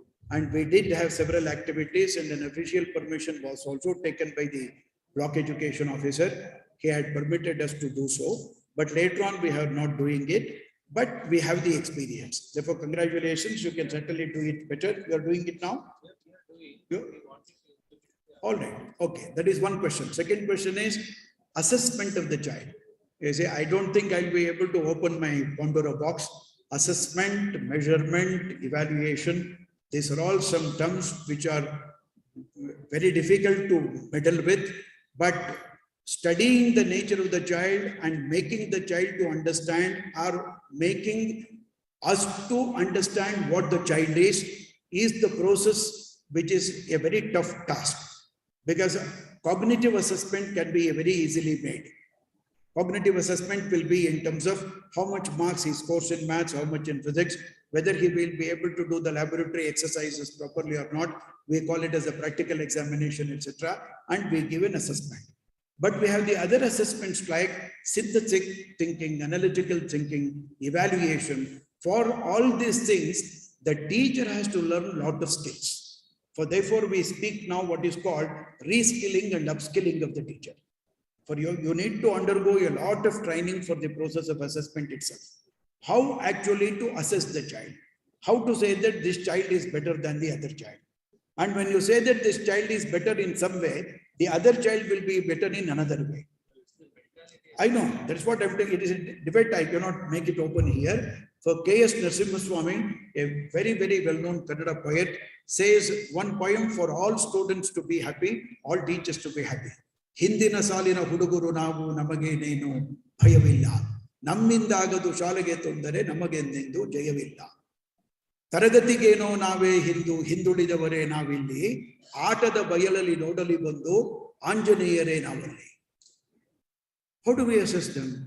Can I say a student who is good in kabaddi, not good in mathematics, shall be a failure in the school system? The national policy says no. But how do we do it? It's a very big challenge to every one of us who are present here. Therefore, we need to read a lot, we need to understand a lot about the curricular, co-curricular component and merging of that. Thank you very much.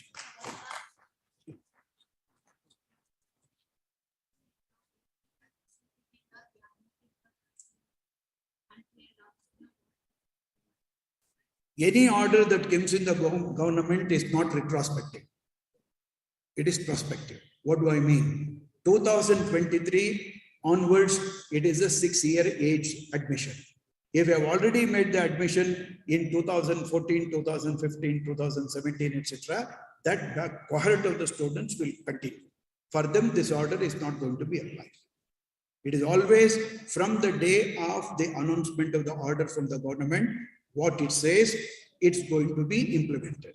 Retrospective agi madudilla idu. All right? Okay. So thank you so much. I know NAP generally doesn't end with just little questions. Most of the participants, most of the principals, wherever we have done programs, have huge set of questions. But yes, we will share with you the email ID and you could always put in your queries, and we will request Professor Ganesha Bhatta to take his time out and please send answers to all the emails. I would request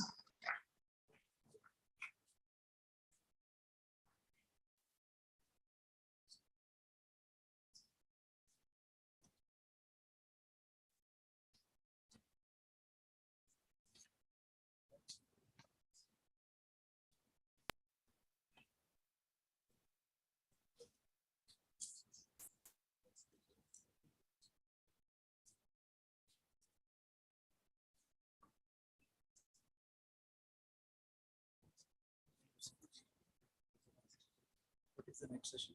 We have a session next is mindfulness in school leadership. I'll be here for some. Thank you so much, sir. We now have the next speaker and a wonderful topic for the evening. It's called mindfulness in school leadership. For this, I'd like to call upon Professor Ajit Kaikani.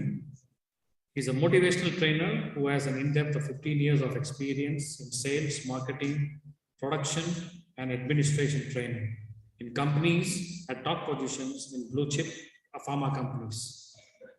He conducts training programs all over the world in 6 languages. He conducts life skills and soft skills program to large corporates such as Adidas, Accenture, Cisco, Indian Oil Corporation, Stanchart, SBI, Can Bank, LG Soft, Taj Hotels, and ITC, to name a few. He also conducts training programs in the Europe, Denmark, and UK. He is a consultant to many educational and professional institutes and has conducted training for their students and staff in over 5 states. He is associated with the Rule City program of Government of India at Dharmasala, training the directors in soft skills, giving them ways and means to inspire and motivate their students.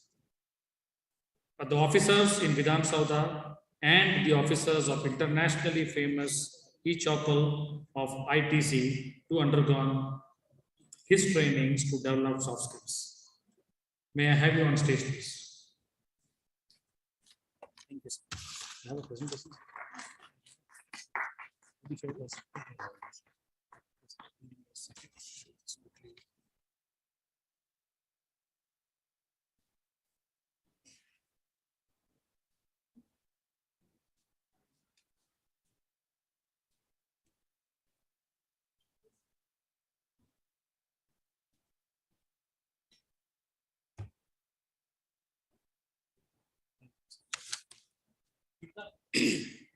Okay, good evening to you, friends. It's evening.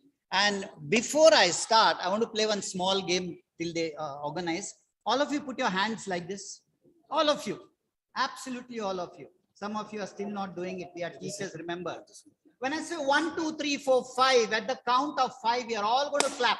At the count of, when I say 5, 1, 2, 3, 4, when I say 5, you're going to clap, okay? Right? 1, 2, 3, 4. I didn't say 5. So my dear friends, you have a mic?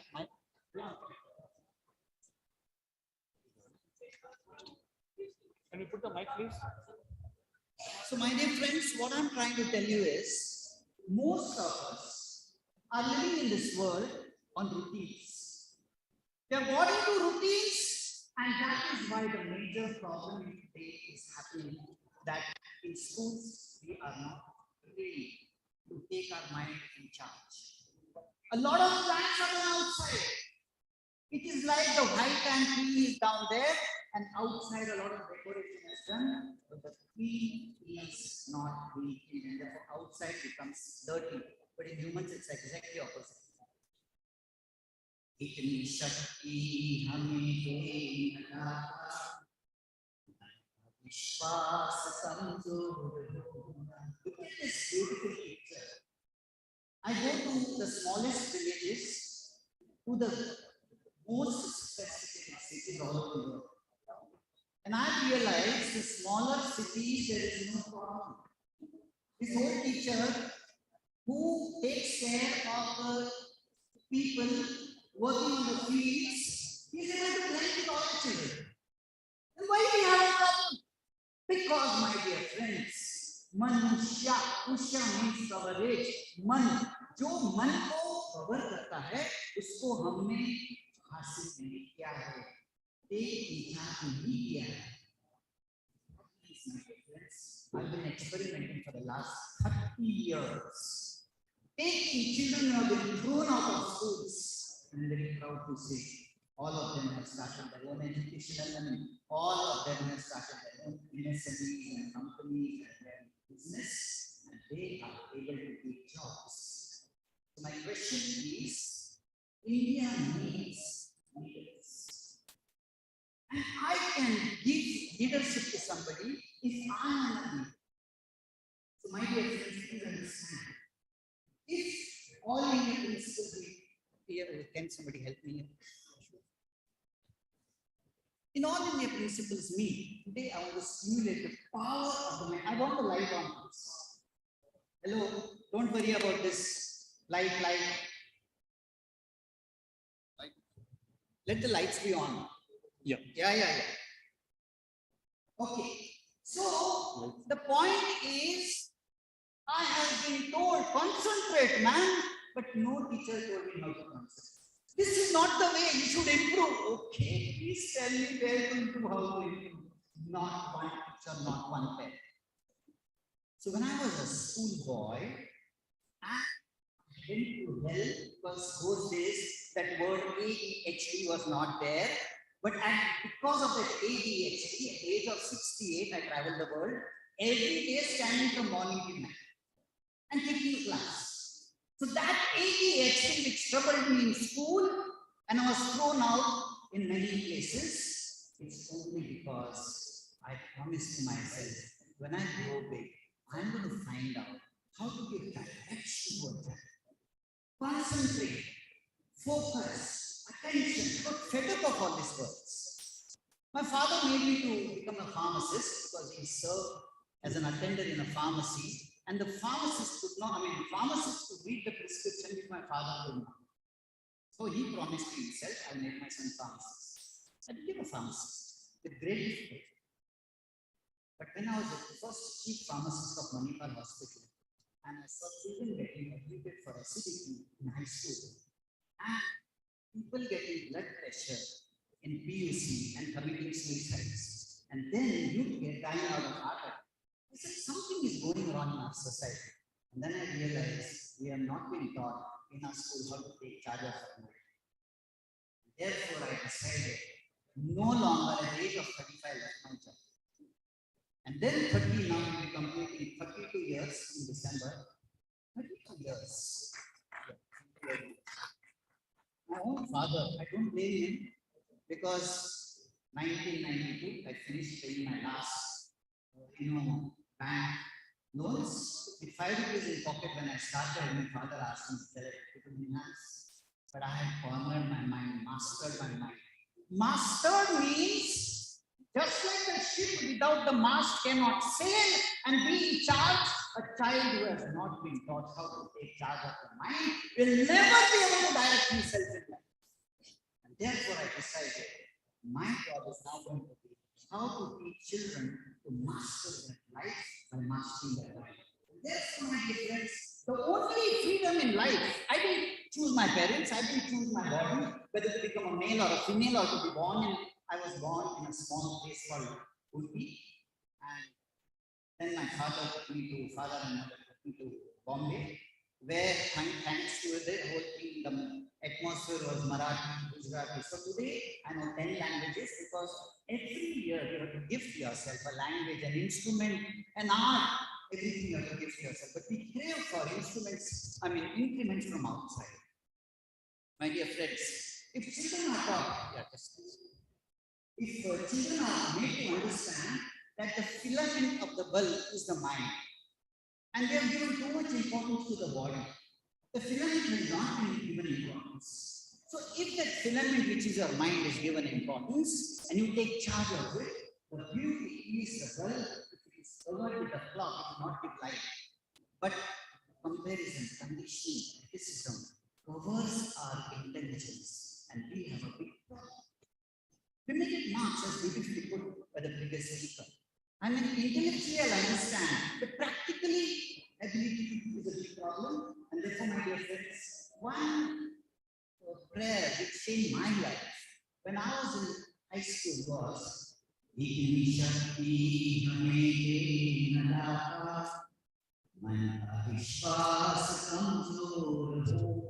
this word, no sooner people get more marks, hey, I'm something great fallen from heaven, you don't get marks or something like that.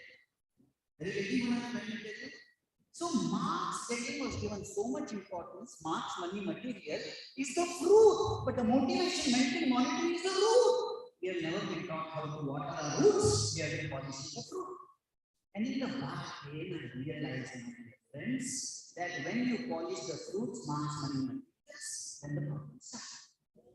It is on beautifying outside, but the roots are never polished. Vishwas kamzor.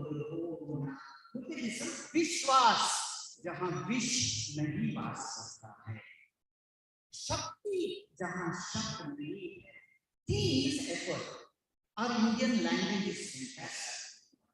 Jahan shakt nahi hai और शक के ऊपर जो काम करता है, लेकिन मुझे बताया नहीं जाता है कि शक के ऊपर किस तरह से काम करता है.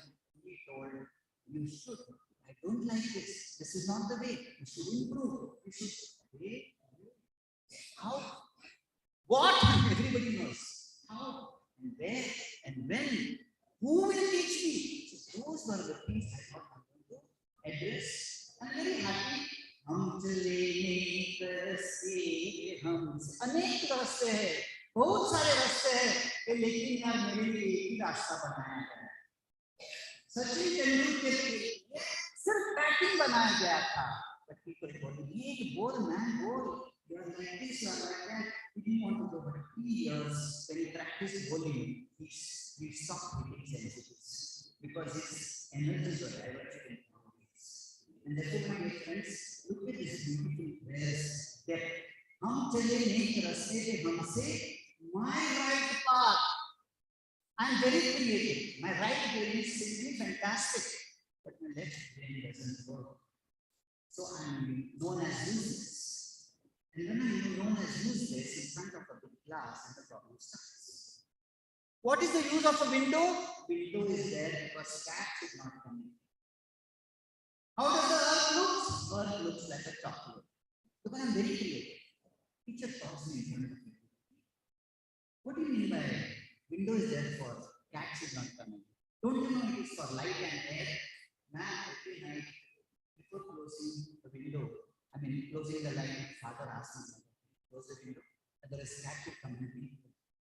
Those days no refrigerators, right? So I was very practical, but no marks. How does the earth look? It it looks like a chocolate. Why? Madam, look at the atlas. They show you one blue earth, they show you one brown earth. Blue drowns me. So I like brown because it's self-talking. So I was very creative, never got marks, but life gives me wonderful marks because creative. Put the C in the middle, you become reactive. Reactive people are not creative because it's exactly goes. Okay? So please realize, my dear friends, भूल करके भूल ना होना, भूल कैसे होती है? Markata, mind is known as Markata. Your mind is always in the past and the mind is always in the future. The mind is never in the now. And when the mind is in the past, it creates fear, and the mind is in the future, it creates doubt. And now your mind has been divided into 3 parts. And when it is divided into 3 parts, how will you read the now? There's a beautiful 2-liner.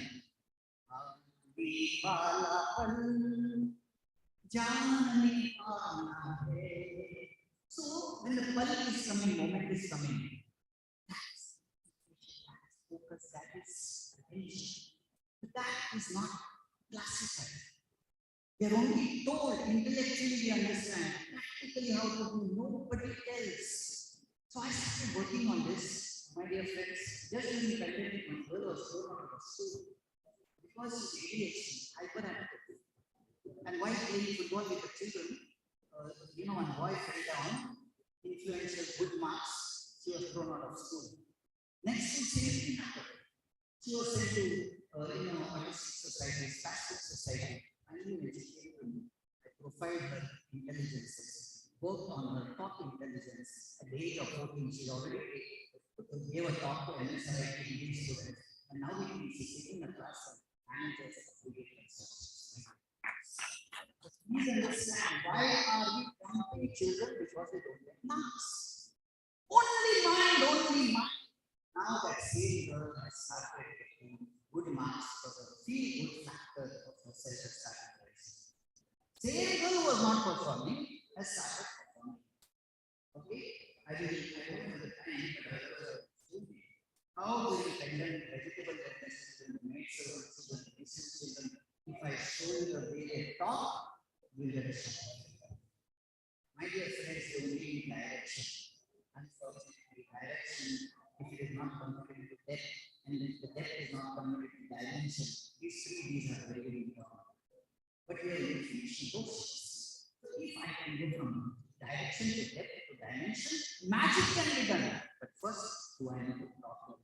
What's the meaning of property? Pro means that which will show you progress. Per means through. Activity through you which will help you to progress is property. Do I have the property of my student? And once I have the property of my student, which is very, very clear, I will know how to deal with it.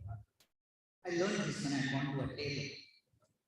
I'd taken my mother's blouse for stitching something, and I told her, see, yellow thread there, why not stitch it?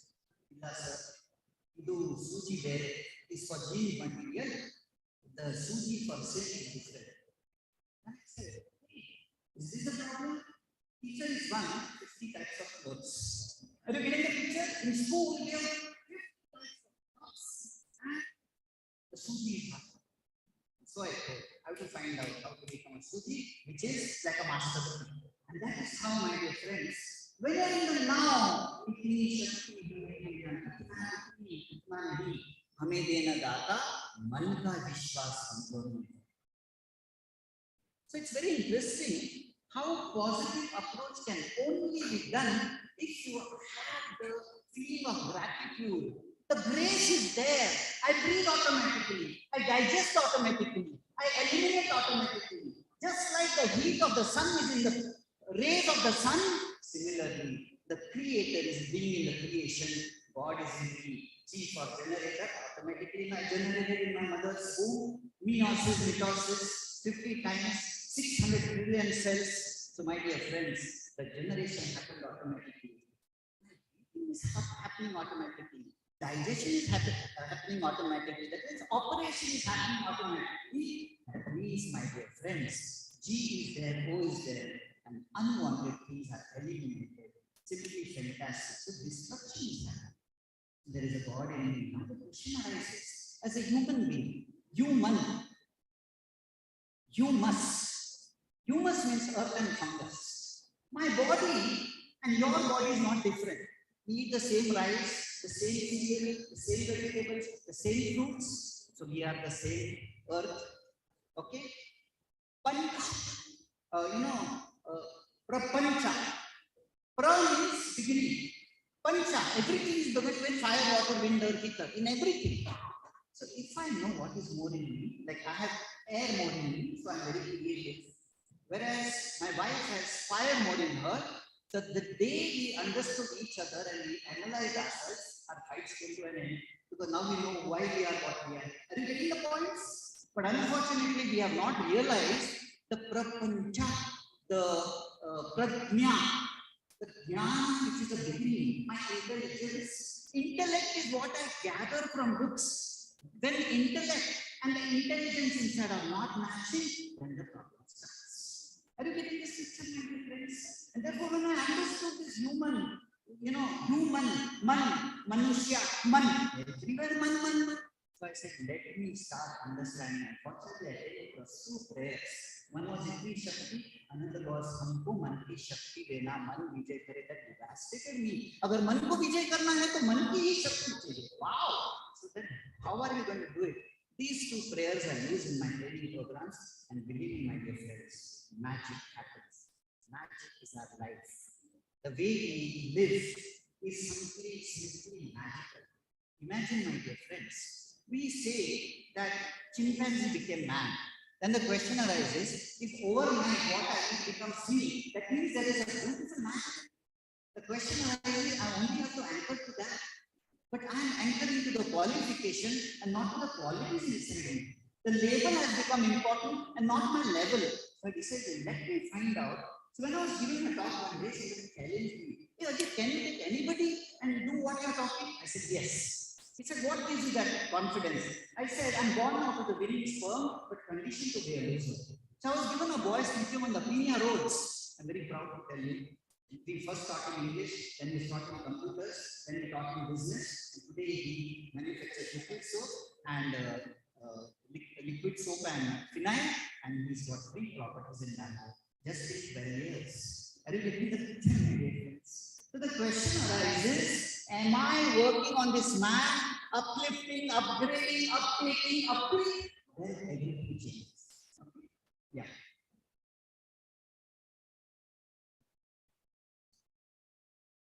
दूर अज्ञान की इसका मतलब है जिस तरह से वो स्टैचू रॉक के अंदर बैठा है, the statue is in the rock, the tree is in the seed, the butterfly is in the egg. Similarly, my dear friends, there is power sleeping inside me. Am I able to awaken that? That day we realize if we can shake a person to shake hands with themselves and accept themselves unconditionally, that is the way to propel the child. So, तू हमें ज्ञान की रोशनी मेरे अंदर है, लेकिन वो कौन सी रोशनी है पता नहीं है. Then I went a little deeper and I found out the meaning of education means, educe means to squeeze. I'm a pharmacist. You know, I squeeze lime and a lime juice, lemon juice comes. But I'm asked to become holy. So educe means to squeeze. I found only induction. Induce what is given to me. So I decided to work on the feel-good factor. How can I make people educe their things first and then work on the inducing? That worked, and now today, my dear friends, wonderful things are happening. I'm very proud to say, just 6 months back, one boy from Chirali, a very small town near Malaysia, left the school at the age of 14, and just in 6 months, he has started his own IT company, and he has given jobs to 30 software engineers. That's the power many of us have, but we have not been able to realize it because we don't know how to find it. I can smell a toilet which is 10 feet away, but my own building doesn't smell it. So the problem is our 5 senses are not there to, understand our inside. And therefore, we need to assess and evaluate the inside before assessing our marks and maths and all those things. What is analysis? Analysis means, lysis means to break. Anal means that which comes out of me, urine comes out of me, stool comes out of me, hospital analyzes it and tells me what bacteria. I use that principle. I started analyzing behavior of people. And when I started, what is the meaning of behavior? What you be with what thought you have in your mind. And this became a beautiful thing for me. And by virtue of it, I started analyzing behavior, understood thinking and thoughts of the people, went to the belief system, started changing the belief system. And my dear friends, magic starts happening when you understand the depth of every experience. We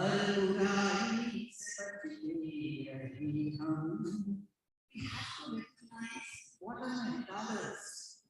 Can I, as a teacher, just by looking at my student, can I make out what is his problem? Emotionally, rationally, socially, intellectually. But very unfortunately, we have not understood the depth of it and the dimension of it. That becomes a little bit of a problem. जितनी भी ये बड़ी जिंदगी is going to be a lot of things. When I get my staff to 2 places, just to show them what world is. 3 days is spent at the Baga border for our staff to be introduced and deal with the commanders and learn how they are able to do all what they do and still be ready to give their life for the country. Can we just like this? Who will not go back and all the parents, the child is like this, the child is like this. If a child is not give a clock to a tailor, if the fitting is not good, tailor is bad. If I go to a goldsmith, ring is not going to goldsmith is bad. Then why do I call a parent? Because I am not able to understand it. Right. So that is the principle of meeting the commanders I got to know. And that the whole equation of life changed. Then I took them to Overland Beach. 2 ladies from Bangalore, they had never gone to a beach, they visited their sea. So they were sitting 20 feet away because here. Okay. And they were sitting 20 feet away and looking around and smiling and laughing at those people in between. And I was very happy when a Danish girl went and told the man, you're sitting in one full saree, don't you think you're overdressed for the beach? Why are you laughing at us? So you see what happens. When you become judgmental, then the whole problem starts saying, except people as they are. Therefore, my dear friends, please realize where Bhola is stuck. This is a discuss rather than get disgusted. When I start discussing, please start falling into place. But when I get disgusted, my mind is wrong. I perceive wrongly. And it is not cognition. It is not thinking which is important. My perception is making me to see wrong things. If I'm wearing red goggles, I can see the ceiling red, though it is white. If I'm wearing blue goggles, I see the ceiling blue, though it is white. And therefore, this perception is a goggle behind my eyes. So this perception, if we don't tell people what is my perception, then they are not able to perceive things rightly. And therefore, perceive, then conceive, then believe, then achieve. But then it becomes cognition. Therefore, cognition, my intention, my recognition. There are so many things. But the people you realize that there is no child who can say, no child, if I am able to manage. What is the meaning of manage? Management. Manage me, age in my experience, dealing with men, with talent, tendencies, temperament. All these things are not. Therefore, Bhavana Manye Badle Ki Hona. I have a problem with him. Whole night I'm planning in my mind, Badla Lena Mujhe. Actually, I'm destroying myself because my negative thought is releasing adrenaline into me. Acetylcholine in me. It's gnawing into me. Jealousy, hatred, and they are gnawing into me. So we need to teach how the mind, if we are approaching wrongly, approach app. My mobile doesn't download if the app is improper. And therefore, I need to teach children how to create my own app, how to create my approach to anything and everything. Everything starts changing. Hum chale nek raste pe humse.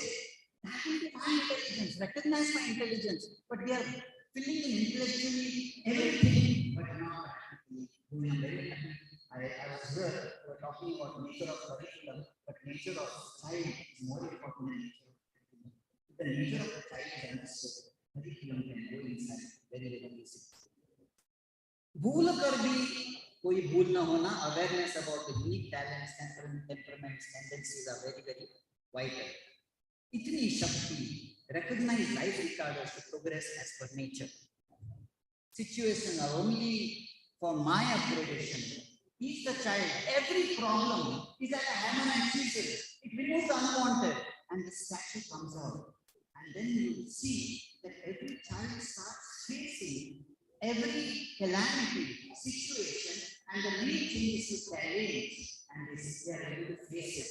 And you know, I find things are becoming very, very soft now, and our children are becoming emotionally low only because, you know, they are being pampered. Both parents working, they don't know what to do. So the child gets to sit in front of me. So nice, no, mommy, and the mommy, if she's going to work, the child comes home and the child doesn't know. दुनिया जिससे कहते हैं जागरूकता please tell to be naam ho to. So if I get things very easily, then the problem starts. Go ahead because my time, you know. Okay. हम न सोचे हमने क्या मिला है, हम ये सोचे किया क्या है. But how can you do this? If all of my school, you should come first in class. Whenever I go to any company, I want more increment than him, I want faster promotion because it started only that it should come first in the class. Sharing and caring was never taught to us. Okay? हम न सोचे हमें क्या मिला है, हम ये सोचे किया है क्या है. Okay? फूल खुशियों के बातें सभी को, सबका जीवन बन जाए Madhuban. In my garden, I need 10 types of flowers. Then why not I accept 10 types of people around? Why I want everybody to be like me, think like me? Because of the condition. Comparison, criticism. These seasons, condition, criticism, comparison. अपनी करुणा अजल तू बहागी, कर पावन हर एक मन का कोना. Please understand my dear friends. If you can split the karuna, runa is death, curve, happiness, and start becoming the source of happiness. Source versus force. When I enter to my source, my intelligence, my inspiration emanates, my intuition emanates, and I take inspired actions, and my instincts are on top here. But I'm told, have passion. Proper passion cannot come like this. Passion is love. When every ion wants to pass while you're doing something, you require interest in your head and involvement from the heart. So these are the depth which many of us have not gone into in a half an hour. Many things, but I'm going to go live. I'm sure nobody will be saying because we are all going through it, we are experiencing it, but nobody has started. 30 years experimenting this and such wonderful changes. Yeah. हम चले तरसे हमसे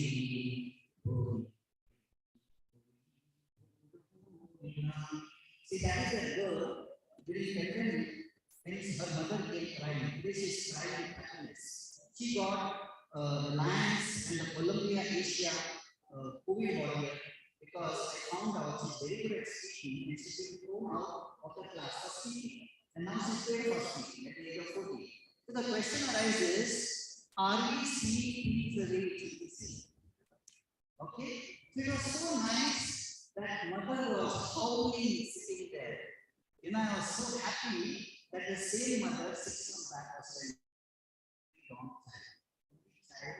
and I don't know how she's doing in life.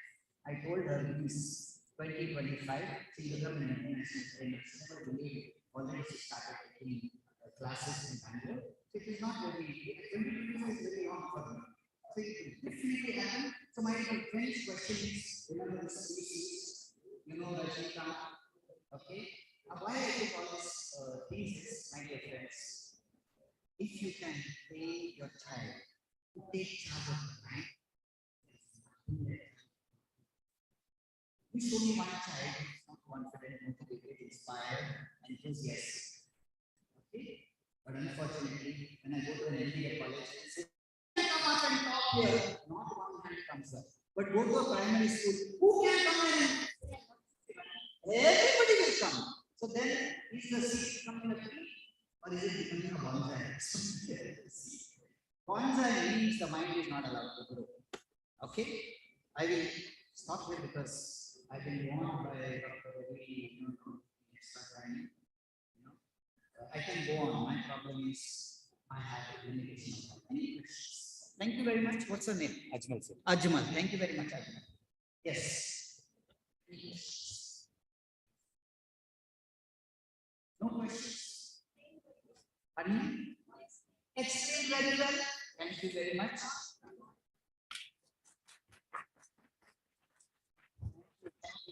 I really love it. I was very happy this wonderful organization has been formed and we all need to upgrade and uplift ourselves. And I'm sure skills, everything is skills. And if that is done, look at the word task. I'll tell you one thing. Look at the word task. T-A-S-K. Am I having the right tools as a teacher? Give the right tools to your teacher. I'm not talking about facilities, but the faculties. I'm not from an English medium staff.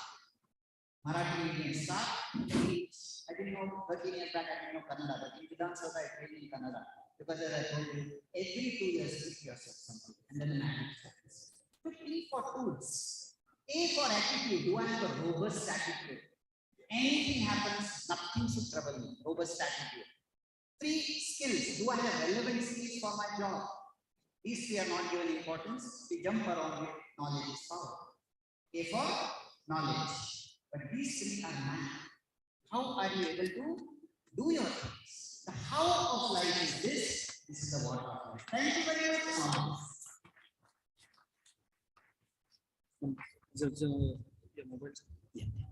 Just take up on the stage for a minute. Thank you so much, sir. I think the topic mindfulness in school leadership has really meant. It was a wonderful presentation by sir. I'd like to invite Mr. Sunil Srivastava and Mr. Bora. We would like to felicitate Mr. Ajit Kege.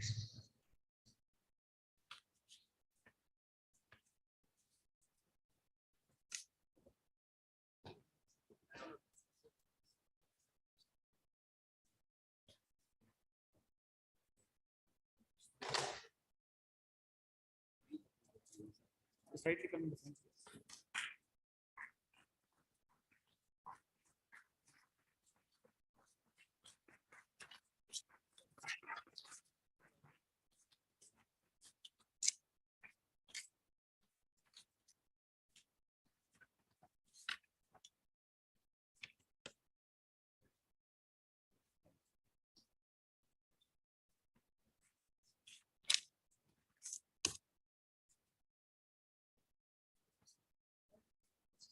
Thank you so much. We now proceed to the next session, and this is a panel discussion where the topic is intensive internship essential in high schools. For this panel discussion, I'd like to invite the following dignitaries. Mr. Sunil Srivastava is the principal of Kids Kingdom Public School, Nanded, Maharashtra. I'd like to be on the dais, please. Dr. Ravi Kumar, the National Secretary for United Nations and Principals for Harvard School of Excellence, Assam. If you would be on the stage, please. Mr. Narayan Jaisna is educationalist for Poddar Education Network. Mr. Krishnan Magera is the principal for Poddar International School, Mysore. Ms. Dipti Sharma, the principal of Pragnam Public School, Jewar. And the moderator for this session, Dr. Savita Arora, is the principal of Bharati Public School, Delhi, and also the national awardee principal. Guys, I just need a minute. Thank you.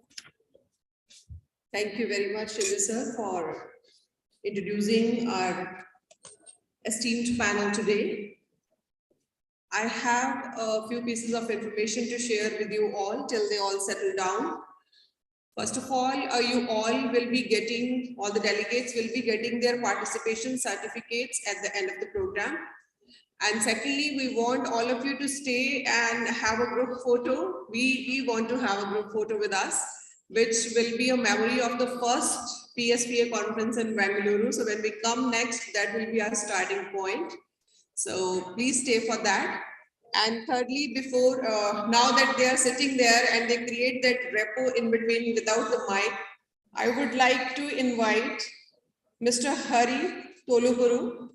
He wants to introduce his product for just a few minutes. Mr. Hari. He'll be introducing his product and he has promised me behind the stage that he will not take more than 3 minutes. Have you? Thank you so much, ma'am. Good afternoon all. I would request all my colleagues and partners in Education Knot to kindly join me on the stage. Ravi, Coach, Suresh Krishnan, and then we have Nikita. So I've been given 3 minutes. So all you get to see is this brochure, which is called as Education Knot.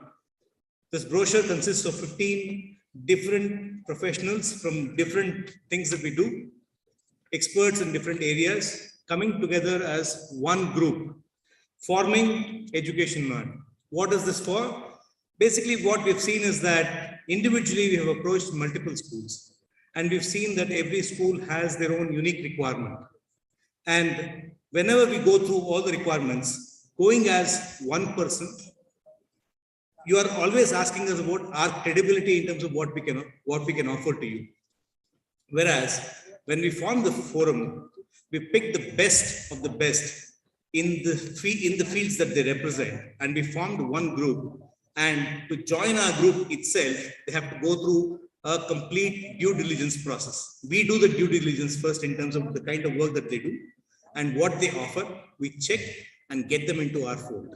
That's how we formed this Education Knot. What do the schools get? Because of you contacting any one of us from Education Knot, you get all the 15 different services in front of you. You pick what you want to use, and rest, whenever you require us, we're always there in front of you. It's as simple as that. That is the simplest process of putting together the Education Knot. By the end of 2023, you will have 25 of us together. Until then, we are looking for the 7 partners who will be joining us pretty soon. So that's the whole thing. Yep. And just to give you a simple introduction in terms of the kind of people that we have with us, we have ARCO, which is specifically focusing on creating the learning spaces, which means they create the learning space and also create the furniture, which is required for the next gen learning. Then we have Dia Robotics, which is into robotics and coding education. We have DPI Solutions, which is specifically for branding and signages for you. Then we have a company called as EduPeople, who focus only in terms of providing teachers and education staff for the education institutions. Then we have Nikita representing Genex Space. She is an aerospace engineer and also one of the finest to create the program called as For Space, and she's created a space curriculum, which as per the NEP today can also be offered as a vocation to the students. So, she's already trained about 50,000 plus students. Then we have Indian Institute of Education Management, which basically focuses on teachers training and also training of leaders in schools in terms of taking the school to the next level and represent yourself as per NEP. Then we have Creative Learning, which actually creates curriculum from the nursery until grade 5. Then we have Library, which is basically an EdTech, who's into specific e-learning platform. Next element, we have Ravi Mahadev with us here. And this is one ERP which is proven, and he's already installed the ERP in about 100 schools already. And it is something which is functioning already. Then we have Power Play. We have Suresh Krishnan, the coach. If you have seen cricket earlier, Suresh Krishnan was actually a part of the Bangalore team, and his close friends are Rahul Dravid, Anil Kumble, Srikanth, Venkatesh Prasad. So he's actually played with them. And he actually provides sports curriculum and complete sports infrastructure for schools. Then we have Utsaha Learning, which is specifically into performing arts. So whether it is art and craft or dance, drama, or any such academic or the performing arts training, Utsaha provides you. Then we have Sumati Ravichandar, who is basically into education as a consultant for educational institutions, where she sets up schools. The last school she set up is the Maharshi Vidya Mandir in Chennai. Like that, she's already done about 42 schools. She actually sets up the schools, sets up the curriculum, and hands over the school after running the school for 1 year. Then we have Elo Buddhi, which is specifically focused on holistic scientific music therapy program. And Elo Bus, Brindala is into school photography only. Have you ever thought of a photographer who does only school photography? She's one, dedicated only to do the school photography. And me, I'm a marketing guy with about 27 years of experience from corporate. I've started creating kindergarten books because I've seen a gap. The simple thing is, if you see, all of us have been parents as well. And all of you know that when you have kids from the kindergarten, that's when you are most vocal around in your neighborhood, your relatives, and also across your colleagues also, in terms of sharing how well your kids have been doing in their education, correct? Once the kid gets to the 3rd standard, what is your kid doing? Going to school. But until then, every small moment of theirs, you would like to show to your colleagues and tell them how well they're doing. And that's where I believe branded books are important. So I create branded books as per your lesson plan. So that's all what we do. So together we form Education Knot. Kindly pick up these brochures from our stall, which is the starting of the entrance itself. Thank you so much for your time. Thank you so much, organizers. Thank you. Thank you.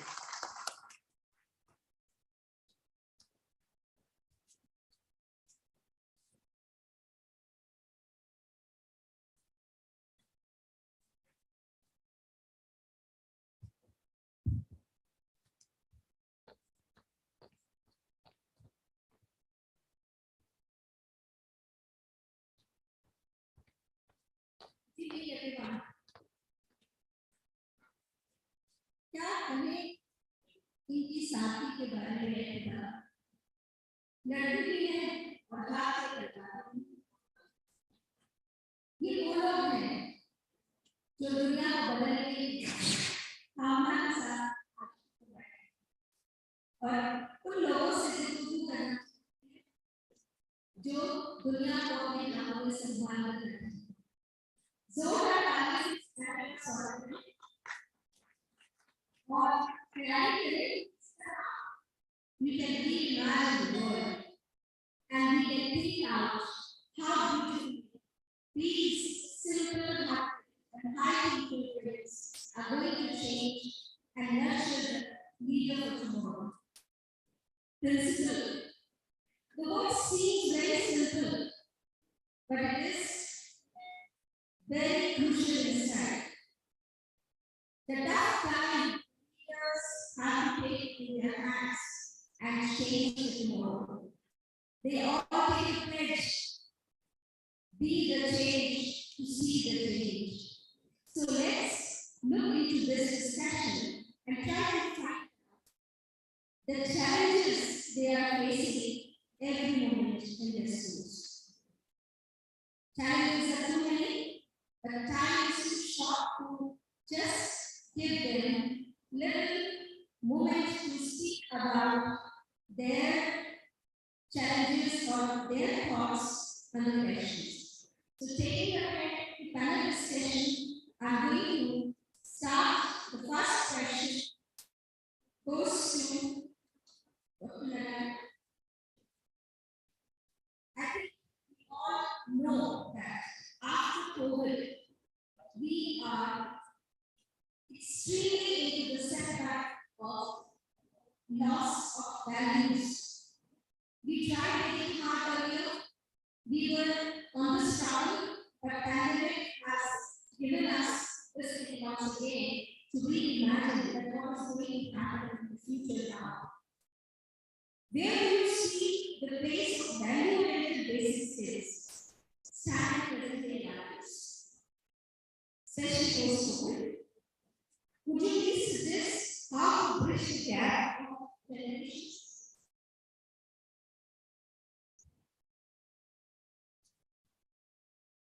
Thank you, ma'am. I answer this question with the case study. When the school reopened in the month of June, my school grade 1 had a student of 95 students. Out of these 95 students, about 25 of them had an electricity study in the city. Maybe grade 6, maybe grade 9, and so on. On the first day that I was standing at the school gate, I saw children as they are boarding, and I saw most of these children in grade 1 who had an electricity in the school being escorted by the electricity. The electricity carried the bag of the other one also apart from the door. He held the child by the hand and led him up the stairs, went up to his classroom, made him sit on the table. I saw this happening with most of those 25 children who had electricity. The remaining about 7 children, they managed on their own. What does this reflect?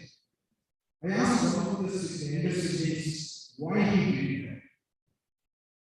Not on the very first day, I observed this pattern continuing, but after 3 days, 4 days, 1 week, it continued. The electricity continued to take care of everyone. And so that during lunch break, once again the electricity used to go to the other one and check on whether he has eaten the lunch or not. I asked one of the electricities, why? Why do you do this? He said, my mother told me to do this. You should take care of him, you should take him to the school, see that he does all those things. I asked the electricity, what about the other 70 children who do not have electricity? Other 70 children who do not have electricity, they are independent, they are smart, they carry their bag themselves, and so on. But my mother told me to do this. I think you can ask my mother if necessary. But my mother didn't know, but she got a message. In the assembly, I announced, tomorrow onwards, no electricity is going to help the child in grade 1 or 2 to carry the bag. Let them do it this. So there are many children who want to electricity. Now the question is, why does this happen? If you ask a parent who has 4 electricity to help the one, they will say, I love my child. And so I do not want to turn to any stress or difficulty. And the crux of the problem lies here. Inevitably, some parents who claim that they love their children, they are harming them. They are not able to develop some agent of the basic skills. They are making them more dependent. Even in first or second standard, they in reality spoon feeding. At lunchtime, sorry, there is a school, but at dinner time, they get breakfast and so on. So this is the tip of the iceberg. Every day the child is overlooked. And in the post-pandemic period, this is the minutes. Parents are becoming so obsessed with safety that they do not want to take any risk. Every what they say, now that once again some systems are splitting, why don't we start online classes also hybrid? I said, no, we have to move on, and luckily, God save us, child mortality is almost non-existent. So we cannot give online classes on Zoom. So I think we have a big role in parents, educating the parents in understanding this, and integrating the children with the basic skills that they should develop with their age. Strong men. Difficult times create strong men. Strong men create easy times. Easy times create weak men. And weak men once again create difficult times. Society creates. I think the new generation of parents, they don't work generalize, but there are parents who think that they are actually loving each other and doing all this, but I think they are overdoing it.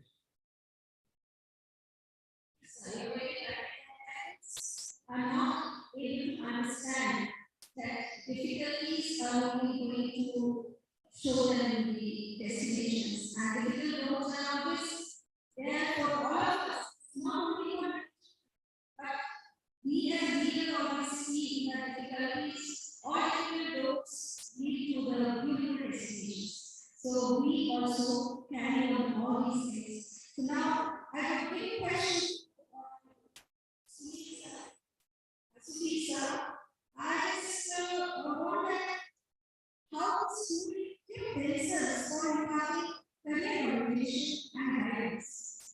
And why is it we are talking about parent inclusion, collaboration of parents and schools, and the third pillar of this triangle is stakeholder parents, teachers, and schools. So we had a discussion now about the parents are becoming more important in the role of community values. Now, career options. I think for this, the stakeholder, teacher as a stakeholder is most important, I think. So let's carry on to listen to you.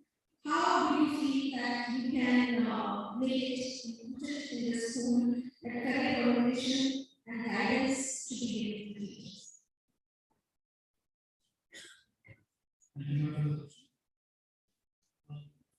The changing times, the roles of the students and the roles of the teachers achieve.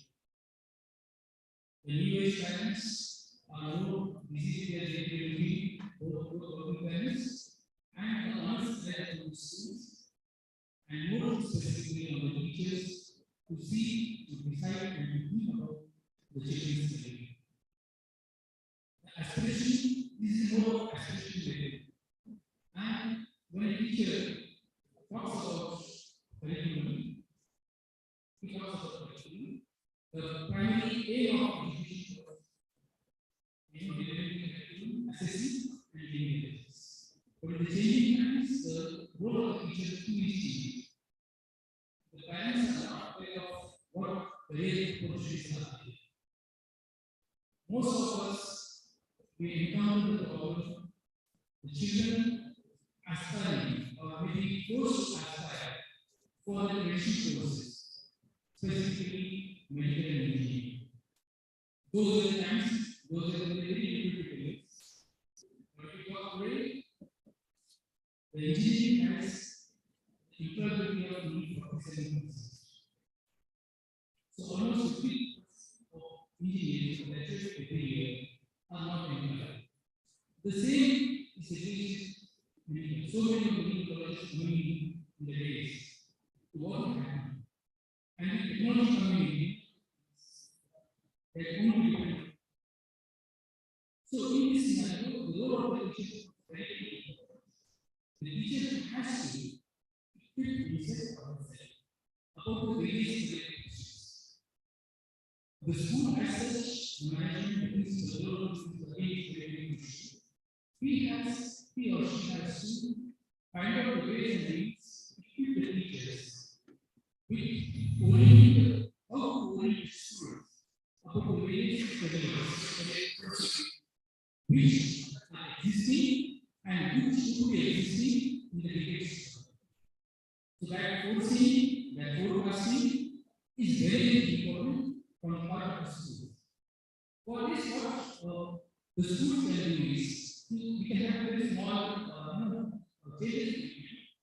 One is of having a display board across the career or another career course, Very what a teacher has to do, we use it simple. I told my librarian that whenever any force comes in the newspaper advertisement, just click the picture and circle this newspaper. And then cut and display very on the prominent place. So what happens is, and that is how they can expose various areas. And most of the students want to pursue flash. Why I suggest is why not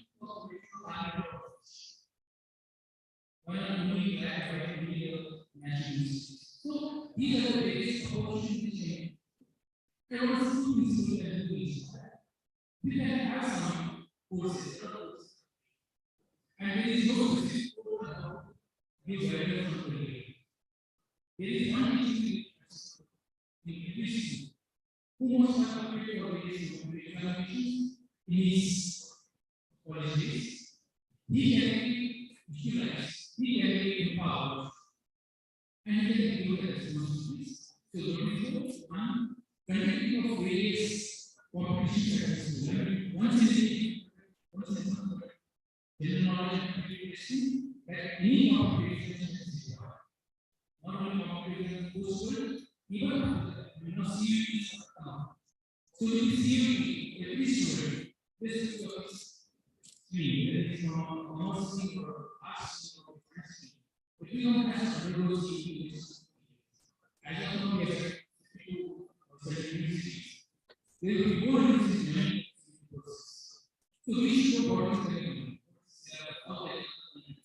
most of the questions are language aptitude, computer aptitude, and once we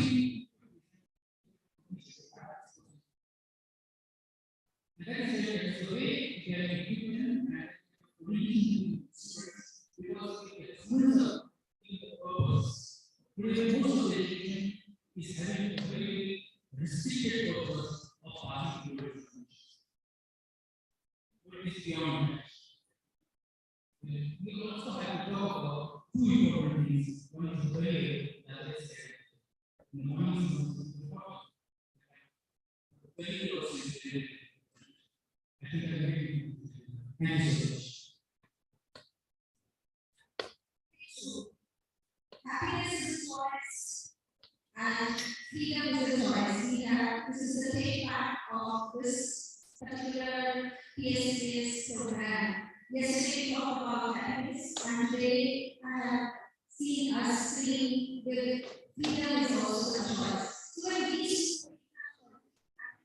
is for the child, and the child is it's not related to the child now. Happy teachers and happy classrooms. So everybody wants to be happy, and then happiness will become the SDG also, where everyone is in a world where happiness is there. So before talking about happiness, we always come to know how to become happy. Sometimes happiness within, and sometimes situations are also important to be understand. And this world we are living in is going to create great challenge in front of us. How to make school a hub of learning something initially, so that a child can come better in the future by his teacher and his family. So Dr. Ravi is going to tell us something about vocational studies.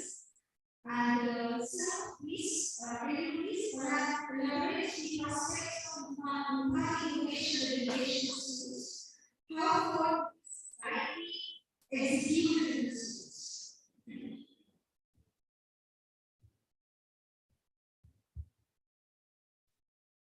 Good evening to all.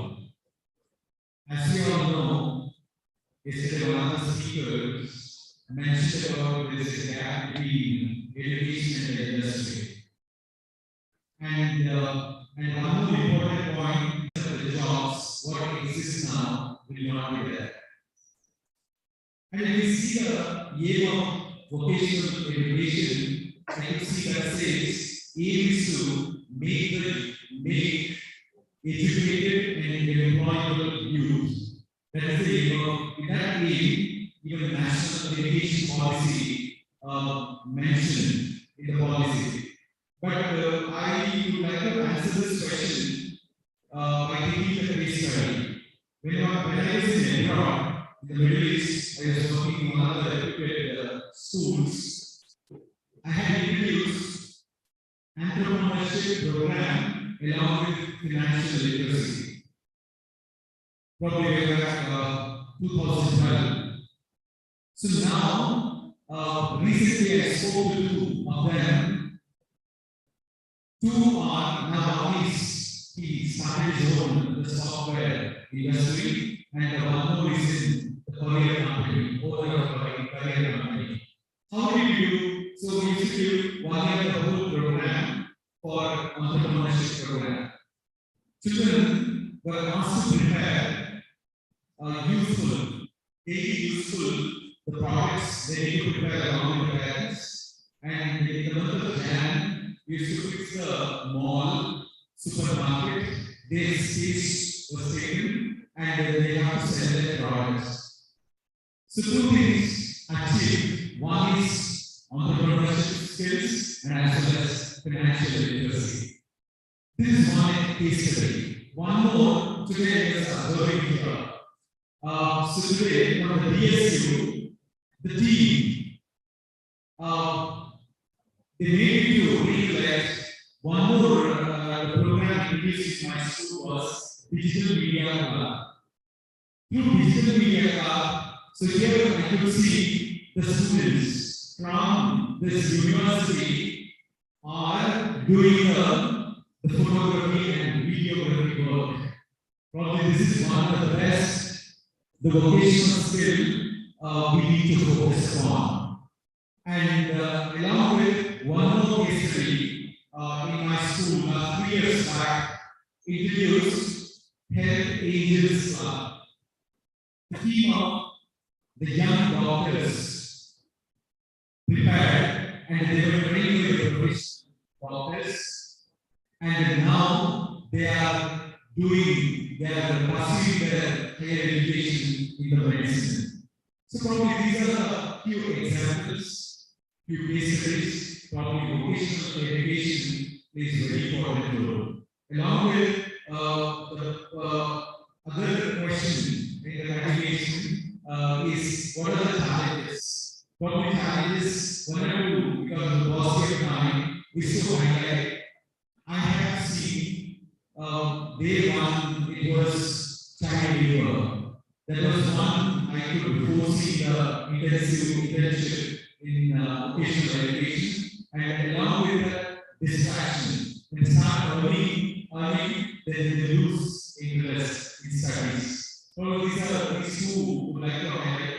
The rest probably in the further course will have. Thank you so much.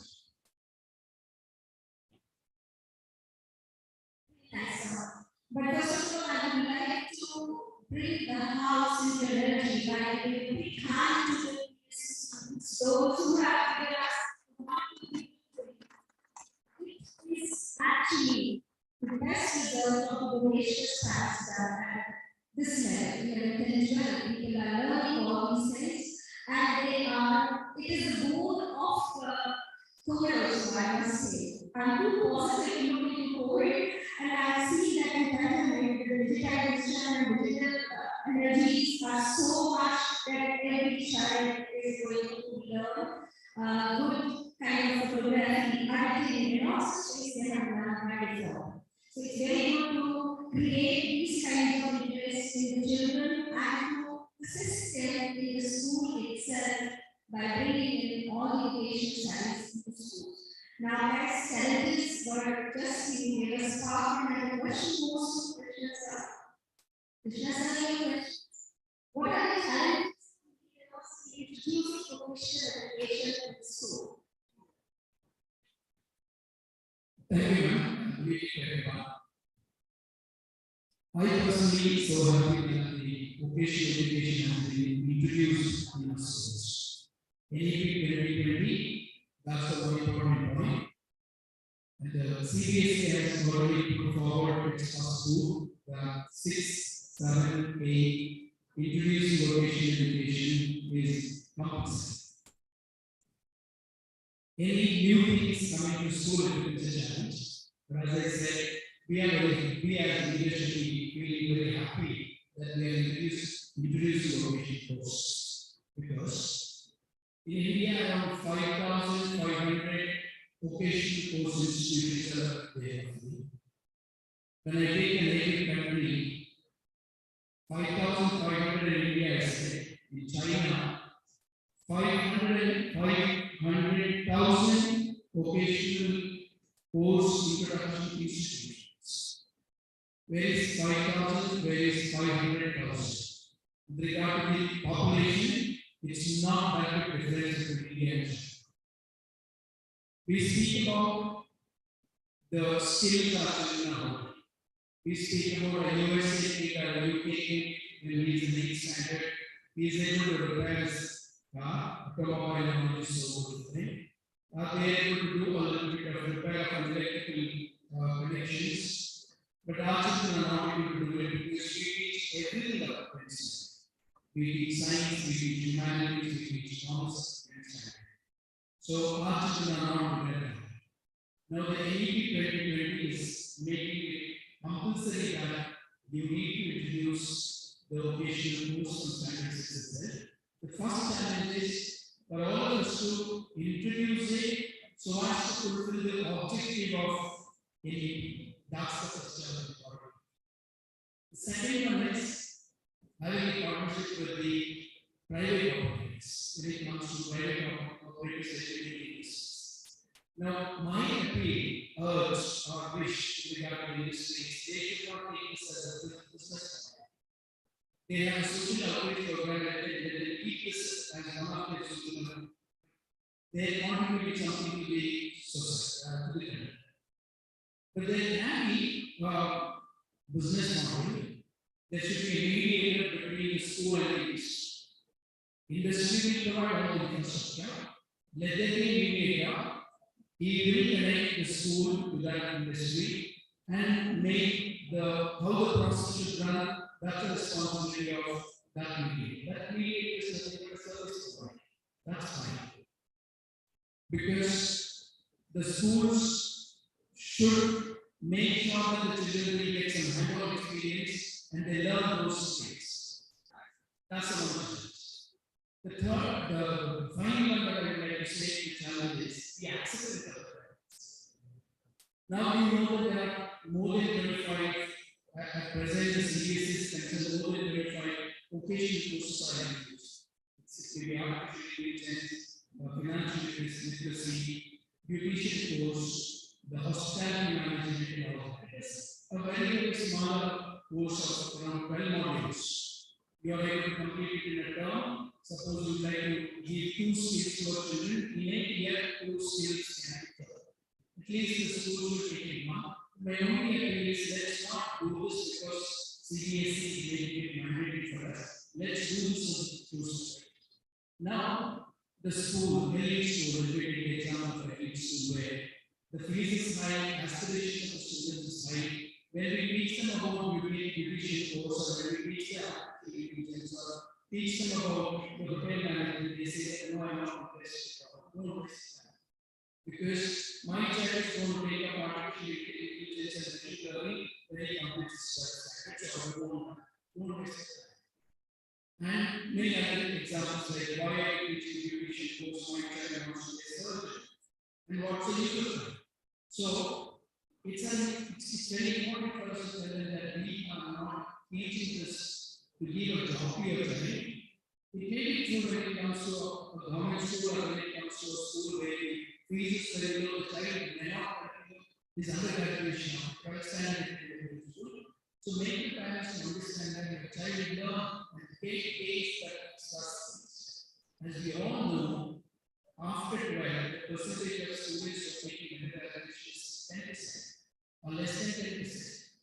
Now, where should these 90% students go?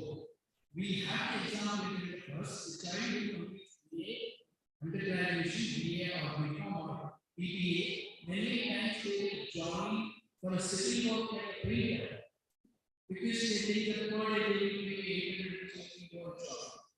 And the skill is not done and it's not a latest job. Instead of that, the schools are teaching up to 6 to 12 some certain skills, so that might give a confidence for the child that I know these very skills, out of that this is my career. Let me start something of my own. Or let me join somewhere and start afterwards something of my own. If a being completed child goes and joins carpentry, the carpenter whoever is taking as an assistant, initially will be a work. Maybe after 2 years or 3 years, he will do partly a carpenter's job. So instead of that, the schools already maybe that they will become an entrepreneurs. Out of them, maybe 2 become the biggest entrepreneurs starting from local to global. But some of the other people, they at least know that skill. So that way, we all should work towards make sure that the objective of the NEP is met by introducing this vocational course and make sure that many and almost all our children will gain at least a plus skills so they can complete their lives. Thank you.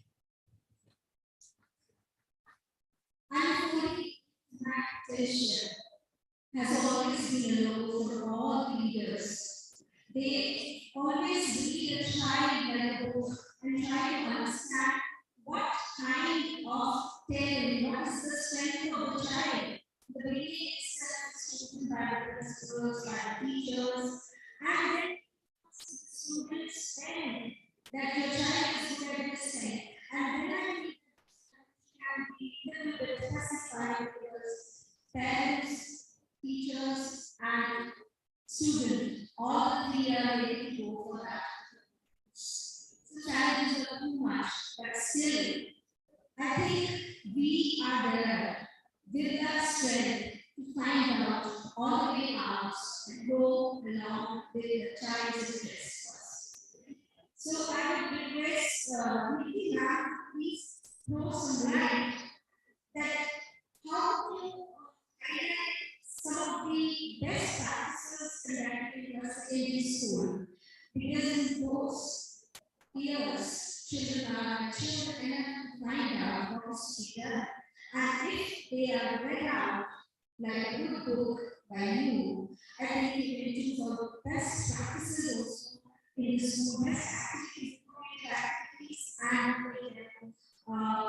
clear about their entrepreneurship. Thank you so much. And now we so if I'm just thinking what I'm listening over the rest and if I have my this is for the last week, I am about any and any talks about competency-based education.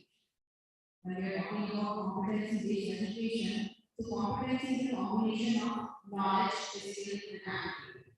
So whether the child is having knowledge, whether the child is having skill, whether the child is having attitude or not. So it is a combination of knowledge, skill, and attitude.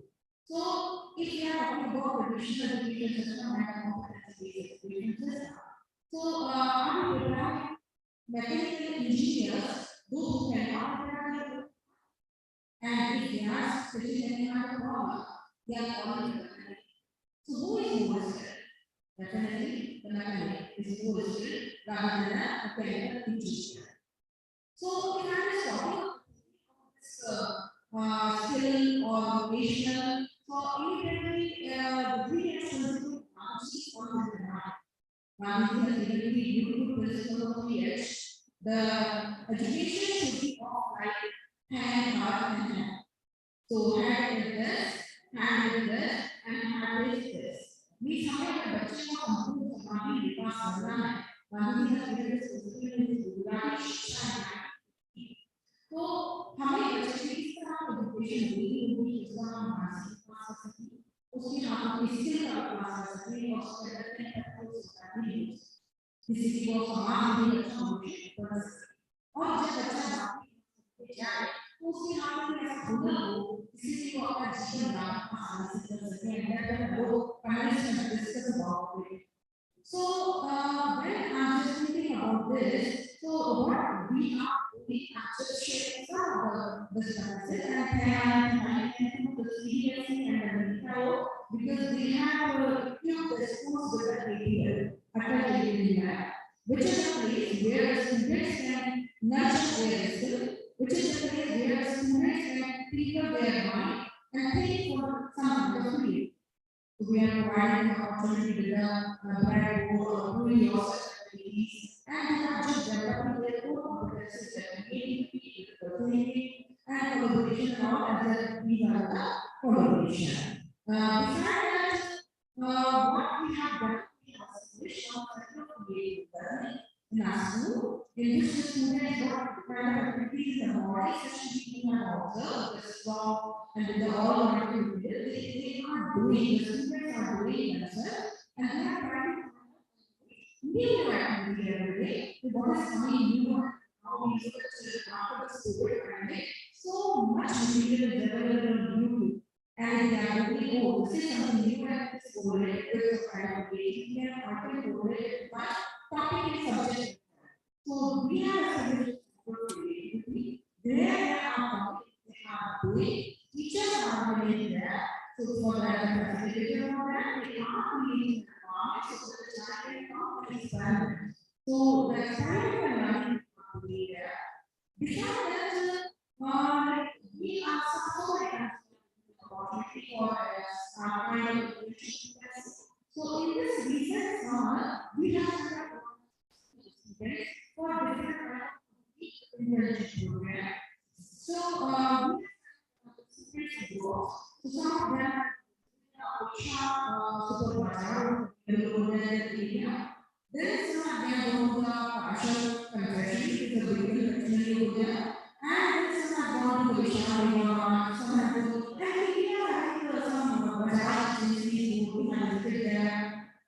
Even we are nearby Sydney Puja in Mumbai, that is a ceramic industry, and Asia biggest ceramic industry there.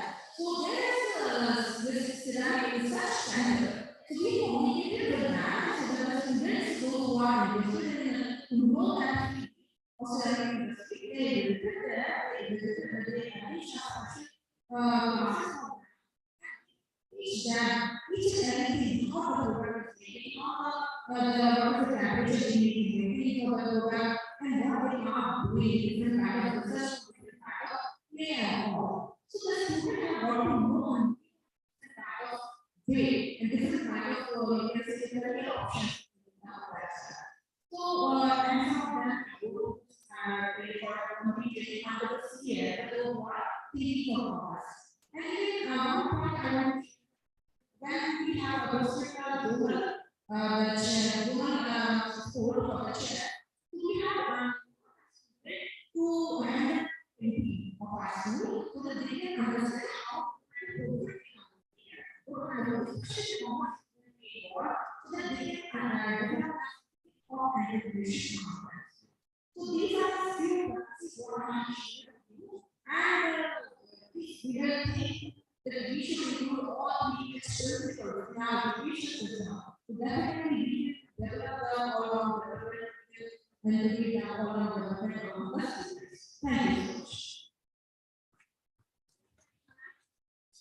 Now we're going to focus on yours from competition teaching's contribution. Life is celebration.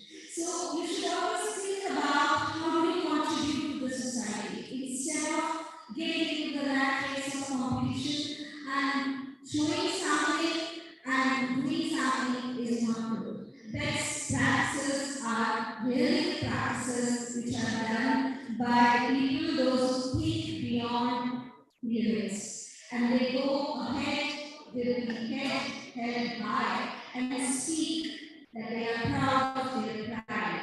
And what is pride? I think we all should take a pledge to make everyone, every child who comes to us, that he should feel proud of his pride. And the pride is P stands for positive thinking. R stands for resilience. I stands for integrity. D stands for determination. Empowering your students is one of the best skills you have to put in your children. So please try to keep yourself a leader for empowering all these skills in the child and make them proud of themselves. And I wish that these leaders are also doing same things as they have to do it with pride. Now, to sum up this discussion, I can say that leader can in this topic. I'm going to end up my voice with this topic and I'm going to dedicate this topic to all of you in the house, because we all are leaders and we must be proud of ourselves. We should feel that we are awesome and see changes and we can make the changes what we can try to think of and do it. खुद से जीतने की जिद है मुझे खुद को नहीं करना मैं भीड़ नहीं हूँ दुनिया में मेरे अंदर एक जमाना है thank you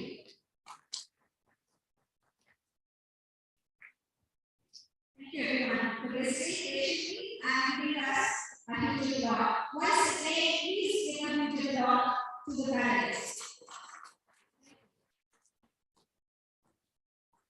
I request the panelists to be on stage. I request Dr. Savita Arora to facilitate all the panelists.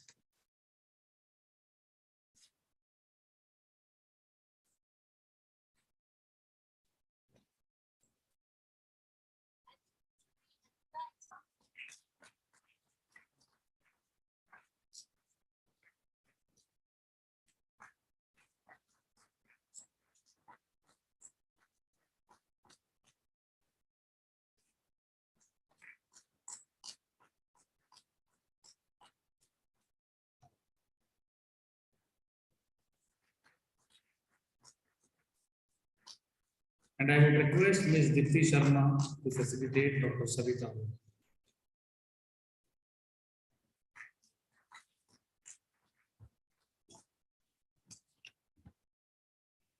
It's a pride for us to be a part of PSPA. I'm really proud to ahead thinking out that we should have more of these kind of activities and pay my humble thanks to Honorable President Abisa. You know, big hand.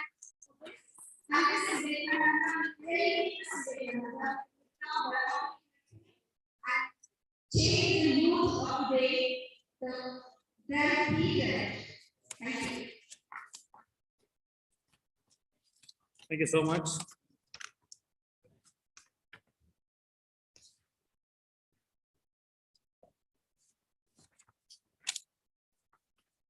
I'd like to invite on stage Ms. Archana Gabra.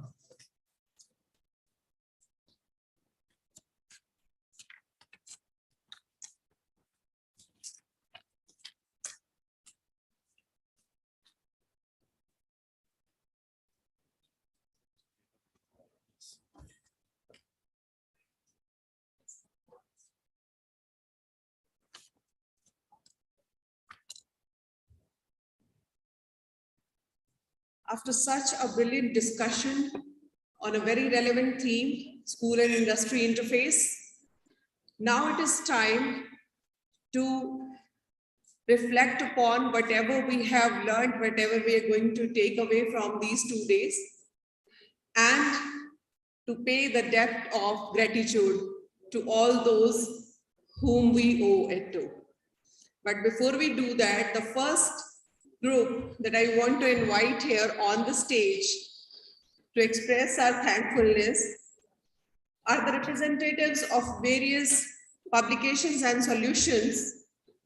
May I request one representative from each of the company being represented outside who have helped us as our associate partners to come to the stage And I would request our Honorable President, sir, Mr. RP, to come to the stage along with respected Miraj Karim, sir, to present all the partners, the sponsors, our conference kit as a token of gratitude.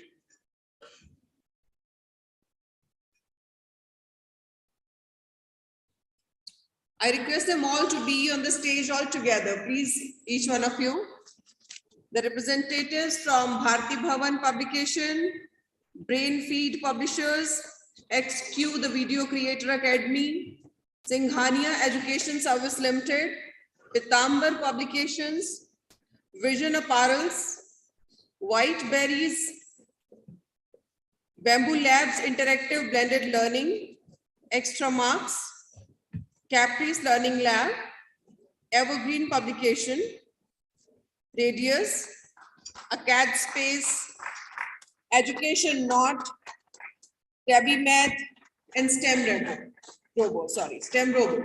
A very famous name. I'm sure many of you have already seen their presentations and met definitely somebody from their office. They have a great outreach. Guys, here I want to tell you one thing, because most of us are principals here in the hall. You know, if you talk to these guys, they will say principals hardly give us time to meet. But let me tell you one thing. You know, the learning that we all have accumulated over the years, about myself, I can say that I have learned a lot from these people also. You know, when they come to me and they talk about their project, I always look at it as if someday my student who will grow up, whom I have taught innovation, enterprising or entrepreneurship, they will start a solution on their own. So I would like to know what is their understanding about this problem. And honestly, that gives so many ideas to solve the problems at our end also. So sometimes meeting them can also be a great learning experience. So now they will be reaching out to you. Please give them some minutes of your precious time. Thank you, guys. Thank you so very much. You have been a great team. Thank you. Thank you so much.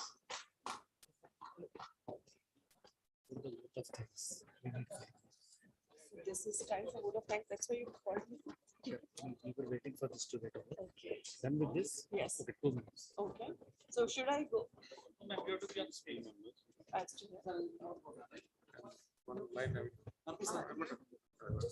We said we want 5 minutes before the vote of thanks, but you can. No, just to distribute this. What? Email goes to PSUT.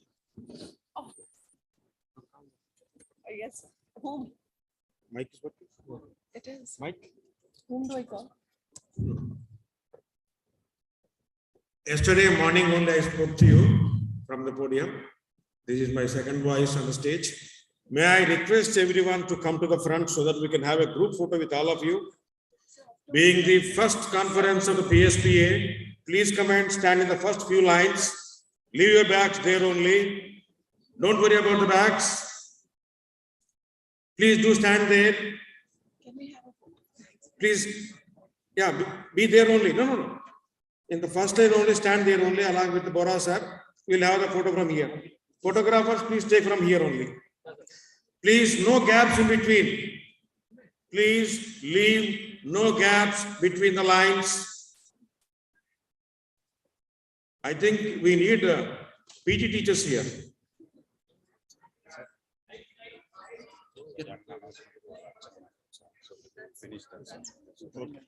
Okay, come.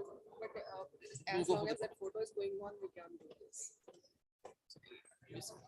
Just one. They're all. 2 minutes. I'll tell you when to start.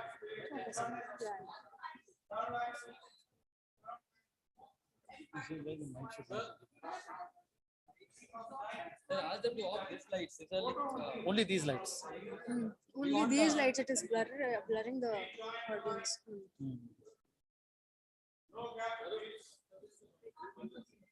Hey, the side lights to be off. Side lights.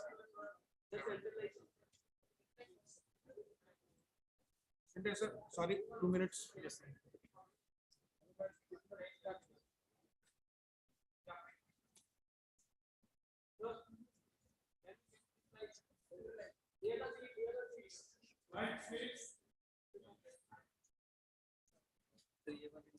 जो अंदर lights है ना white lights वहां से on होंगे TV room से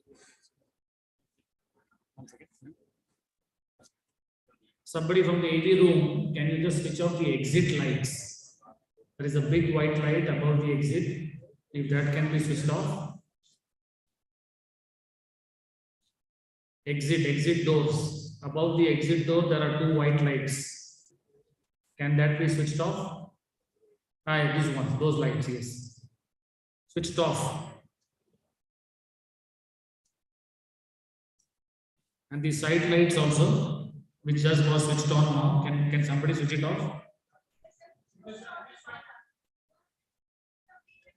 madam add कर देंगे फोटो लेके ऐड कर देंगे ma'am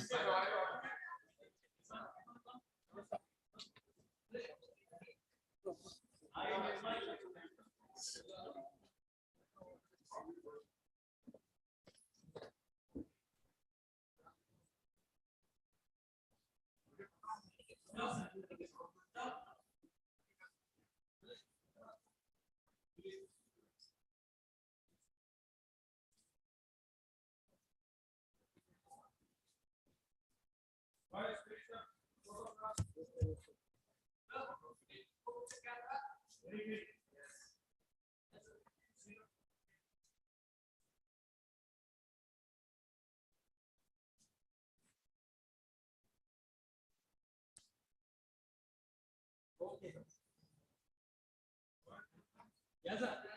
Thank you.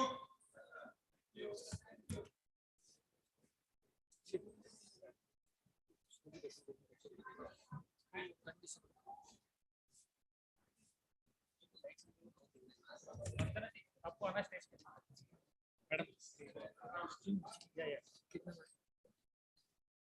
One second. We would request all the delegates to be seated.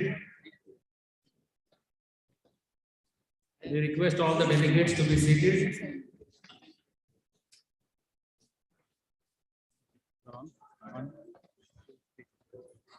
I now call upon stage Dr. Saida to felicitate Mrs. Archana Gaba.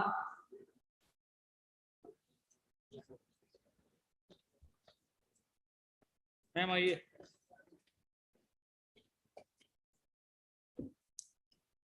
All ceremony that Saida wants to do. To whom? For me, but this is for Nari Shakti. Yes, sir.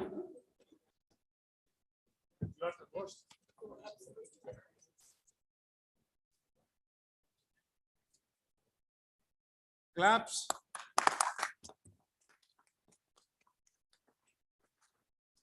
So the Mysore Peta is the classical Royal Indian attire worn by the erstwhile kings of Mysore. ಈ ಮೈಸೂರು ಪೇಟ ಹಾಕೋದು ಒಂದು ಕನ್ನಡದ ಸಂಪ್ರದಾಯ ಎಲ್ಲ ಸನ್ಮಾನ ಮಾಡ್ತಾ ಇರುವಾಗ we put this.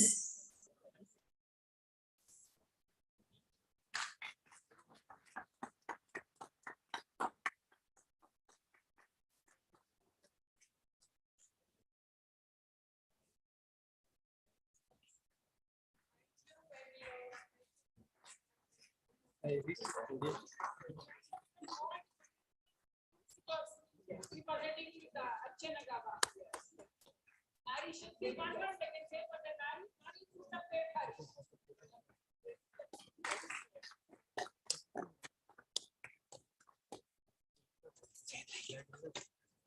Thank you everyone. Jai Karnataka. Thank you, dear. Thank you. Yes, yes. Wow. Yeah, please. Yes, yes. Thank you so much. After the thanks, vote of thanks are first.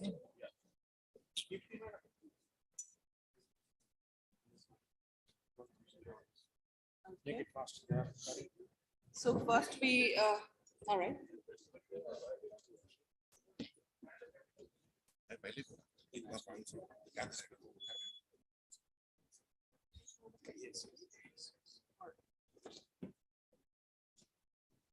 There cannot be a more beautiful culmination of any event than this. I'm really touched, and I had not expected this. Yes, of course. So before we do the final felicitations of all the delegates and all the students who have been supporting us untiringly, I want to express my deep gratitude, first of all, to all of you who took out your time, because if time is money, since yesterday you have spent millions on us. So a loud clap for each one of you. Thank you so much. And when I say us, I don't say us, I say all of us, because this learning has to happen for each one of you.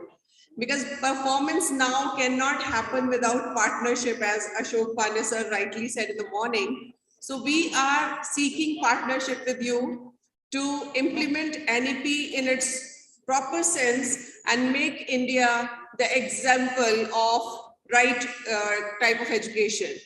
So once again, thank you. I want to express my thanks to our Honorable President sir, Mr. Ashok Pandey and Mr. RP sir. An event of this dimension does not happen overnight. The wheels have been rolling for last 1 month. Miraj Karim sir, Farinder Bora sir, Shivastro sir, these are the people who have been working behind the stage.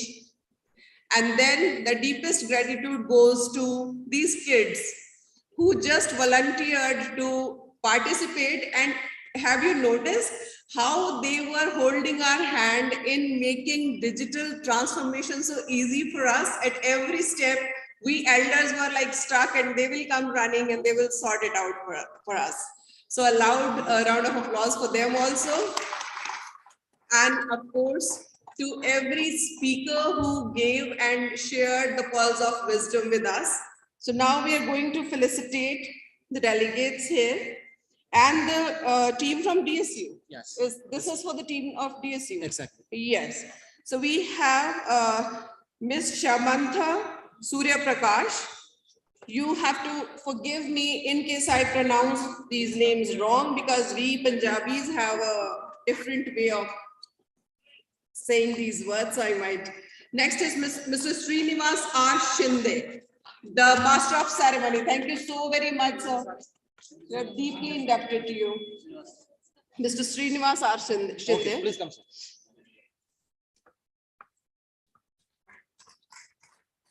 Mr. Ravi Verma for coordinating the event beautifully.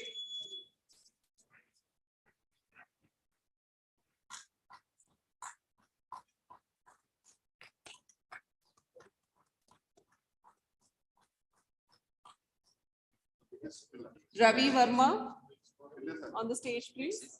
Yes, this is for Ravi Verma.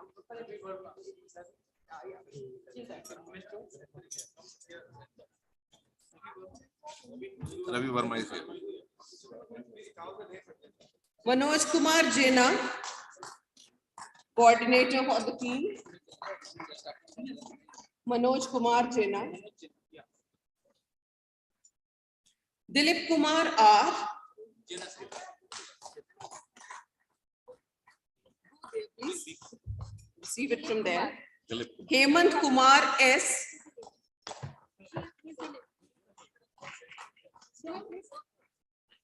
Keep clapping, you two keep clapping for your batchmates and your friends here. Sai Prasad N. Ram Hemant Kumar. Yeah, please. Yes, yes. Yeah. Noticed.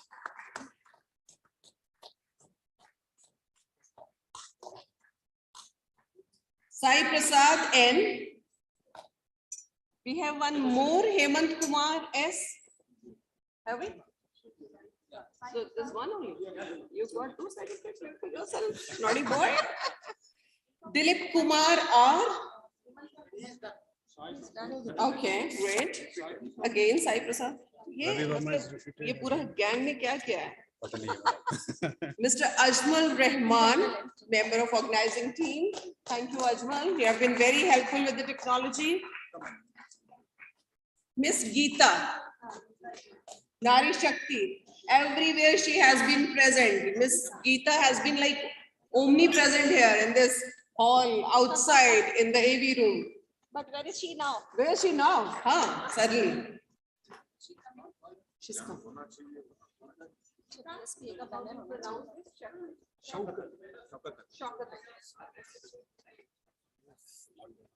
Shaukat. So Geeta ma'am, here she is. On TV we have a Geeta ma, and here we have a Geeta ma'am who has supported us everywhere. So glad to have met you, ma'am. Thank you so very much. Thank you. Such a pleasure. Please come. Shaukat Ali. Mr. Shaukat Ali is again member of organizing team. Okay. Acha. Mr. Shaukat Ali, this is for you. So you can just run to receive this. MD Ilyas Bagali. Ilyas Bagali. Oh, the man with couplets. Yeah. Mr. Nirmal Kumar GS. No, that's his certificate.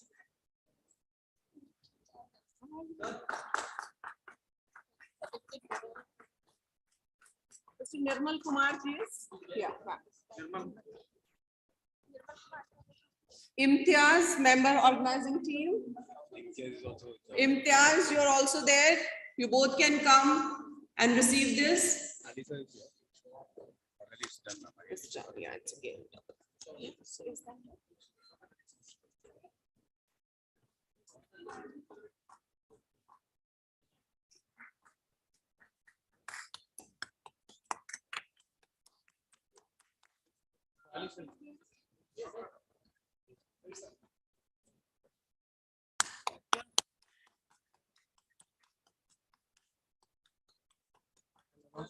yes, please do. Imtiaz, without you, the AV room would not have operated. We would want you to come to the stage, Imtiaz, or we all will come there.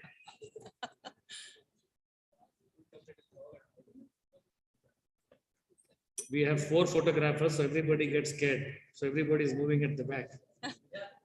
आप थोड़ा पीछे चले जाओ, वो तो सब लोग डर रहे, 4 फोटोग्राफर है तो कहाँ शूटिंग निकाल रहे हैं.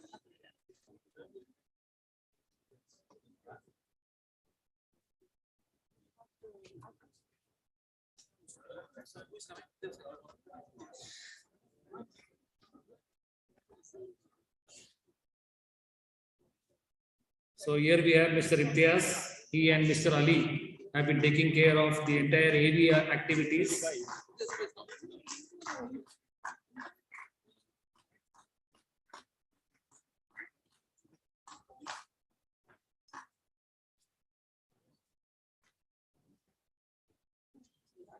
Yeah, ma'am.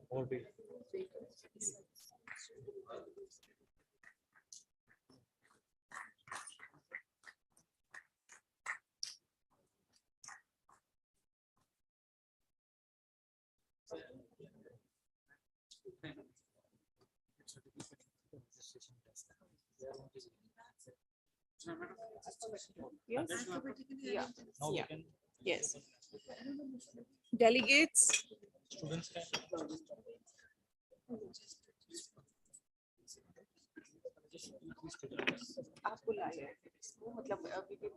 Okay, what we do is just call 2 students of dynamics on behalf of the entire volunteers. They will receive the entire bunch of certificates from you. Yeah. Just call Yes. students of the And there were so many kids, young people, beautiful girls, handsome boys who were supporting us everywhere, guiding us. जो बता रहे थे खाना मिलेगा और यहाँ से मिलेगा, चाय मिलेगी. So on behalf of all of them, I want to invite 2 of the representatives to please come to the dais. And we'll be presenting the certificates for the whole group to them, which they can later distribute. For the sake of time, please. 2 representatives from the students, please. Of the DSU. Brilliant bunch it is. So, no, that's fine. Yes, please, please. A very energetic bunch. Really, our future seems to be very, very bright now. Very nice kids, very nice. They say stars shine in the dark, but we have seen stars that shine equally bright in the bright light. Very well done. Thank you.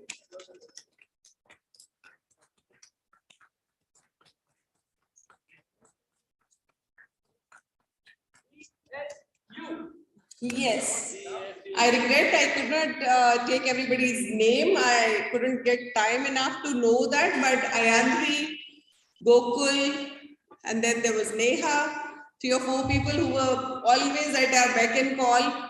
We are really very grateful to you, Bita. And blessings to you.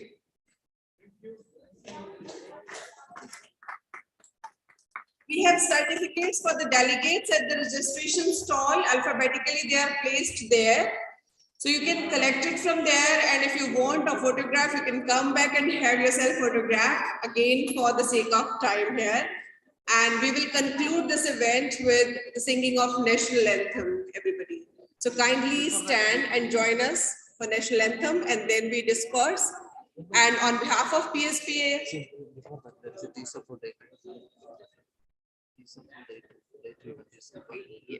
okay, okay, National anthem will play from here. yes, Once everybody is ready to us. yes, yes. Before that, we have one more video.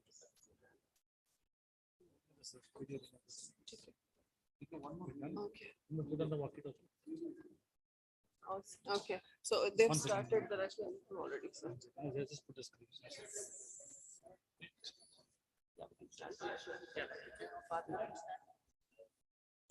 So for the national anthem.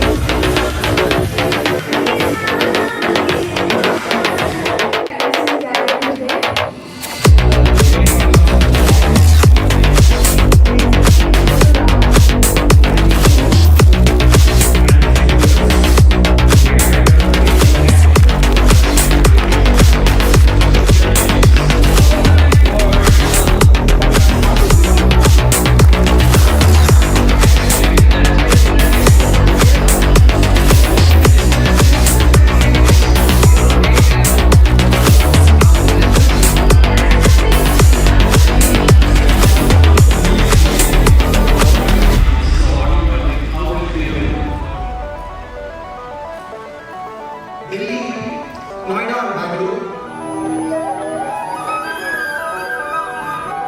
Either physical additions or fractions, multiplication, fundamental operations are breaking the step we prefer to say. Private school